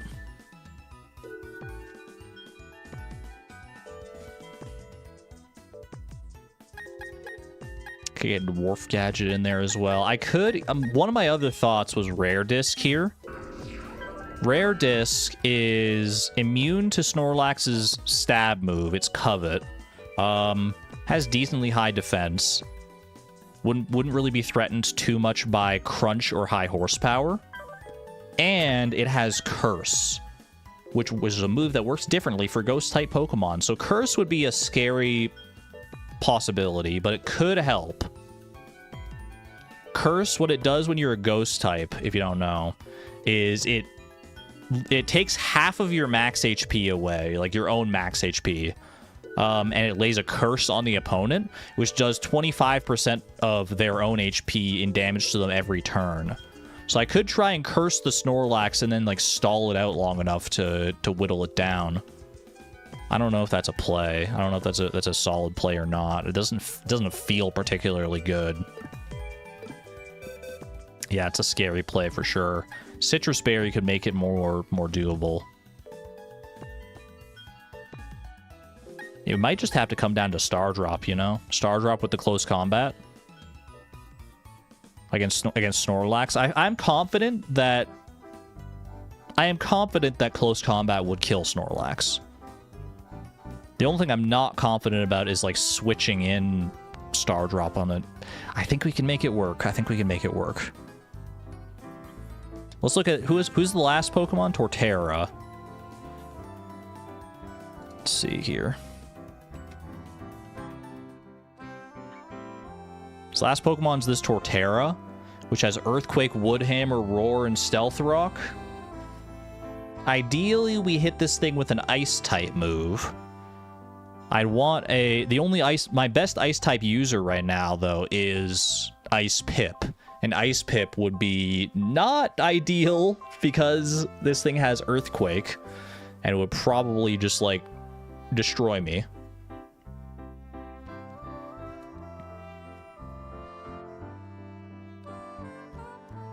Do I have any other good Pokemon I could teach, like, Ice Beam to, though? I could potentially, because I can get Ice Beam as just a TM.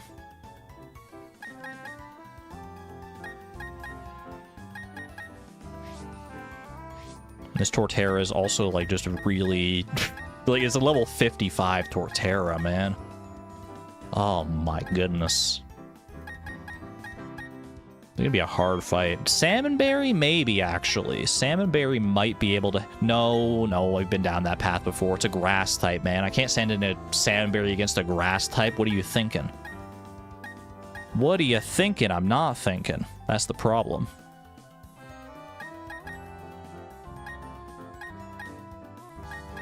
King Sting. Fairy Rose might be able to do some work against Torterra. Giga Drain, Stun Spore, Growth, Sludge Bomb. Actually, you know what? I feel there's not really anything super effective that I can do, but Giga Drain, you could stay in there. Sludge Bomb, you could do some good work.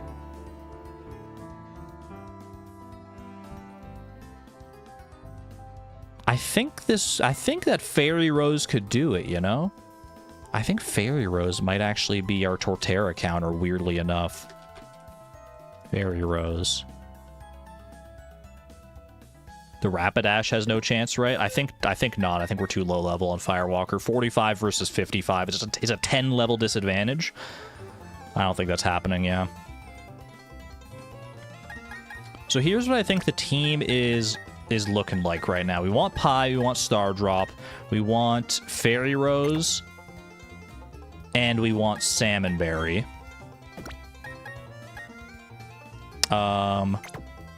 We'll take over Cherry Bomb for right now, actually. And then we have 2 other slots to mess around with.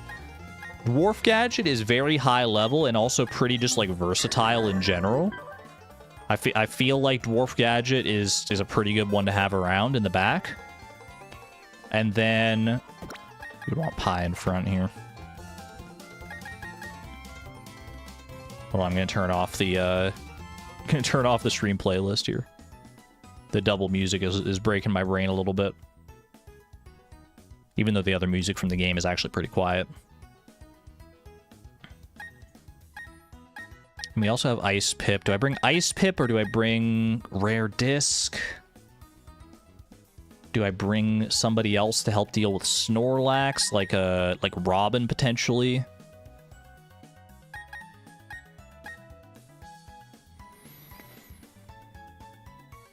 I'm reasonably confident in Pie, Salmonberry, Stardrop, Fairy Rose. Like, I feel like those 4 can do pretty good work here. I feel like I might want some extra insurance against that Snorlax or against the Torterra.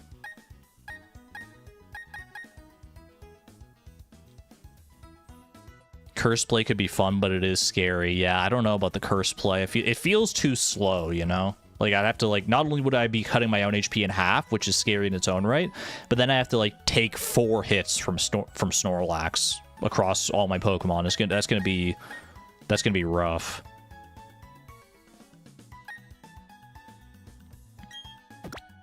I think I might try bringing Robin in the back. It's pretty low level. I can use a rare candy maybe to get you up there. I'm a little more inclined to use a rare candy on Salmonberry, though, if I'm being perfectly blunt here. Do I have Brine on anyone? No, but I do have the TMs for Brine.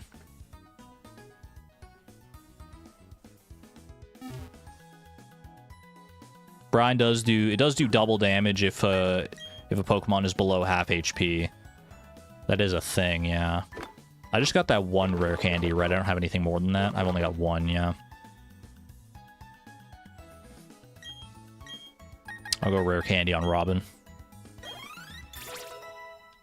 Okay. I mean, I could go grind up here, but maybe I should go grind up as far as I'm thinking. I could grind up all the way to like level 63, just about. That is my level cap, but I feel like this feels more right to do it this way.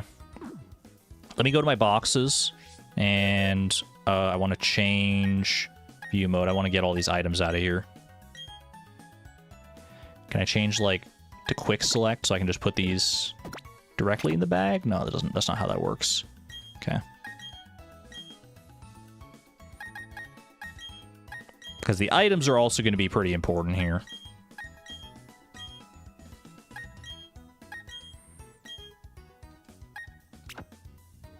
Oh, what the heck? What the heck, man? Changing the view. There's so much... You can do, like, so much customizable views here. Or you're thinking for Torterra with Brine. That could be interesting, actually. But I wouldn't want to be... Like, Brine is a Water-type move, which is neutral against Torterra. But also, all the Pokemon that can learn it, or most of the Pokemon that can learn it, would be Water-type, which would mean I'd have to go in against a Grass-type with a Water-type, which is always a little sketchy. Just asking for trouble with that one.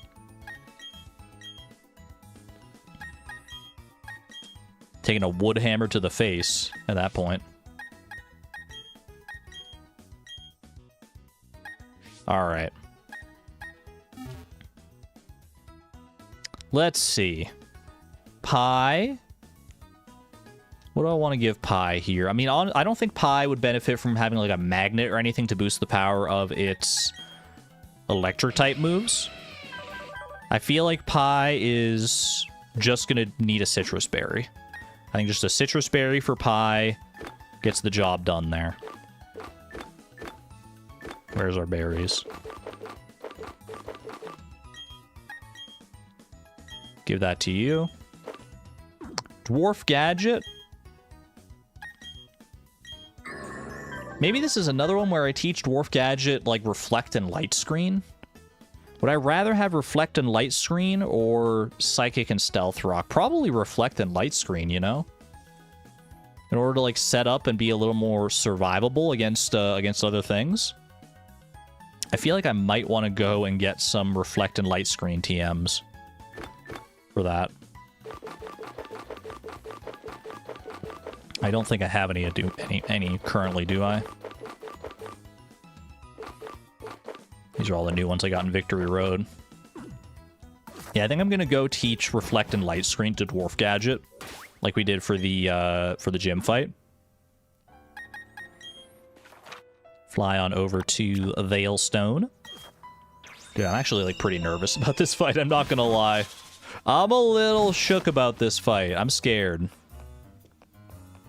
But if I'm scared for this fight, then what the heck am I going to do against the Elite Four, man? I mean, to be fair, the Elite Four and the Champion I'm going to be much more trained up for. I'm going to have my team fully leveled up to level 60, 63 is our level cap. Okay, I think you have Reflect and Light Screen, right? Rest, Reflect and Light Screen, perfect. 16 and 33. We're chilling. Okay. Go ahead and use... Let's go back up to the top here. Light Screen on Dwarf Gadget. Go ahead and get rid of Stealth Rock. And yeah, Psychic probably won't be doing too much in this battle anyway. I don't think anything's weak to it. Well, other than the Heracross, but I'm probably not going again against Heracross with Dwarf Gadget anyway. Well, actually, you know what? Yeah, I can't get rid of Gyro Ball, though.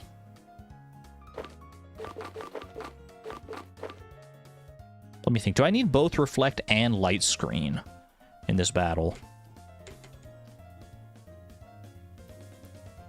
Honestly, Barry's move, he has a very physical team now that I'm looking at it. He has an extremely potent physical team. So I think I might just use Reflect instead of both Reflect and Light Screen. Should have thought of that before, but it's fine. And then I can keep both Gyro Ball and Psychic. And then I think I can give you either the Light Clay, which will boost the length that Reflect lasts. I could give you like the Psychic Plate to boost the power of Psychic. I feel like Light Clay is probably the most advantageous thing you can have. Let's see. Salmon Berry, I feel like won't benefit from a power boosting item either, so I think Citrus Berry is the play there.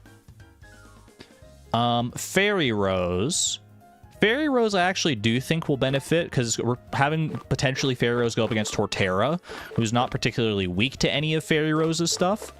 And I feel like giving you the Miracle Seed to boost the power of Giga Drain not only lets you get more HP back from Giga Drain, but also just dealing more damage to Torterra. So I think that's the right play. Star Drop. You have Roost, so you might not necessarily need a Citrus Berry. I might give Star Drop the Fist Plate to boost the power of Close Combat, just to like kind of guarantee that kill on Snorlax. And then Robin, I do think you get a Citrus Berry here. If a water type were faster than Torterra, then you could run Scald to get Torterra burned, then switch out, but that'd be very risky. Yeah, I don't know. That sounds like a riskier line than what I'm trying to do here, but I'm not fully confident what I'm trying to do either. So there's going to be risk either way here, I think, unless I were to like go and like grind up my Pokemon. But I don't feel like going for a big full grinding session right now. I think we're strong enough that we should be able to take him out here. Exclamation point Optimism. We're going to take out Barry. No problem at all here. YOLO. You only live once. Okay, fly me back to the Pokemon League. I think we're ready, y'all. I think we're ready. Star Drop, take me away. We're leading against his Staraptor with our Pie. Dude, I love all the Pokemon on our team right now. I mean, I love all my Pokemon, but we've been through so much with them. I don't want to lose any of these guys. And we won't. We will not. We're making it out of this. We're going 6-0 against Barry here. 6-0. I have faith.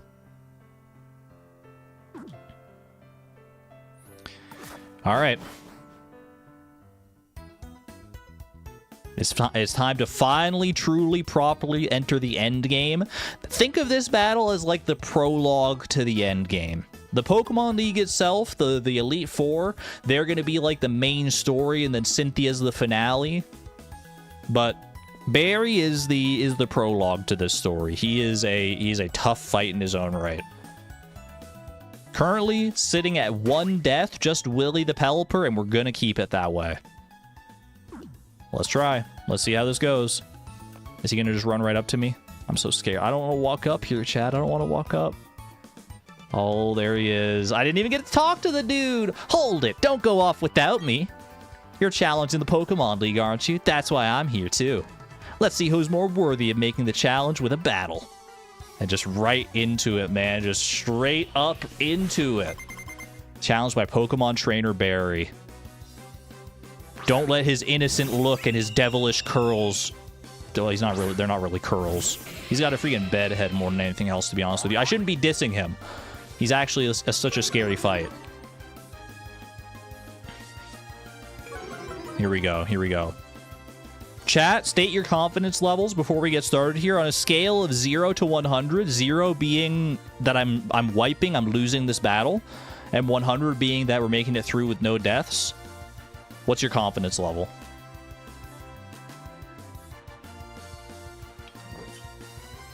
$84, $89, $100, $65, $0.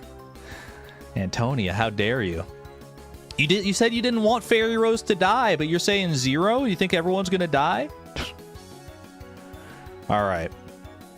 This Staraptor has Close Combat, Pluck, Sunny Day, and U-Turn, and is holding a Focus Sash, so we can't kill it in one hit, which means I'm gonna go for Spark. He's gonna go for Close Combat. He's faster. That's fine, actually. That's still fine. I didn't think he'd be faster, to be honest with you. That's a little spooky. Spark doesn't kill. Actually, wouldn't have even killed with a without the Focus Sash, I'm realizing now. Okay.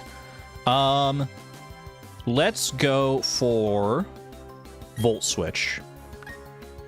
Close Combat. Even if he gets a Close Combat crit, I don't think he kills. So I think we're fine. I think we're fine to Volt Switch. Sunny Day. He's not healing either.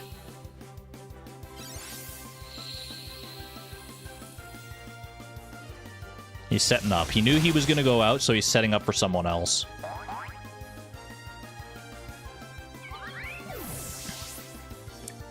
So. Now I have the momentum. I'm switching. Well, he's going to have the momentum because I'm going to switch into something and he's going to switch in on me now. Who do I switch into? He set up Sunny Day, so you'd think he would want to go for his Fire-type Rapidash, right? So I could send in Salmon Berry to counter that, but if I send in Salmon Berry, he probably sends in Torterra, right? For the grass counter, and then that Torterra has Stealth Rock, which it could set up and cause all sorts of problems here. So, you hear those sirens out there, man? They're coming to get me. Oh my gosh, I'm doing too well. It's illegal.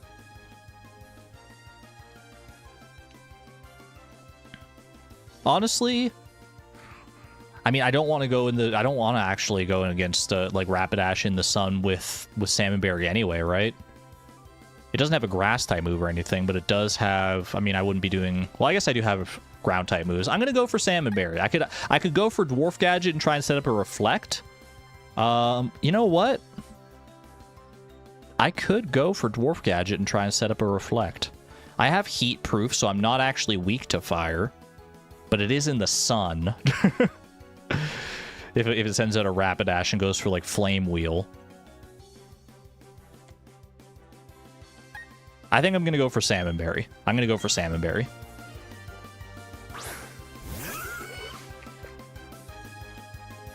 Torterra, yeah, that's what, okay. Should have seen this coming. He's going for Woodhammer for sure, right? He's either going for Woodhammer to try and absolutely, like, just eviscerate Salmonberry here. Woodhammer one-shots, no doubt in my mind. Or he's going for Stealth Rock to try and set up. Either way, you go Fairy Rose.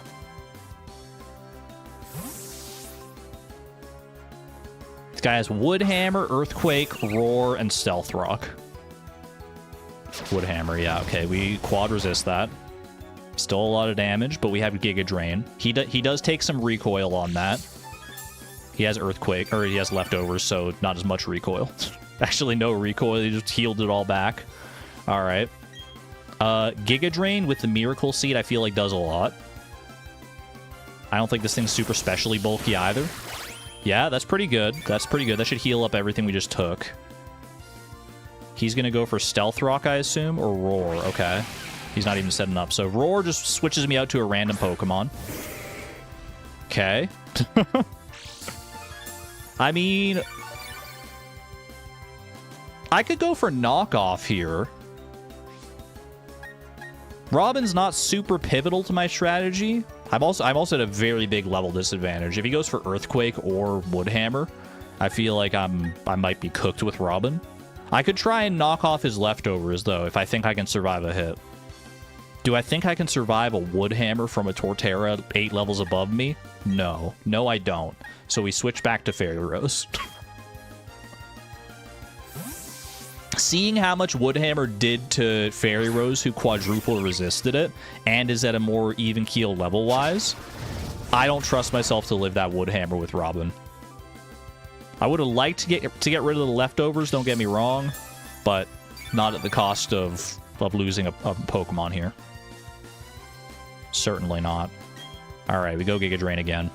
I could go Sludge Bomb as well, try and poison this guy. Might honestly not be a terrible play. I feel like you're going Roar again. Yep, okay. Second verse, same as the first. Who do we got? Coming in with Pie. That is a terrible switch for me. That is terrible news. Harsh Sunlight faded.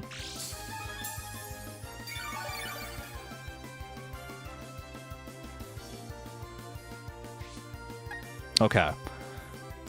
He's going for Earthquake in all likelihood. So Earthquake, I could switch to Star Drop here. His attack did get dropped, that's true. I think we switched to Star Drop on this one, actually. We'll even get a second Intimidate off here. Assuming this is an Earthquake, he's going for Roar again. That's so bizarre. Dwarf Gadget. Dwarf Gadget is also weak to Earthquakes. I think is he just trying to heal with leftovers? Is he leftovers stalling me right now? I think he might be, you know? Eventually, though, if he keeps roaring me, I think we do the same thing here, Star Drop. If he keeps roaring me, then eventually he'll swap me out to like something I actually want to be in against with him, and then like if he roars me out to Fairy Rose or something. Stealth Rock. Okay, I was worried about when that was going to come out. So now we have to deal with the chip damage every time we switch, which is suboptimal, to say the least. Okay. Brave Bird kills. I feel like Brave Bird has to kill at this point. I don't know if it would have killed from full, but I'm pretty sure Brave Bird just kills here. We're going to take some recoil from it, unfortunately, but that's fine.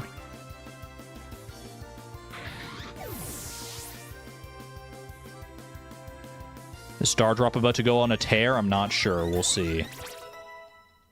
Depends on what he wants to send in next. If I'm Barry, I'm probably sending in Floatzel here. Heracross. Barry, are you okay? He sees the Rock Slide, undoubtedly. He wants to hit me with Rock Slide. He's got Pin Missile, Swords Dance, Rock Slide, and Thief. He wants to go for Rock Slide.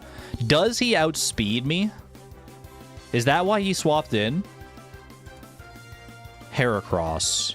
Heracross's base speed is 85. Staraptor's base speed is 100. I'm 15 base speed points higher. I'm also 5 levels higher. His Heracross is a Jolly Nature, which boosts speed at the cost of special attack. And I think he has, like, perfect IVs as well, which is individual values, which means, like, his stats are, like, the max they could possibly be. So this is a max speed Heracross right now, I think. Possibly going for a Rock Slide against me.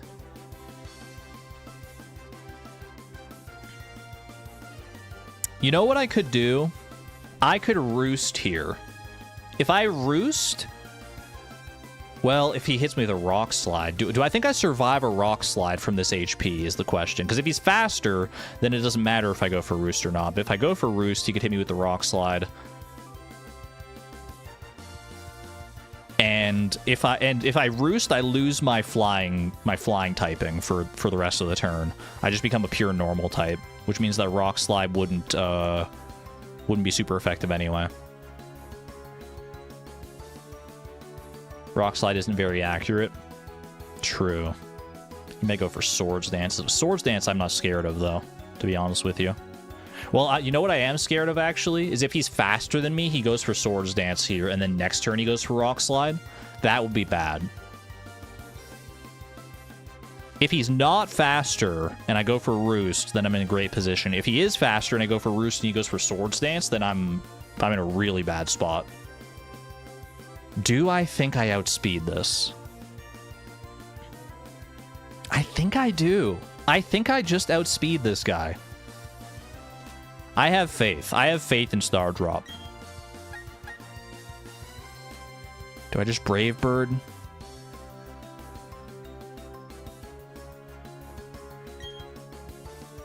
I outspeed, so I one-shot. I'm taking a lot of recoil here, but I one-shot.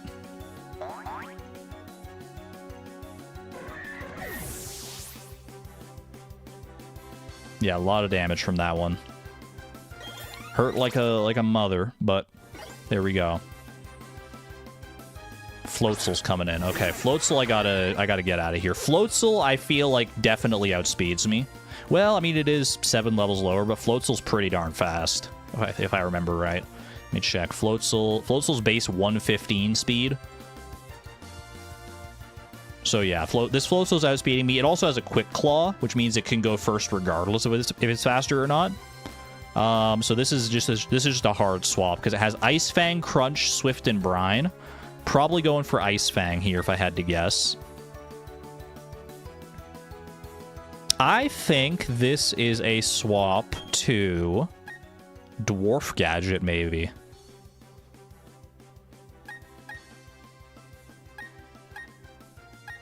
I don't think this is a swap directly to Pie. I think this is a swap to Dwarf Gadget and try and set up a Reflect here. Dwarf Gadget resists everything except Crunch. Well, it doesn't resist Brine, I guess, but I feel like this is going for Ice Fang anyway, which I should resist. The Stealth Rock is going to hurt, man. Okay, don't freeze me, please. Thank you. Little spooked for a second there. This thing's probably going for Crunch. I go for Reflect. I take a Crunch. I'm a little worried. Okay, that was a critical hit. Okay, that's fair. Fine, whatever. We're good. Reflect. You're probably going for Brine now. You're probably going for Brine because I'm below half HP and I just set up a Reflect and Brine is special, so it gets around that. So I'm going to cry. No. I'm going to swap to Fairy Rose, who's at full HP, takes a Brine just fine, or a Crunch. This thing will go, it'll go for Ice Fang, through Reflect, I don't think it kills. And I heal back with Giga Drain. That's my line, I think. Why? Okay, no, it's just I thought it was about to hit me before I switched. I was like, that's not how Quick Claw works, bro. That's not how Quick Claw works. No, it's just activating before I switch. Fair enough. Brine, that's fine. We eat those.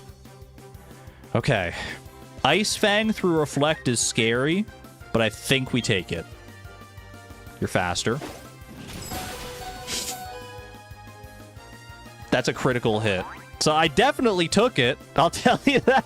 I even took a critical hit Ice Fang through Reflect. Oh my god. Jeez Louise. And I crit for a crit. Eye for an eye. Leaves the whole world freaking blind. Floatzel, get out of here. Give me my HP back. Yum, yum, yum, yum, yum, yum, yum. Oh my god. My heart just about stopped there too. When I saw how fast that HP was going down. Robin wants to learn the move Seismic Toss. That's a move that does the same amount of damage as the level you are. It's kind of it's okay in certain circumstances. I don't think we take it though. I don't think we take it. Rapidash, yep, fair enough. Fair enough. I mean, this is an easy Gastrodon switch. Gastrodon resists literally everything that Rapidash can go for. And it has to go through Reflect, so... Get in here, Salmonberry!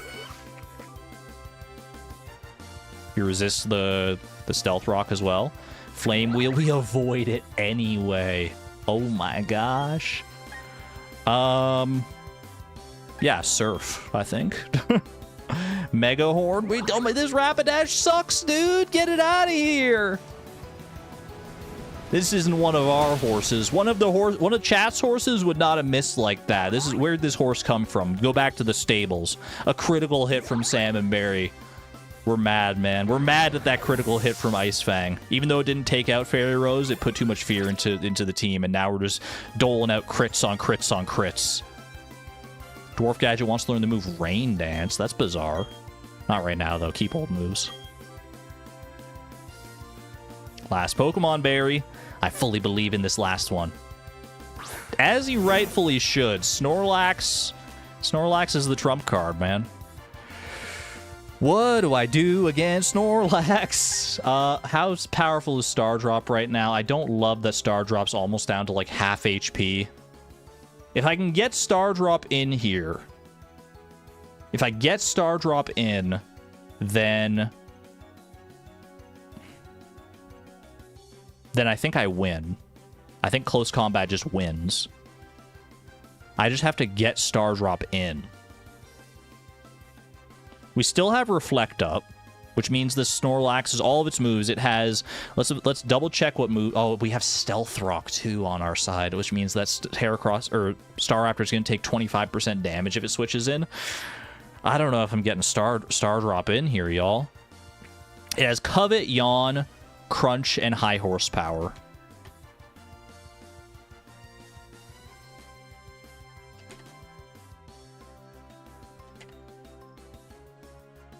Doesn't Covet...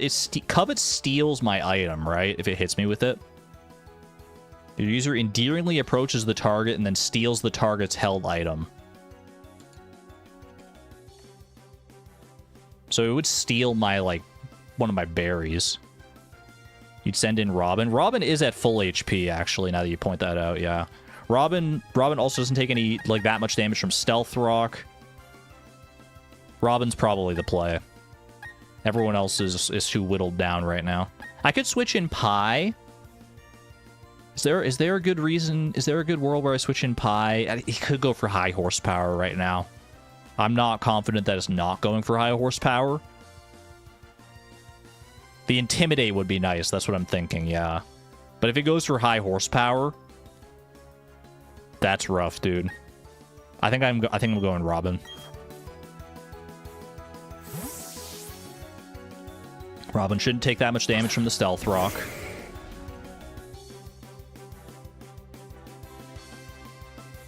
You go for Yawn. Don't love that. Do I think that Brick Break kills? I'm 4 levels down.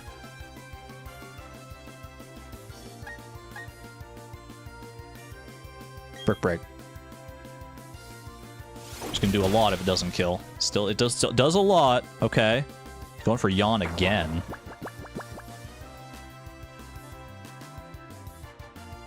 We're not finished yet. We'll get out of this spot because we're so tight. He's probably gonna try and covet my Citrus Berry if I had to guess. He was banking on the switch. Do I stay in and try and... I think I try and outlast the sleep turns, to be honest with you, you know? Go for Yawn again, I dare you. High horsepower, okay. He's not falling for my bait. That's through Reflect. Robin shook itself awake so you wouldn't worry, you legend, Robin! Wait, is this kill? Is this GG? The damage range is a little spooky. We did more than half because it's in yellow. So, in theory, this should kill, but the damage... If I low-roll the damage, this might not kill. Cross your fingers, everyone. Hey! Not bad. Robin clutching it out in the end, dude. Oh my gosh. Okay. Little close for comfort on that Fairy Rose play against Floatzel. But we made it through. Made it through without a single loss. What just went down? My team still needs raising. That's right, brother. Get to that level cap. I guess I'm not ready for the Pokemon League if I'm losing to you, darn it. Just you wait. I'll get tougher and win my way through the Pokemon League. Because I'm going to be the toughest Pokemon trainer there is. The champion. Bye. You better not lose to me. You better not lose to anyone before me. Well, I can't necessarily guarantee that, Barry. Given that we're going up against the 5 strongest trainers in the entire game, back-to-back, on our next stream. We're not ending the stream here necessarily, though. What time are we up to on the stream right now? We're up to 3 hours 45, just about.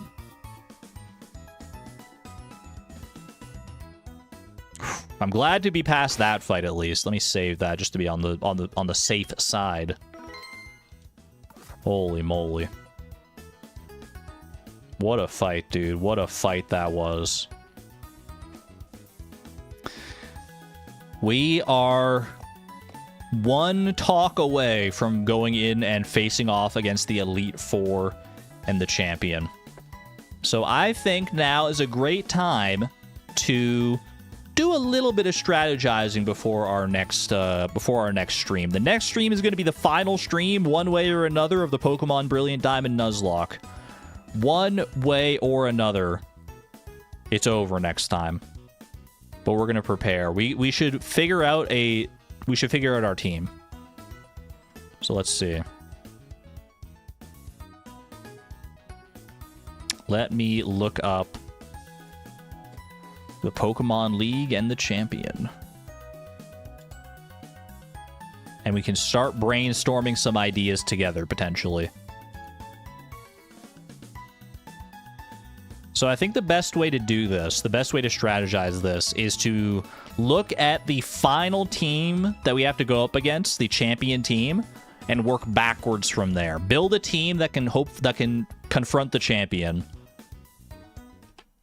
and then try and like make it so that team can also deal with the Elite Four, because we can't switch any of our Pokemon once we're in there.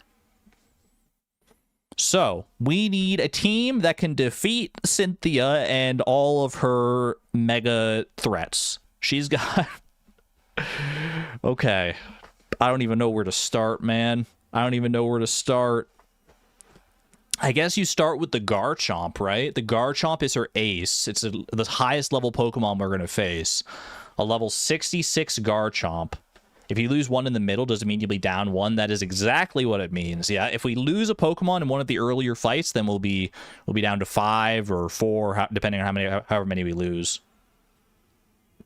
You cannot switch teams between trainers. Once we go into the first Elite Four members' room, we're locked in. Those 6 Pokemon have to carry us through this battle, this battle, this battle, this battle, and this battle. So let's figure it out. Let's figure it out. the Garchomp with Dragon Claw, Earthquake, Swords Dance, and Poison Jab. What do I even... Who even has a hope against this Garchomp? It's holding a Yachi Berry as well, which means that it takes... the first Ice-type move that hits it will do not as much damage, because normally you'd want to hit this thing with an Ice-type move to absolutely just, like, completely destroy it in one hit. But the Yachi Berry means that it'll probably survive an Ice-type move. Cynthia and her Garchomp is the only fight you've ever lost in a Pokemon game. And this Cynthia is actually, like one of the few changes they made in Brilliant Diamond and Shining Pearl. They were very faithful to the original Diamond and Pearl. One of the big changes they made is that they made all of these teams more, like, competitive. I think in the original Diamond and Pearl, they don't have, like, these items and stuff. They don't have these, like, crazy, like, competitive movesets and items and, like, perfect IVs and stuff. I'm pretty sure that, like, they made the Elite Four and the Champion even harder in the remakes than they are in the original. Can you change what items they're holding between battles? Yes. We can swap items between battles, and we can swap moves between battles. If we have TMs, that we want to, like, change out moves between battles, we can do that. And we can heal between battles, yes. We can use items to heal between battles.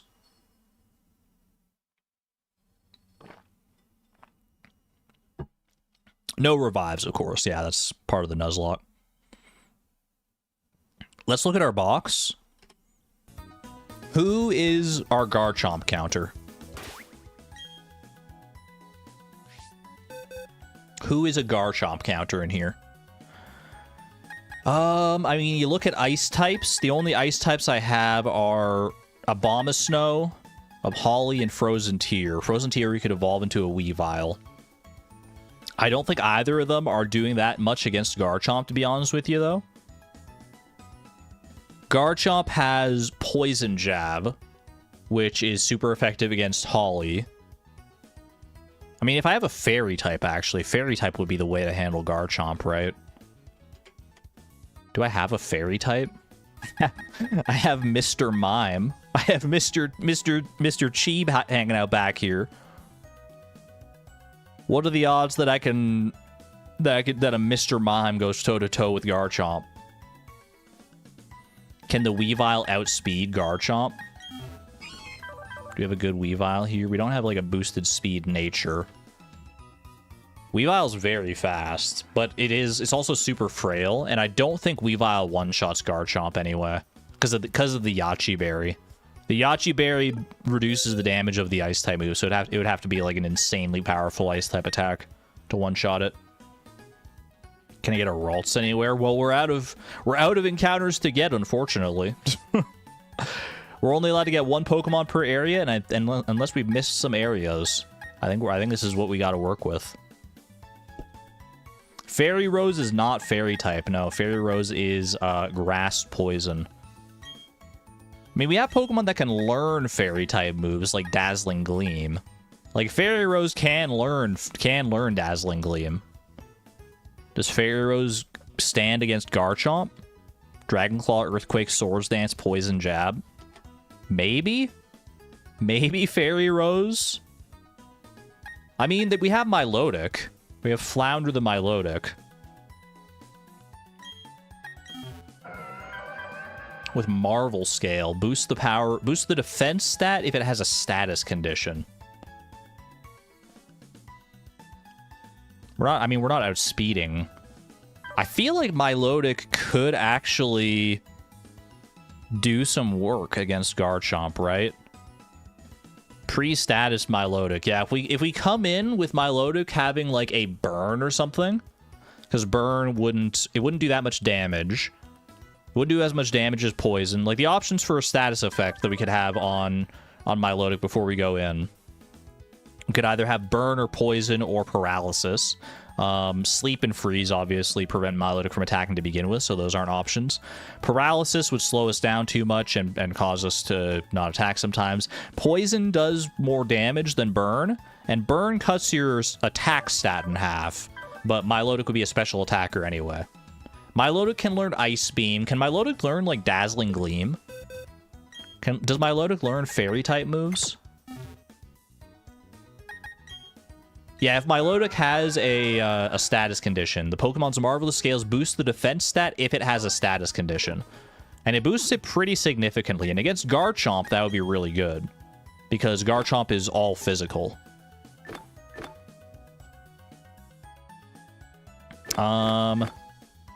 Let's see. Do I even have copies of Dazzling Gleam right now? I feel like Milotic gets Dazzling Gleam. That sounds like I've seen that before.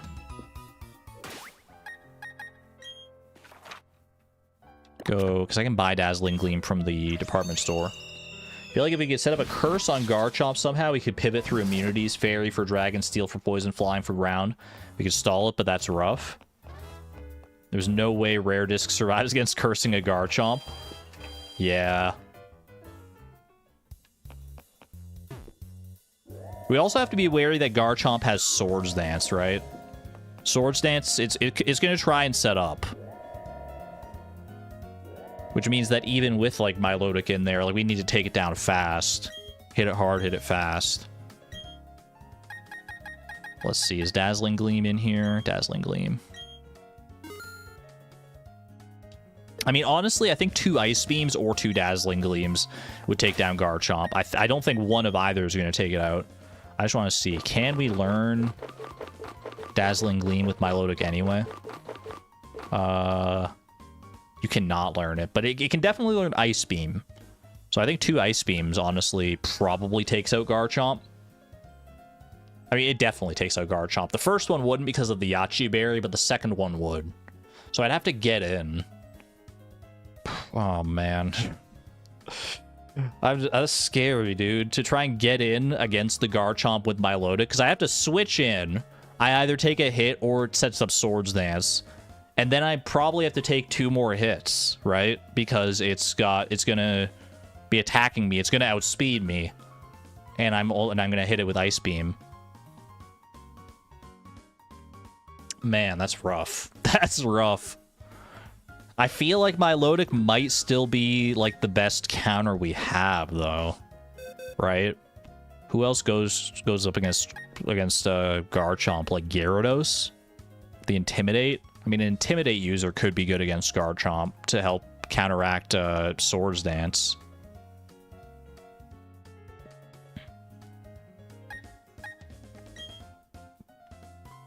Flounder is too pretty to lose.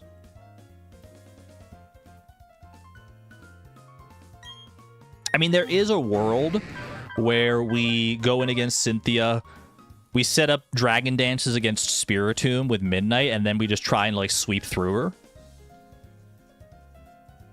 Dragon Dance boosts our attack and our speed. That's not a very, like, fun way to win. It would be... I think it could work, right? Because against Spiritomb... It's got Shadow Ball, Dark Pulse, Psychic, and Sucker Punch. Like, we could definitely set up a little against Spiritomb if we wanted to.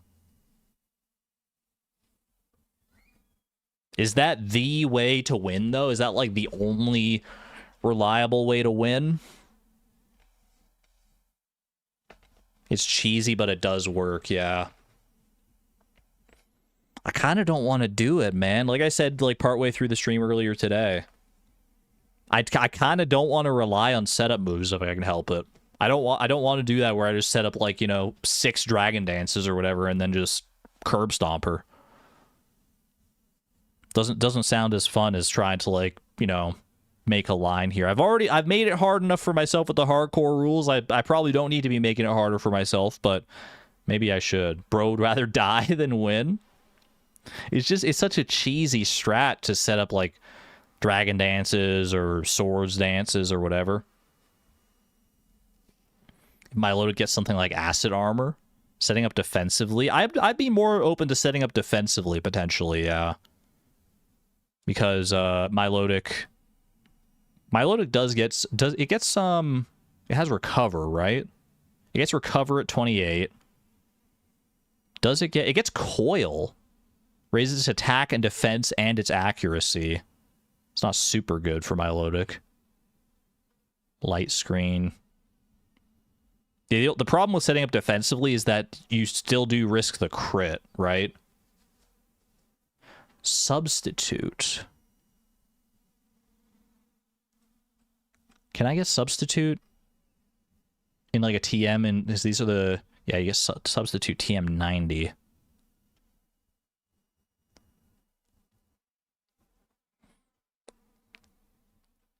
Is there a way that I could be in with Milotic already when Garchomp comes in? Who else could I pit Milotic against? I could pit my Milotic against her Milotic.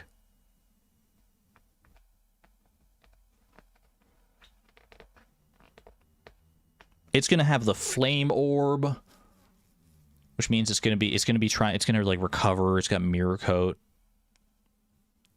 I don't think my Milotic probably really takes out her Milotic would be the problem. Cynthia does have full restores as well, yeah. Pitting two queens against each other, how dare you? Milotic against like Lucario, probably not, because Lucario's a special attacker, and we're gonna be boosting physical defense with Marvel Scale. Against Gastrodon. I don't have that much control over it. Like if I could set up a substitute and like be in with a substitute going into Garchomp, that would be amazing. I don't think that's gonna happen though, is the problem. I would have to play it like so perfectly to like lure out the right things at the right time. Does she always save her Garchomp for last? I don't think she does she? I think she's smart enough to, like, switch in, like, whatever Pokemon she needs to switch in at the time.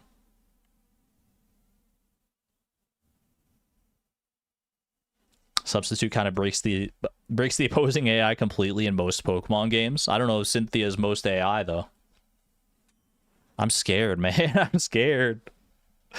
Oh, gosh. Okay.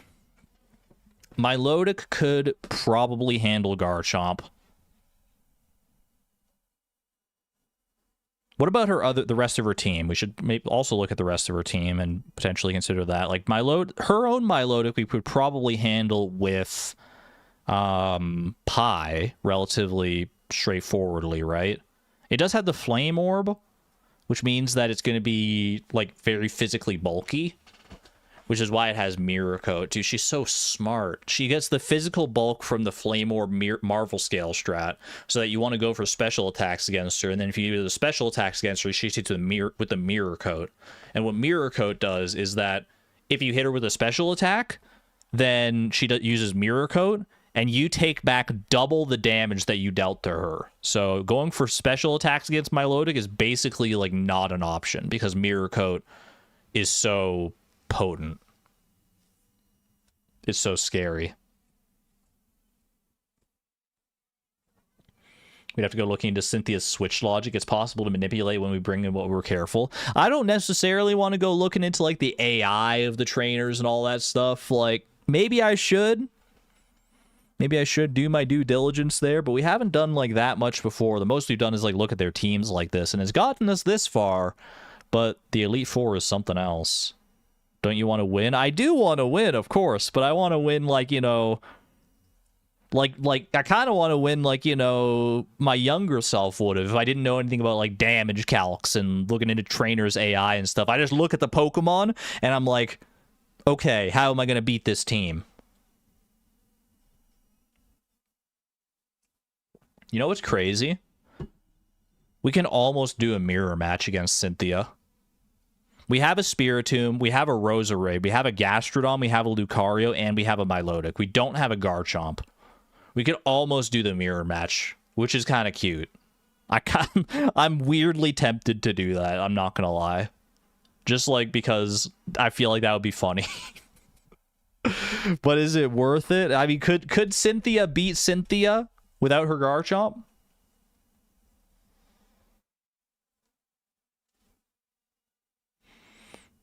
Don't know how well it would do in the Elite Four. Yeah, that's the problem. No, we gotta go with the ones that we're strong with. Let's look at the rest of the Elite Four. I'm kind of stun locked on Cynthia right now. Let's just start from the bottom up and see. Ideally, we want to bring as few Pokemon as possible to deal specifically with, like, the Elite Four. That way we can, like, leave as many slots on our team as possible to deal with Cynthia, right? Like Aaron here. Aaron pretty much gets soloed by Star Drop, I'm pretty sure. You can only bring 6 Pokemon, yeah. Like, does anything here... If I'm a level 63 Staraptor, because my level cap is 63, because the highest level of the Elite Four, Lucian's Bronzong, is also level 63, so that's where we set our level cap at. So I'm a level 63 Staraptor going up against these clowns. The only thing I'm really potentially scared of is, I guess, Heracross, if it outspeeds me, but it won't, right? It shouldn't. Heracross's speed is 85. Yeah, no, Heracross shouldn't outspeed me. I am still streaming by and furious. We've made it to the Pokemon League. Now we're just strategizing. Welcome on in. Good to see you. Yeah, so I like Dustox. The only thing I worry about is Brave Bird's recoil, I guess. I could potentially see a world where we could swap out Brave Bird for something else, maybe. But I feel like having Brave Bird there is just so potent. I would need something for Drapion as well, because by the point that I get to Drapion... Can you go back and grind more? I'm going to be grinding up my team. I just need to know which 6 Pokemon to grind. Because I don't need to grind all of my Pokemon if we're only bringing 6.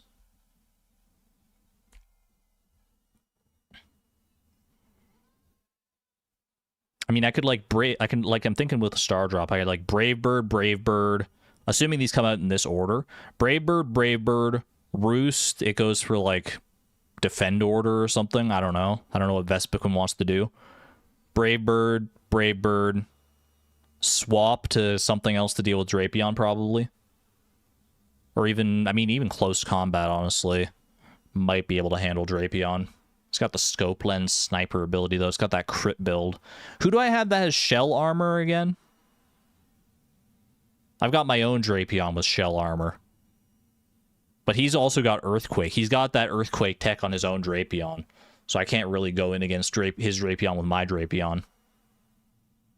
I could go in with... No, I can't go in with Dwarf Gadget. Yeah, Fairy Rose did almost die. But almost is the key word there.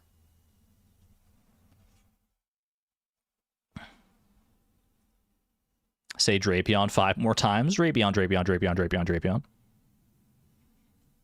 We don't have to worry about this. Those are the post-game fights. It'll definitely bring out Heracross after Dustox for the Rock Slide on Star Drop. Yeah, it probably will. I think you're right.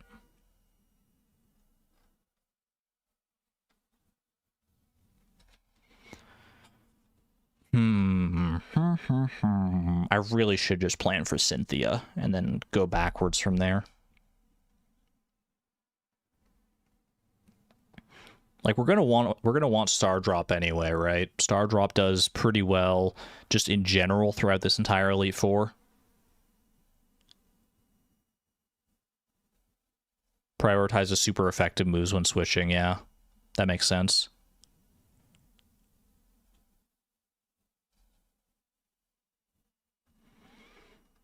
Start with our opener against Spiritomb. Spiritomb's only weakness is Fairy. So if we want to take it out fast, then we want to hit it with a Fairy-type move, which we could do with Roserade, potentially. If we bring our own Roserade, then we could have Dazzling Gleam. I mean, we have a few... Who do we have that can learn Dazzling Gleam? I mean, I could have a Mr. Mime. That would be kind of crazy, wouldn't it? We've got Void, the Gengar, who could learn Dazzling Gleam, probably. Spiritomb has Psychic, doesn't it? What moves does Spiritomb have? Shadow Ball, Dark Pulse, Psychic, and Sucker Punch, yeah. So something that can withstand all that. Like a normal type. The normal type would do pretty well. Or even, honestly, even like Drapion would actually do pretty well against Spiritomb.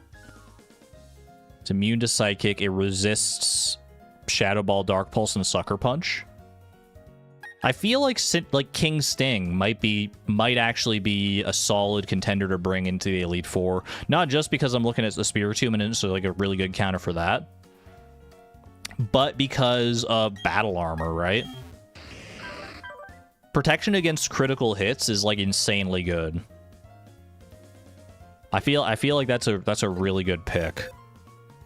And then, yeah, King Sting. We know from experience Spiritomb is not, like, especially bulky or anything like that.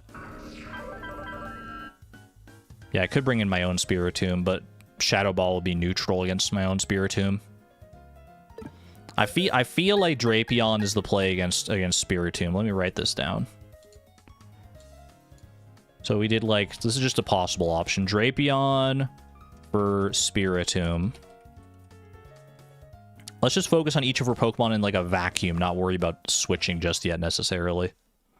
And then we can start figuring lines and stuff out from there. I think Drapion takes out Spiritomb. Who deals with Roserade? I mean, Stardrop handles Roserade pretty well, right? One Brave Bird and it's done. Other than that, we have Crobat. We have Zuzu, our Crobat, who could also possibly put in some work in other places. But I feel like if we're gonna bring one flying type, it's gotta be Stardrop. So let's do Stardrop versus Roserade.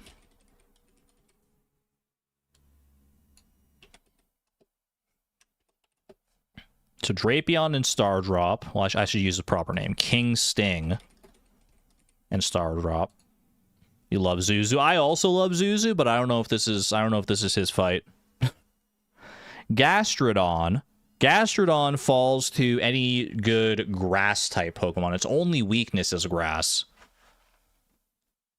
And we're going to want a grass type in all likelihood for Bertha as well anyway, because she's got Whiscash and Quagsire, who are also only weak to grass. You got the freaking Rindo Berry.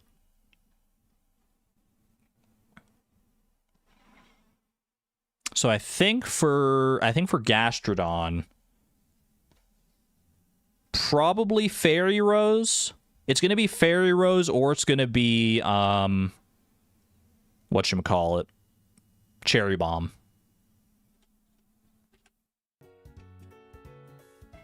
It's gonna be one of the two. Either Fairy Rose, who just proved her worth in that berry fight, or it's gonna be Cherry Bomb. Do we even have any other grass types? We got Holly. And that's it. And that's it. That's all. I think Fairy Rose is the play here, yeah. I think Fairy Rose is really strong. Cherrim can be strong if we get the Sunny Day set up, but Fairy Rose is already strong without that. So I think this is yeah, Roserade, or sorry, Fairy Rose versus Gastrodon. Okay. Who's next? Lucario. Lucario with the wise glasses to boost the power of its special type attacks. It's got Aura Sphere, Dragon Pulse, Flash Cannon, and Nasty Plot, huh? Who handles Lucario? Does King Sting handle Lucario as well? What do we do if one of these Pokemon die before we get to Cynthia? We pivot. Pivot. Have a good one there, Tic Tac. Take care. We'll have to figure it out on the fly. We'll do our best to figure it out and adjust. So Lucario. Lucario is weak to ground. It's weak to fighting. It's weak to fire. And that's it, right? Do I have a a strong like ground type who could handle Lucario pretty well. Lucario is so strong, dude. I mean, I've got Potato. Does Potato deal with Lucario? Are you especially defensive, Potato? No, Potato's much more physically defensive. We want something to handle. Plus Sandstream would be causing me problems as well if I set that up. If I set up my own Sandstorm, that's going to cause issues. Salmonberry? Salmonberry has decent special defense.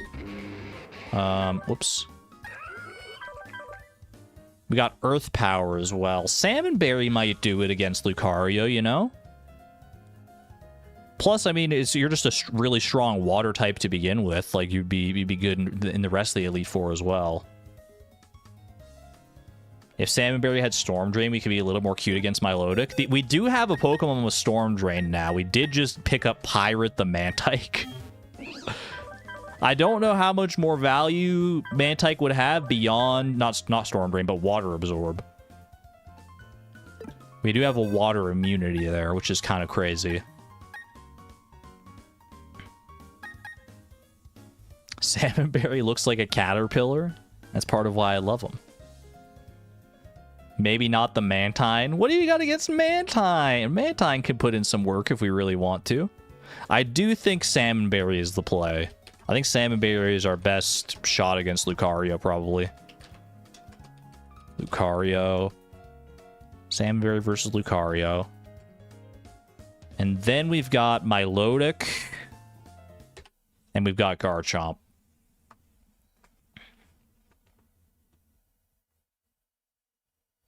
I think you have to do Pi versus Milotic. I think you have to. He's our only physical attacking he's the only thing that we had that does like physical attacks that hurt Milotic pretty hard, right? Because we don't any of our other electric types or grass types. Well, number one, grass types don't really do well against Milotic anyway because it has Ice Beam. So you probably want an electric type. Our only electric types are Raichu, Lightning Rod, the Raichu, and Pi, our Luxray.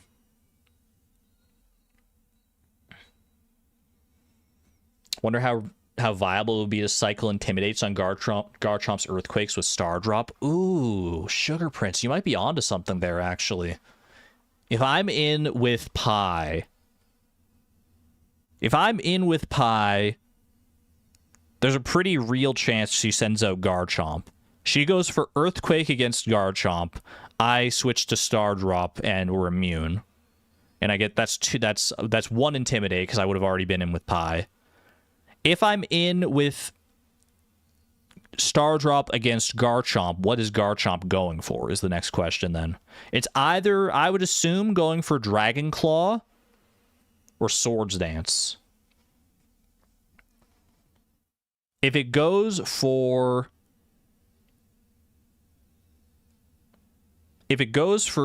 Swords Dance, then if I switch to Pi on the Swords Dance, then it's even, right?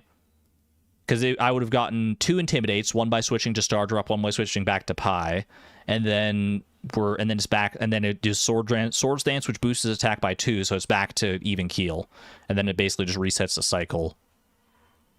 And then if it goes for Dragon Claw, that probably hurts a lot. Maybe not that much though. Maybe not that much. If it goes for Dragon Claw.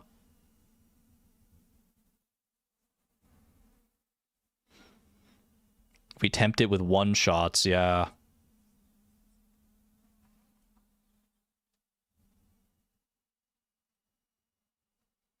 There's also a world where instead of Star Drop, I bring Zuzu.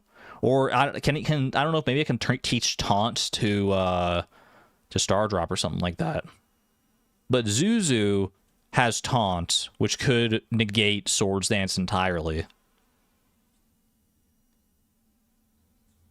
It won't Swords Dance if it sees a kill, or it shouldn't do it anyway. Do you think it one-shots I mean, do you think I feel like it might Swords Dance after one Intimidate, right?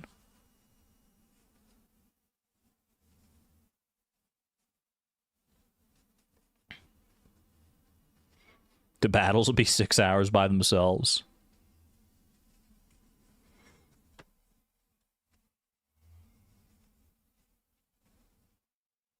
I haven't written down. I think we were talking about Milotic before. I think Pi versus Milotic.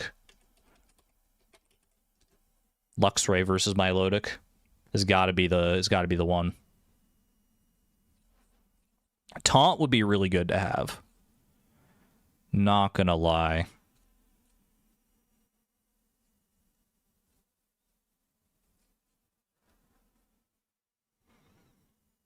But if we bring Zuzu, then we don't have Intimidate with Star Drop. I mean, I could bring Star Drop and Zuzu. Do I have more taunt TMs? I think I used the only taunt TM that I have, right?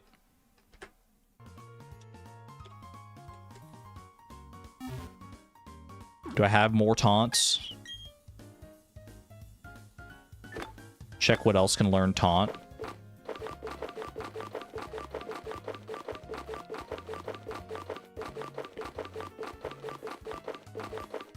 How about Torment? Have a good one there for the jokes. Enjoy your concert tonight, by the way. That's very exciting. You're going to the Stardew Valley concert, right? Is that correct? Either way, take care.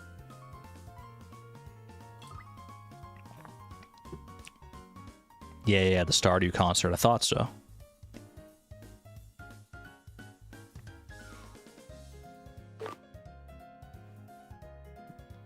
Like, I could whittle down... I do think that there's something to this, like, Intimidate switching between Pi and Star Drop against Garchomp to lower its attack. But to what end, I guess? What's the game plan? Because I could switch between... I could switch between Pi and Star Drop and Pi and Star Drop. Can I... Let me see. Who can learn Taunt anyway? Who can learn... freaking Taunt?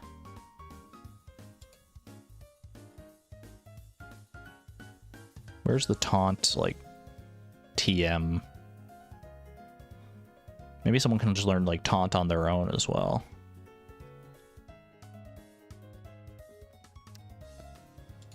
There's so many pages to navigate. Give me 1 second here. Well, I know Crobat can learn Taunt, so let me go there. Crobat. Crobat gets Taunt, which was TM...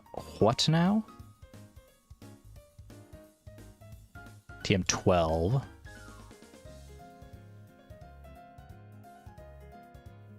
It says I can buy more copies of Taunt from the TM seller in the Grand Underground. Which I don't know how that works. There's like it says there's a random seller down there and you can buy specific TMs from them.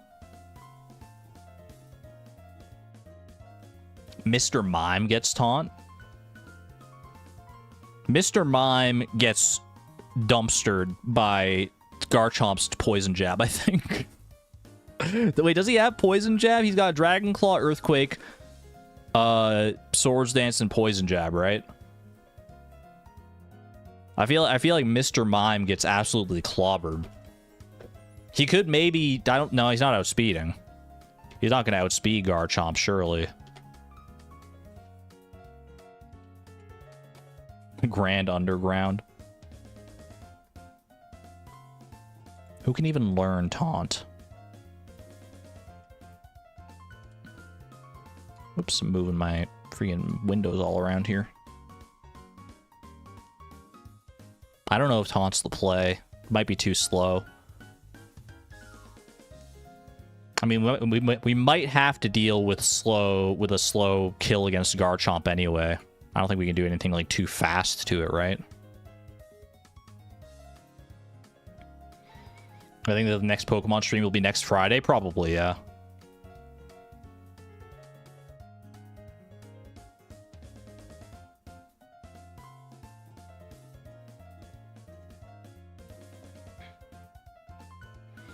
Thinking about a weird trio of cycles: flying, fairy, steel, flying, and then flying.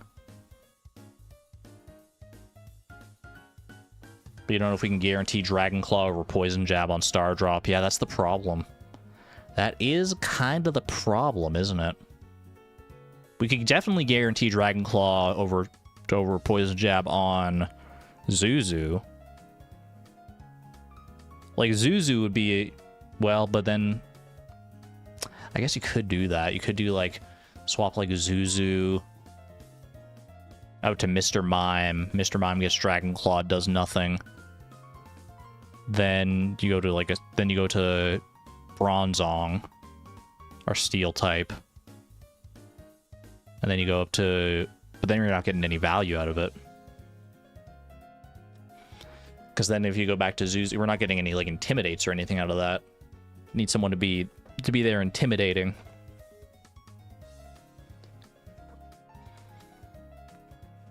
Use Pokemon in a nutshell. At 10, you're given a pet and kicked out of the house and told not to come back until you've traveled the continent. Pretty accurate, honestly, Solar. Pretty accurate.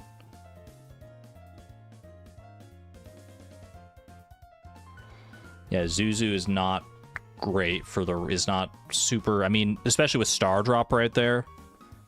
Wouldn't be super helpful for us.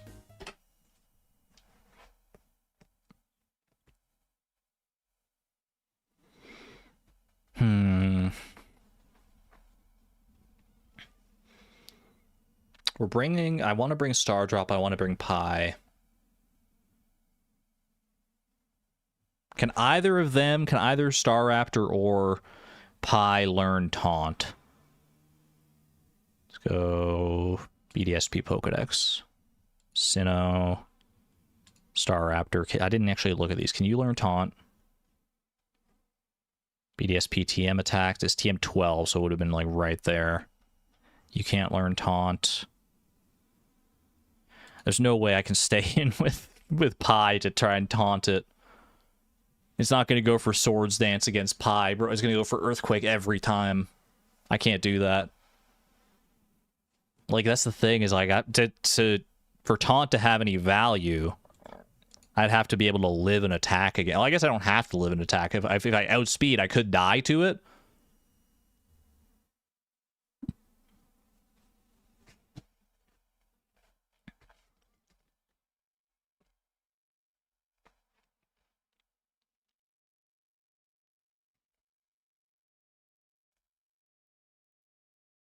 You have an attack dex link if you won't get attacked by Nightbot.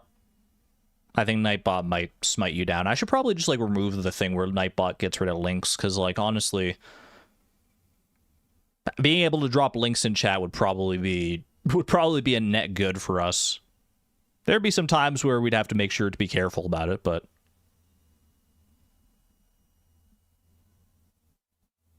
Have a good one there, Buying Furious. Take care.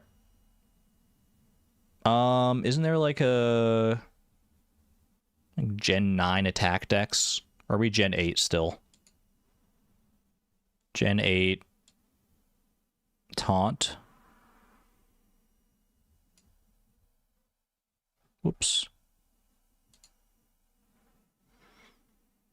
CRB attack dex. I think this is the right one, right? TM12 section is what you want. Or are these just the ones that can learn it with, like, Pokemon to learn by taunt, by level up in Brilliant Diamond and Shining Pearl, by Technical Record, and by TM. TM12, Brilliant Diamond, Shining Pearl. Yeah, this is the one. Do we have any Pokemon that could be of interest here? Alakazam. Alakazam dies to Garchomp. Easily. Gengar also dies to Garchomp. Onix, oh my god. The return of Snilk?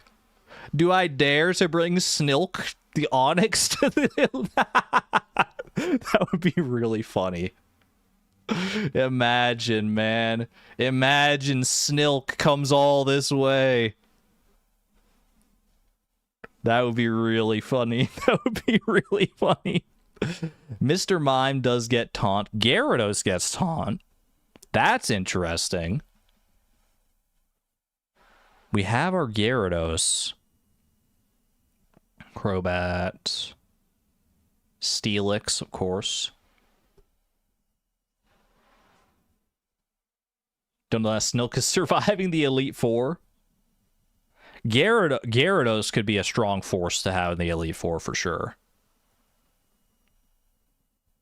If we want anyone to be using taunt, it's probably Gyarados, right?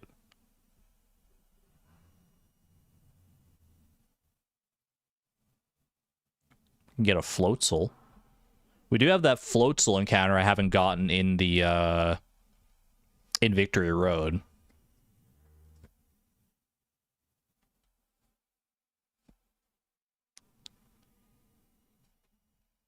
Gyarados also has Intimidate. Gyarados might be the play, you know?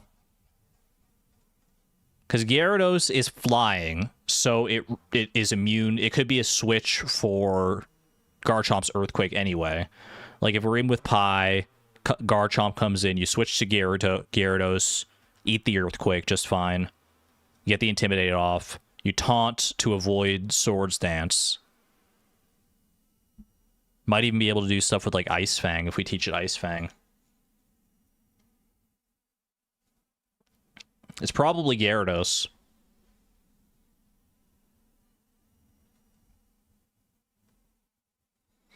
We can bring both Gyarados and Milotic potentially if needed.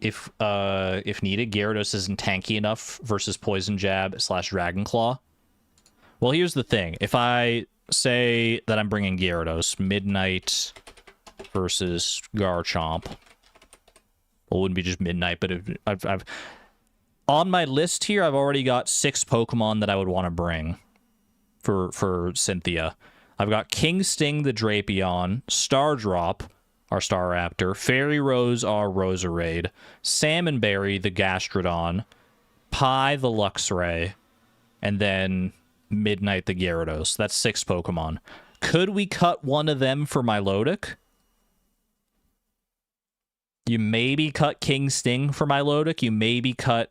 I don't think you can cut Gastrodon. I don't think we can cut Salmonberry. Salmonberry is really good.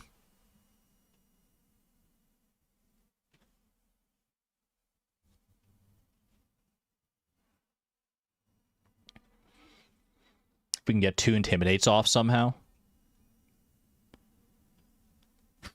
I think we could get 2 Intimidates off.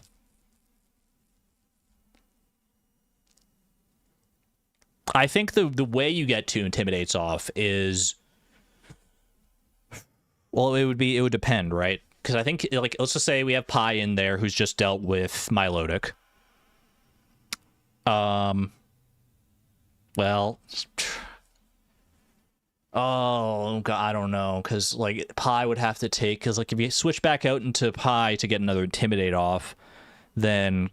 You're taking either a Dragon Claw. It's a -2 Dragon Claw or a -2 Poison Jab, depending on what it goes for. And I mean, there's crits. Crits are always a possibility too, which is scary.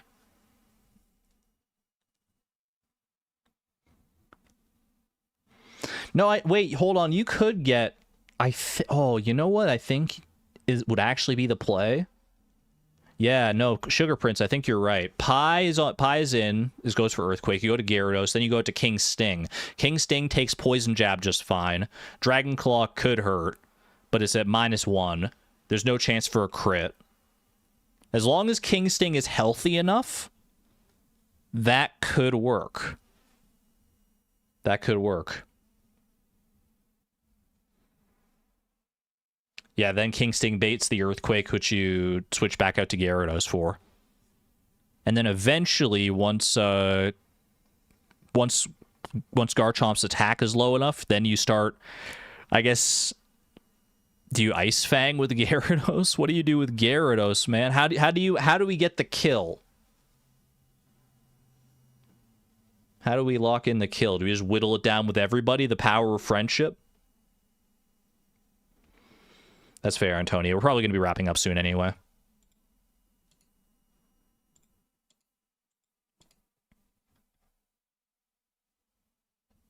Ice Fangs. It does have rough skin, which means that every time I hit it with a contact move, it is going to be dealing damage to me.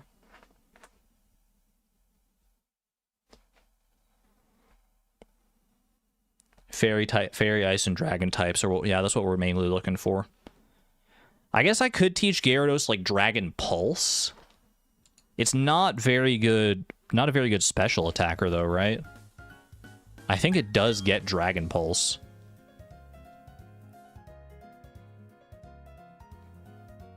What do I want to look at here? Midnight. It has literally half as much special attack as attack. Probably not the right play.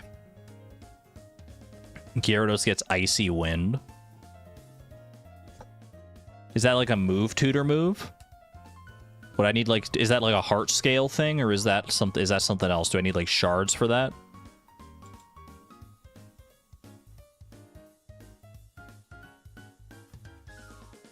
Oh, it's a TM? I forgot it was a TM, actually. Oh, wait, isn't... Yeah, it's a TM that you get from, I think it's a TM that you get from... Whatchamacallit, right? From Candace? Oh, no, wait, hold on. I'm thinking of something else. Do I have Icy Wind?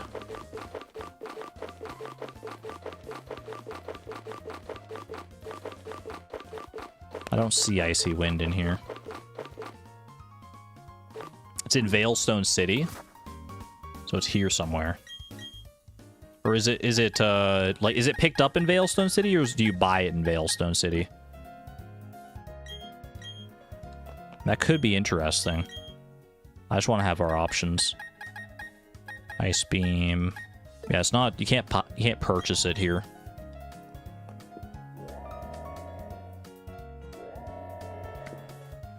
Have a good one there, Solar. Take care.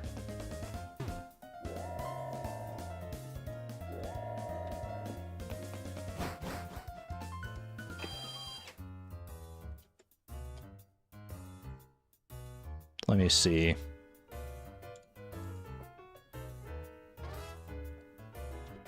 Wait, is it like a rock climb thing? There was that area to rock climb. Is that where you get Icy Wind?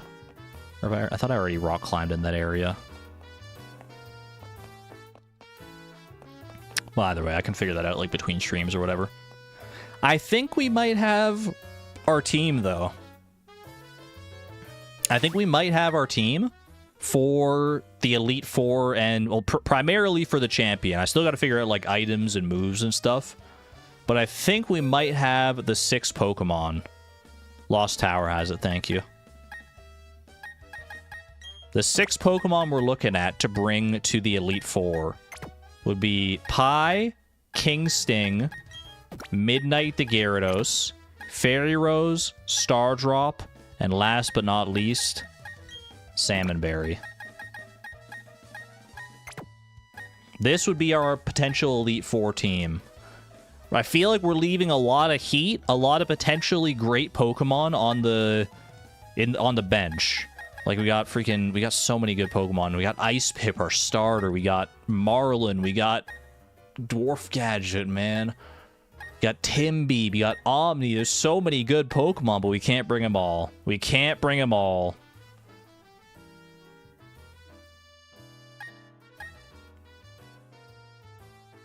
I think this could work, though. I think we can make this work. I am going to, at least tentatively for now, commit to these 6. Probably grind them up to level 63. And try and figure out lines and paths and strategies for the Elite Four, and then for Cynthia as well. See, like, what TMs and stuff I can get together. I'm probably going to have to, like, grind out some TMs from the Grand Underground if I want to do things. I'll have to cook up lines for each Elite Four member individually, too, but that can be done after we level. I think, like, tentatively looking at it here, let's see. We don't need to plan like specific lines right now, but let's just look at the other Elite Four members and see how we feel with this team.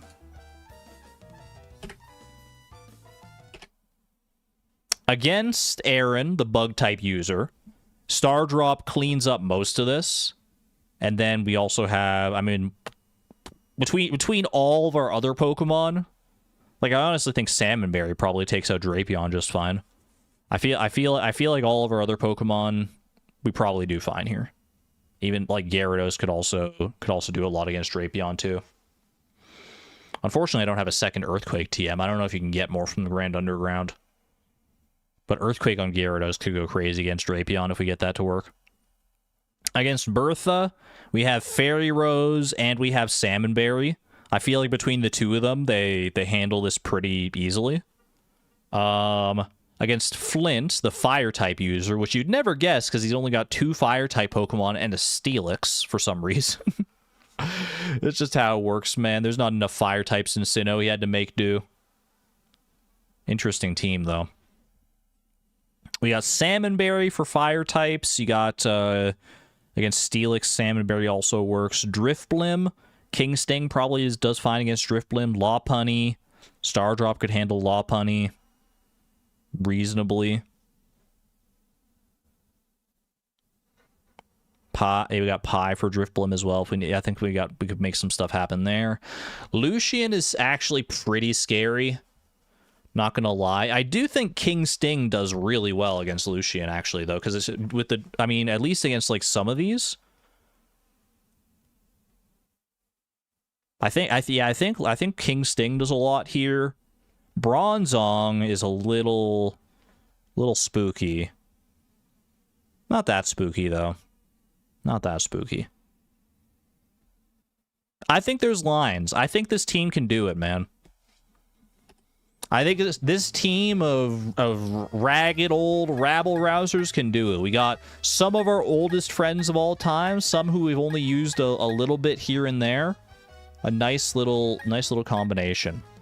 And then all of the supporting cast who have carried us this far.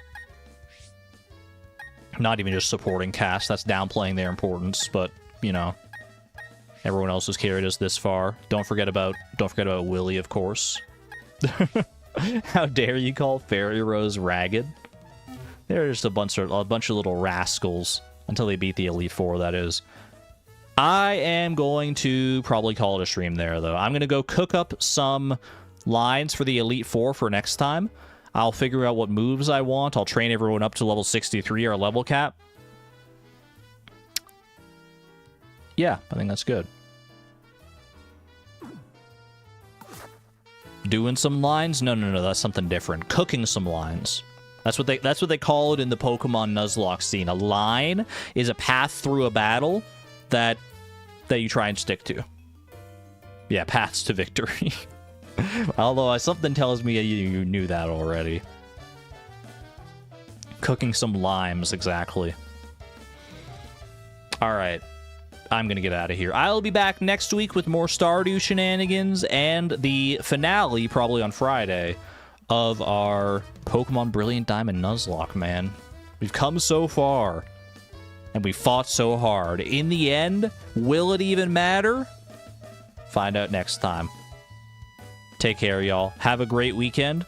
For my members, by the way, my YouTube members, I'm probably going to be running a poll this weekend for our next members-only stream game now that we're done with Slime Rancher. Be on the lookout for that. I'll probably post about it on Discord, too. And then we'll probably start our next members-only journey next week after that. So be on the lookout for that. Enjoy your weekend. See you next time. Be good to one another. Be good to yourselves. And I'll see you on the flip side. This is Argon Matrix signing out, friends. Thank you and have a great night. Bye!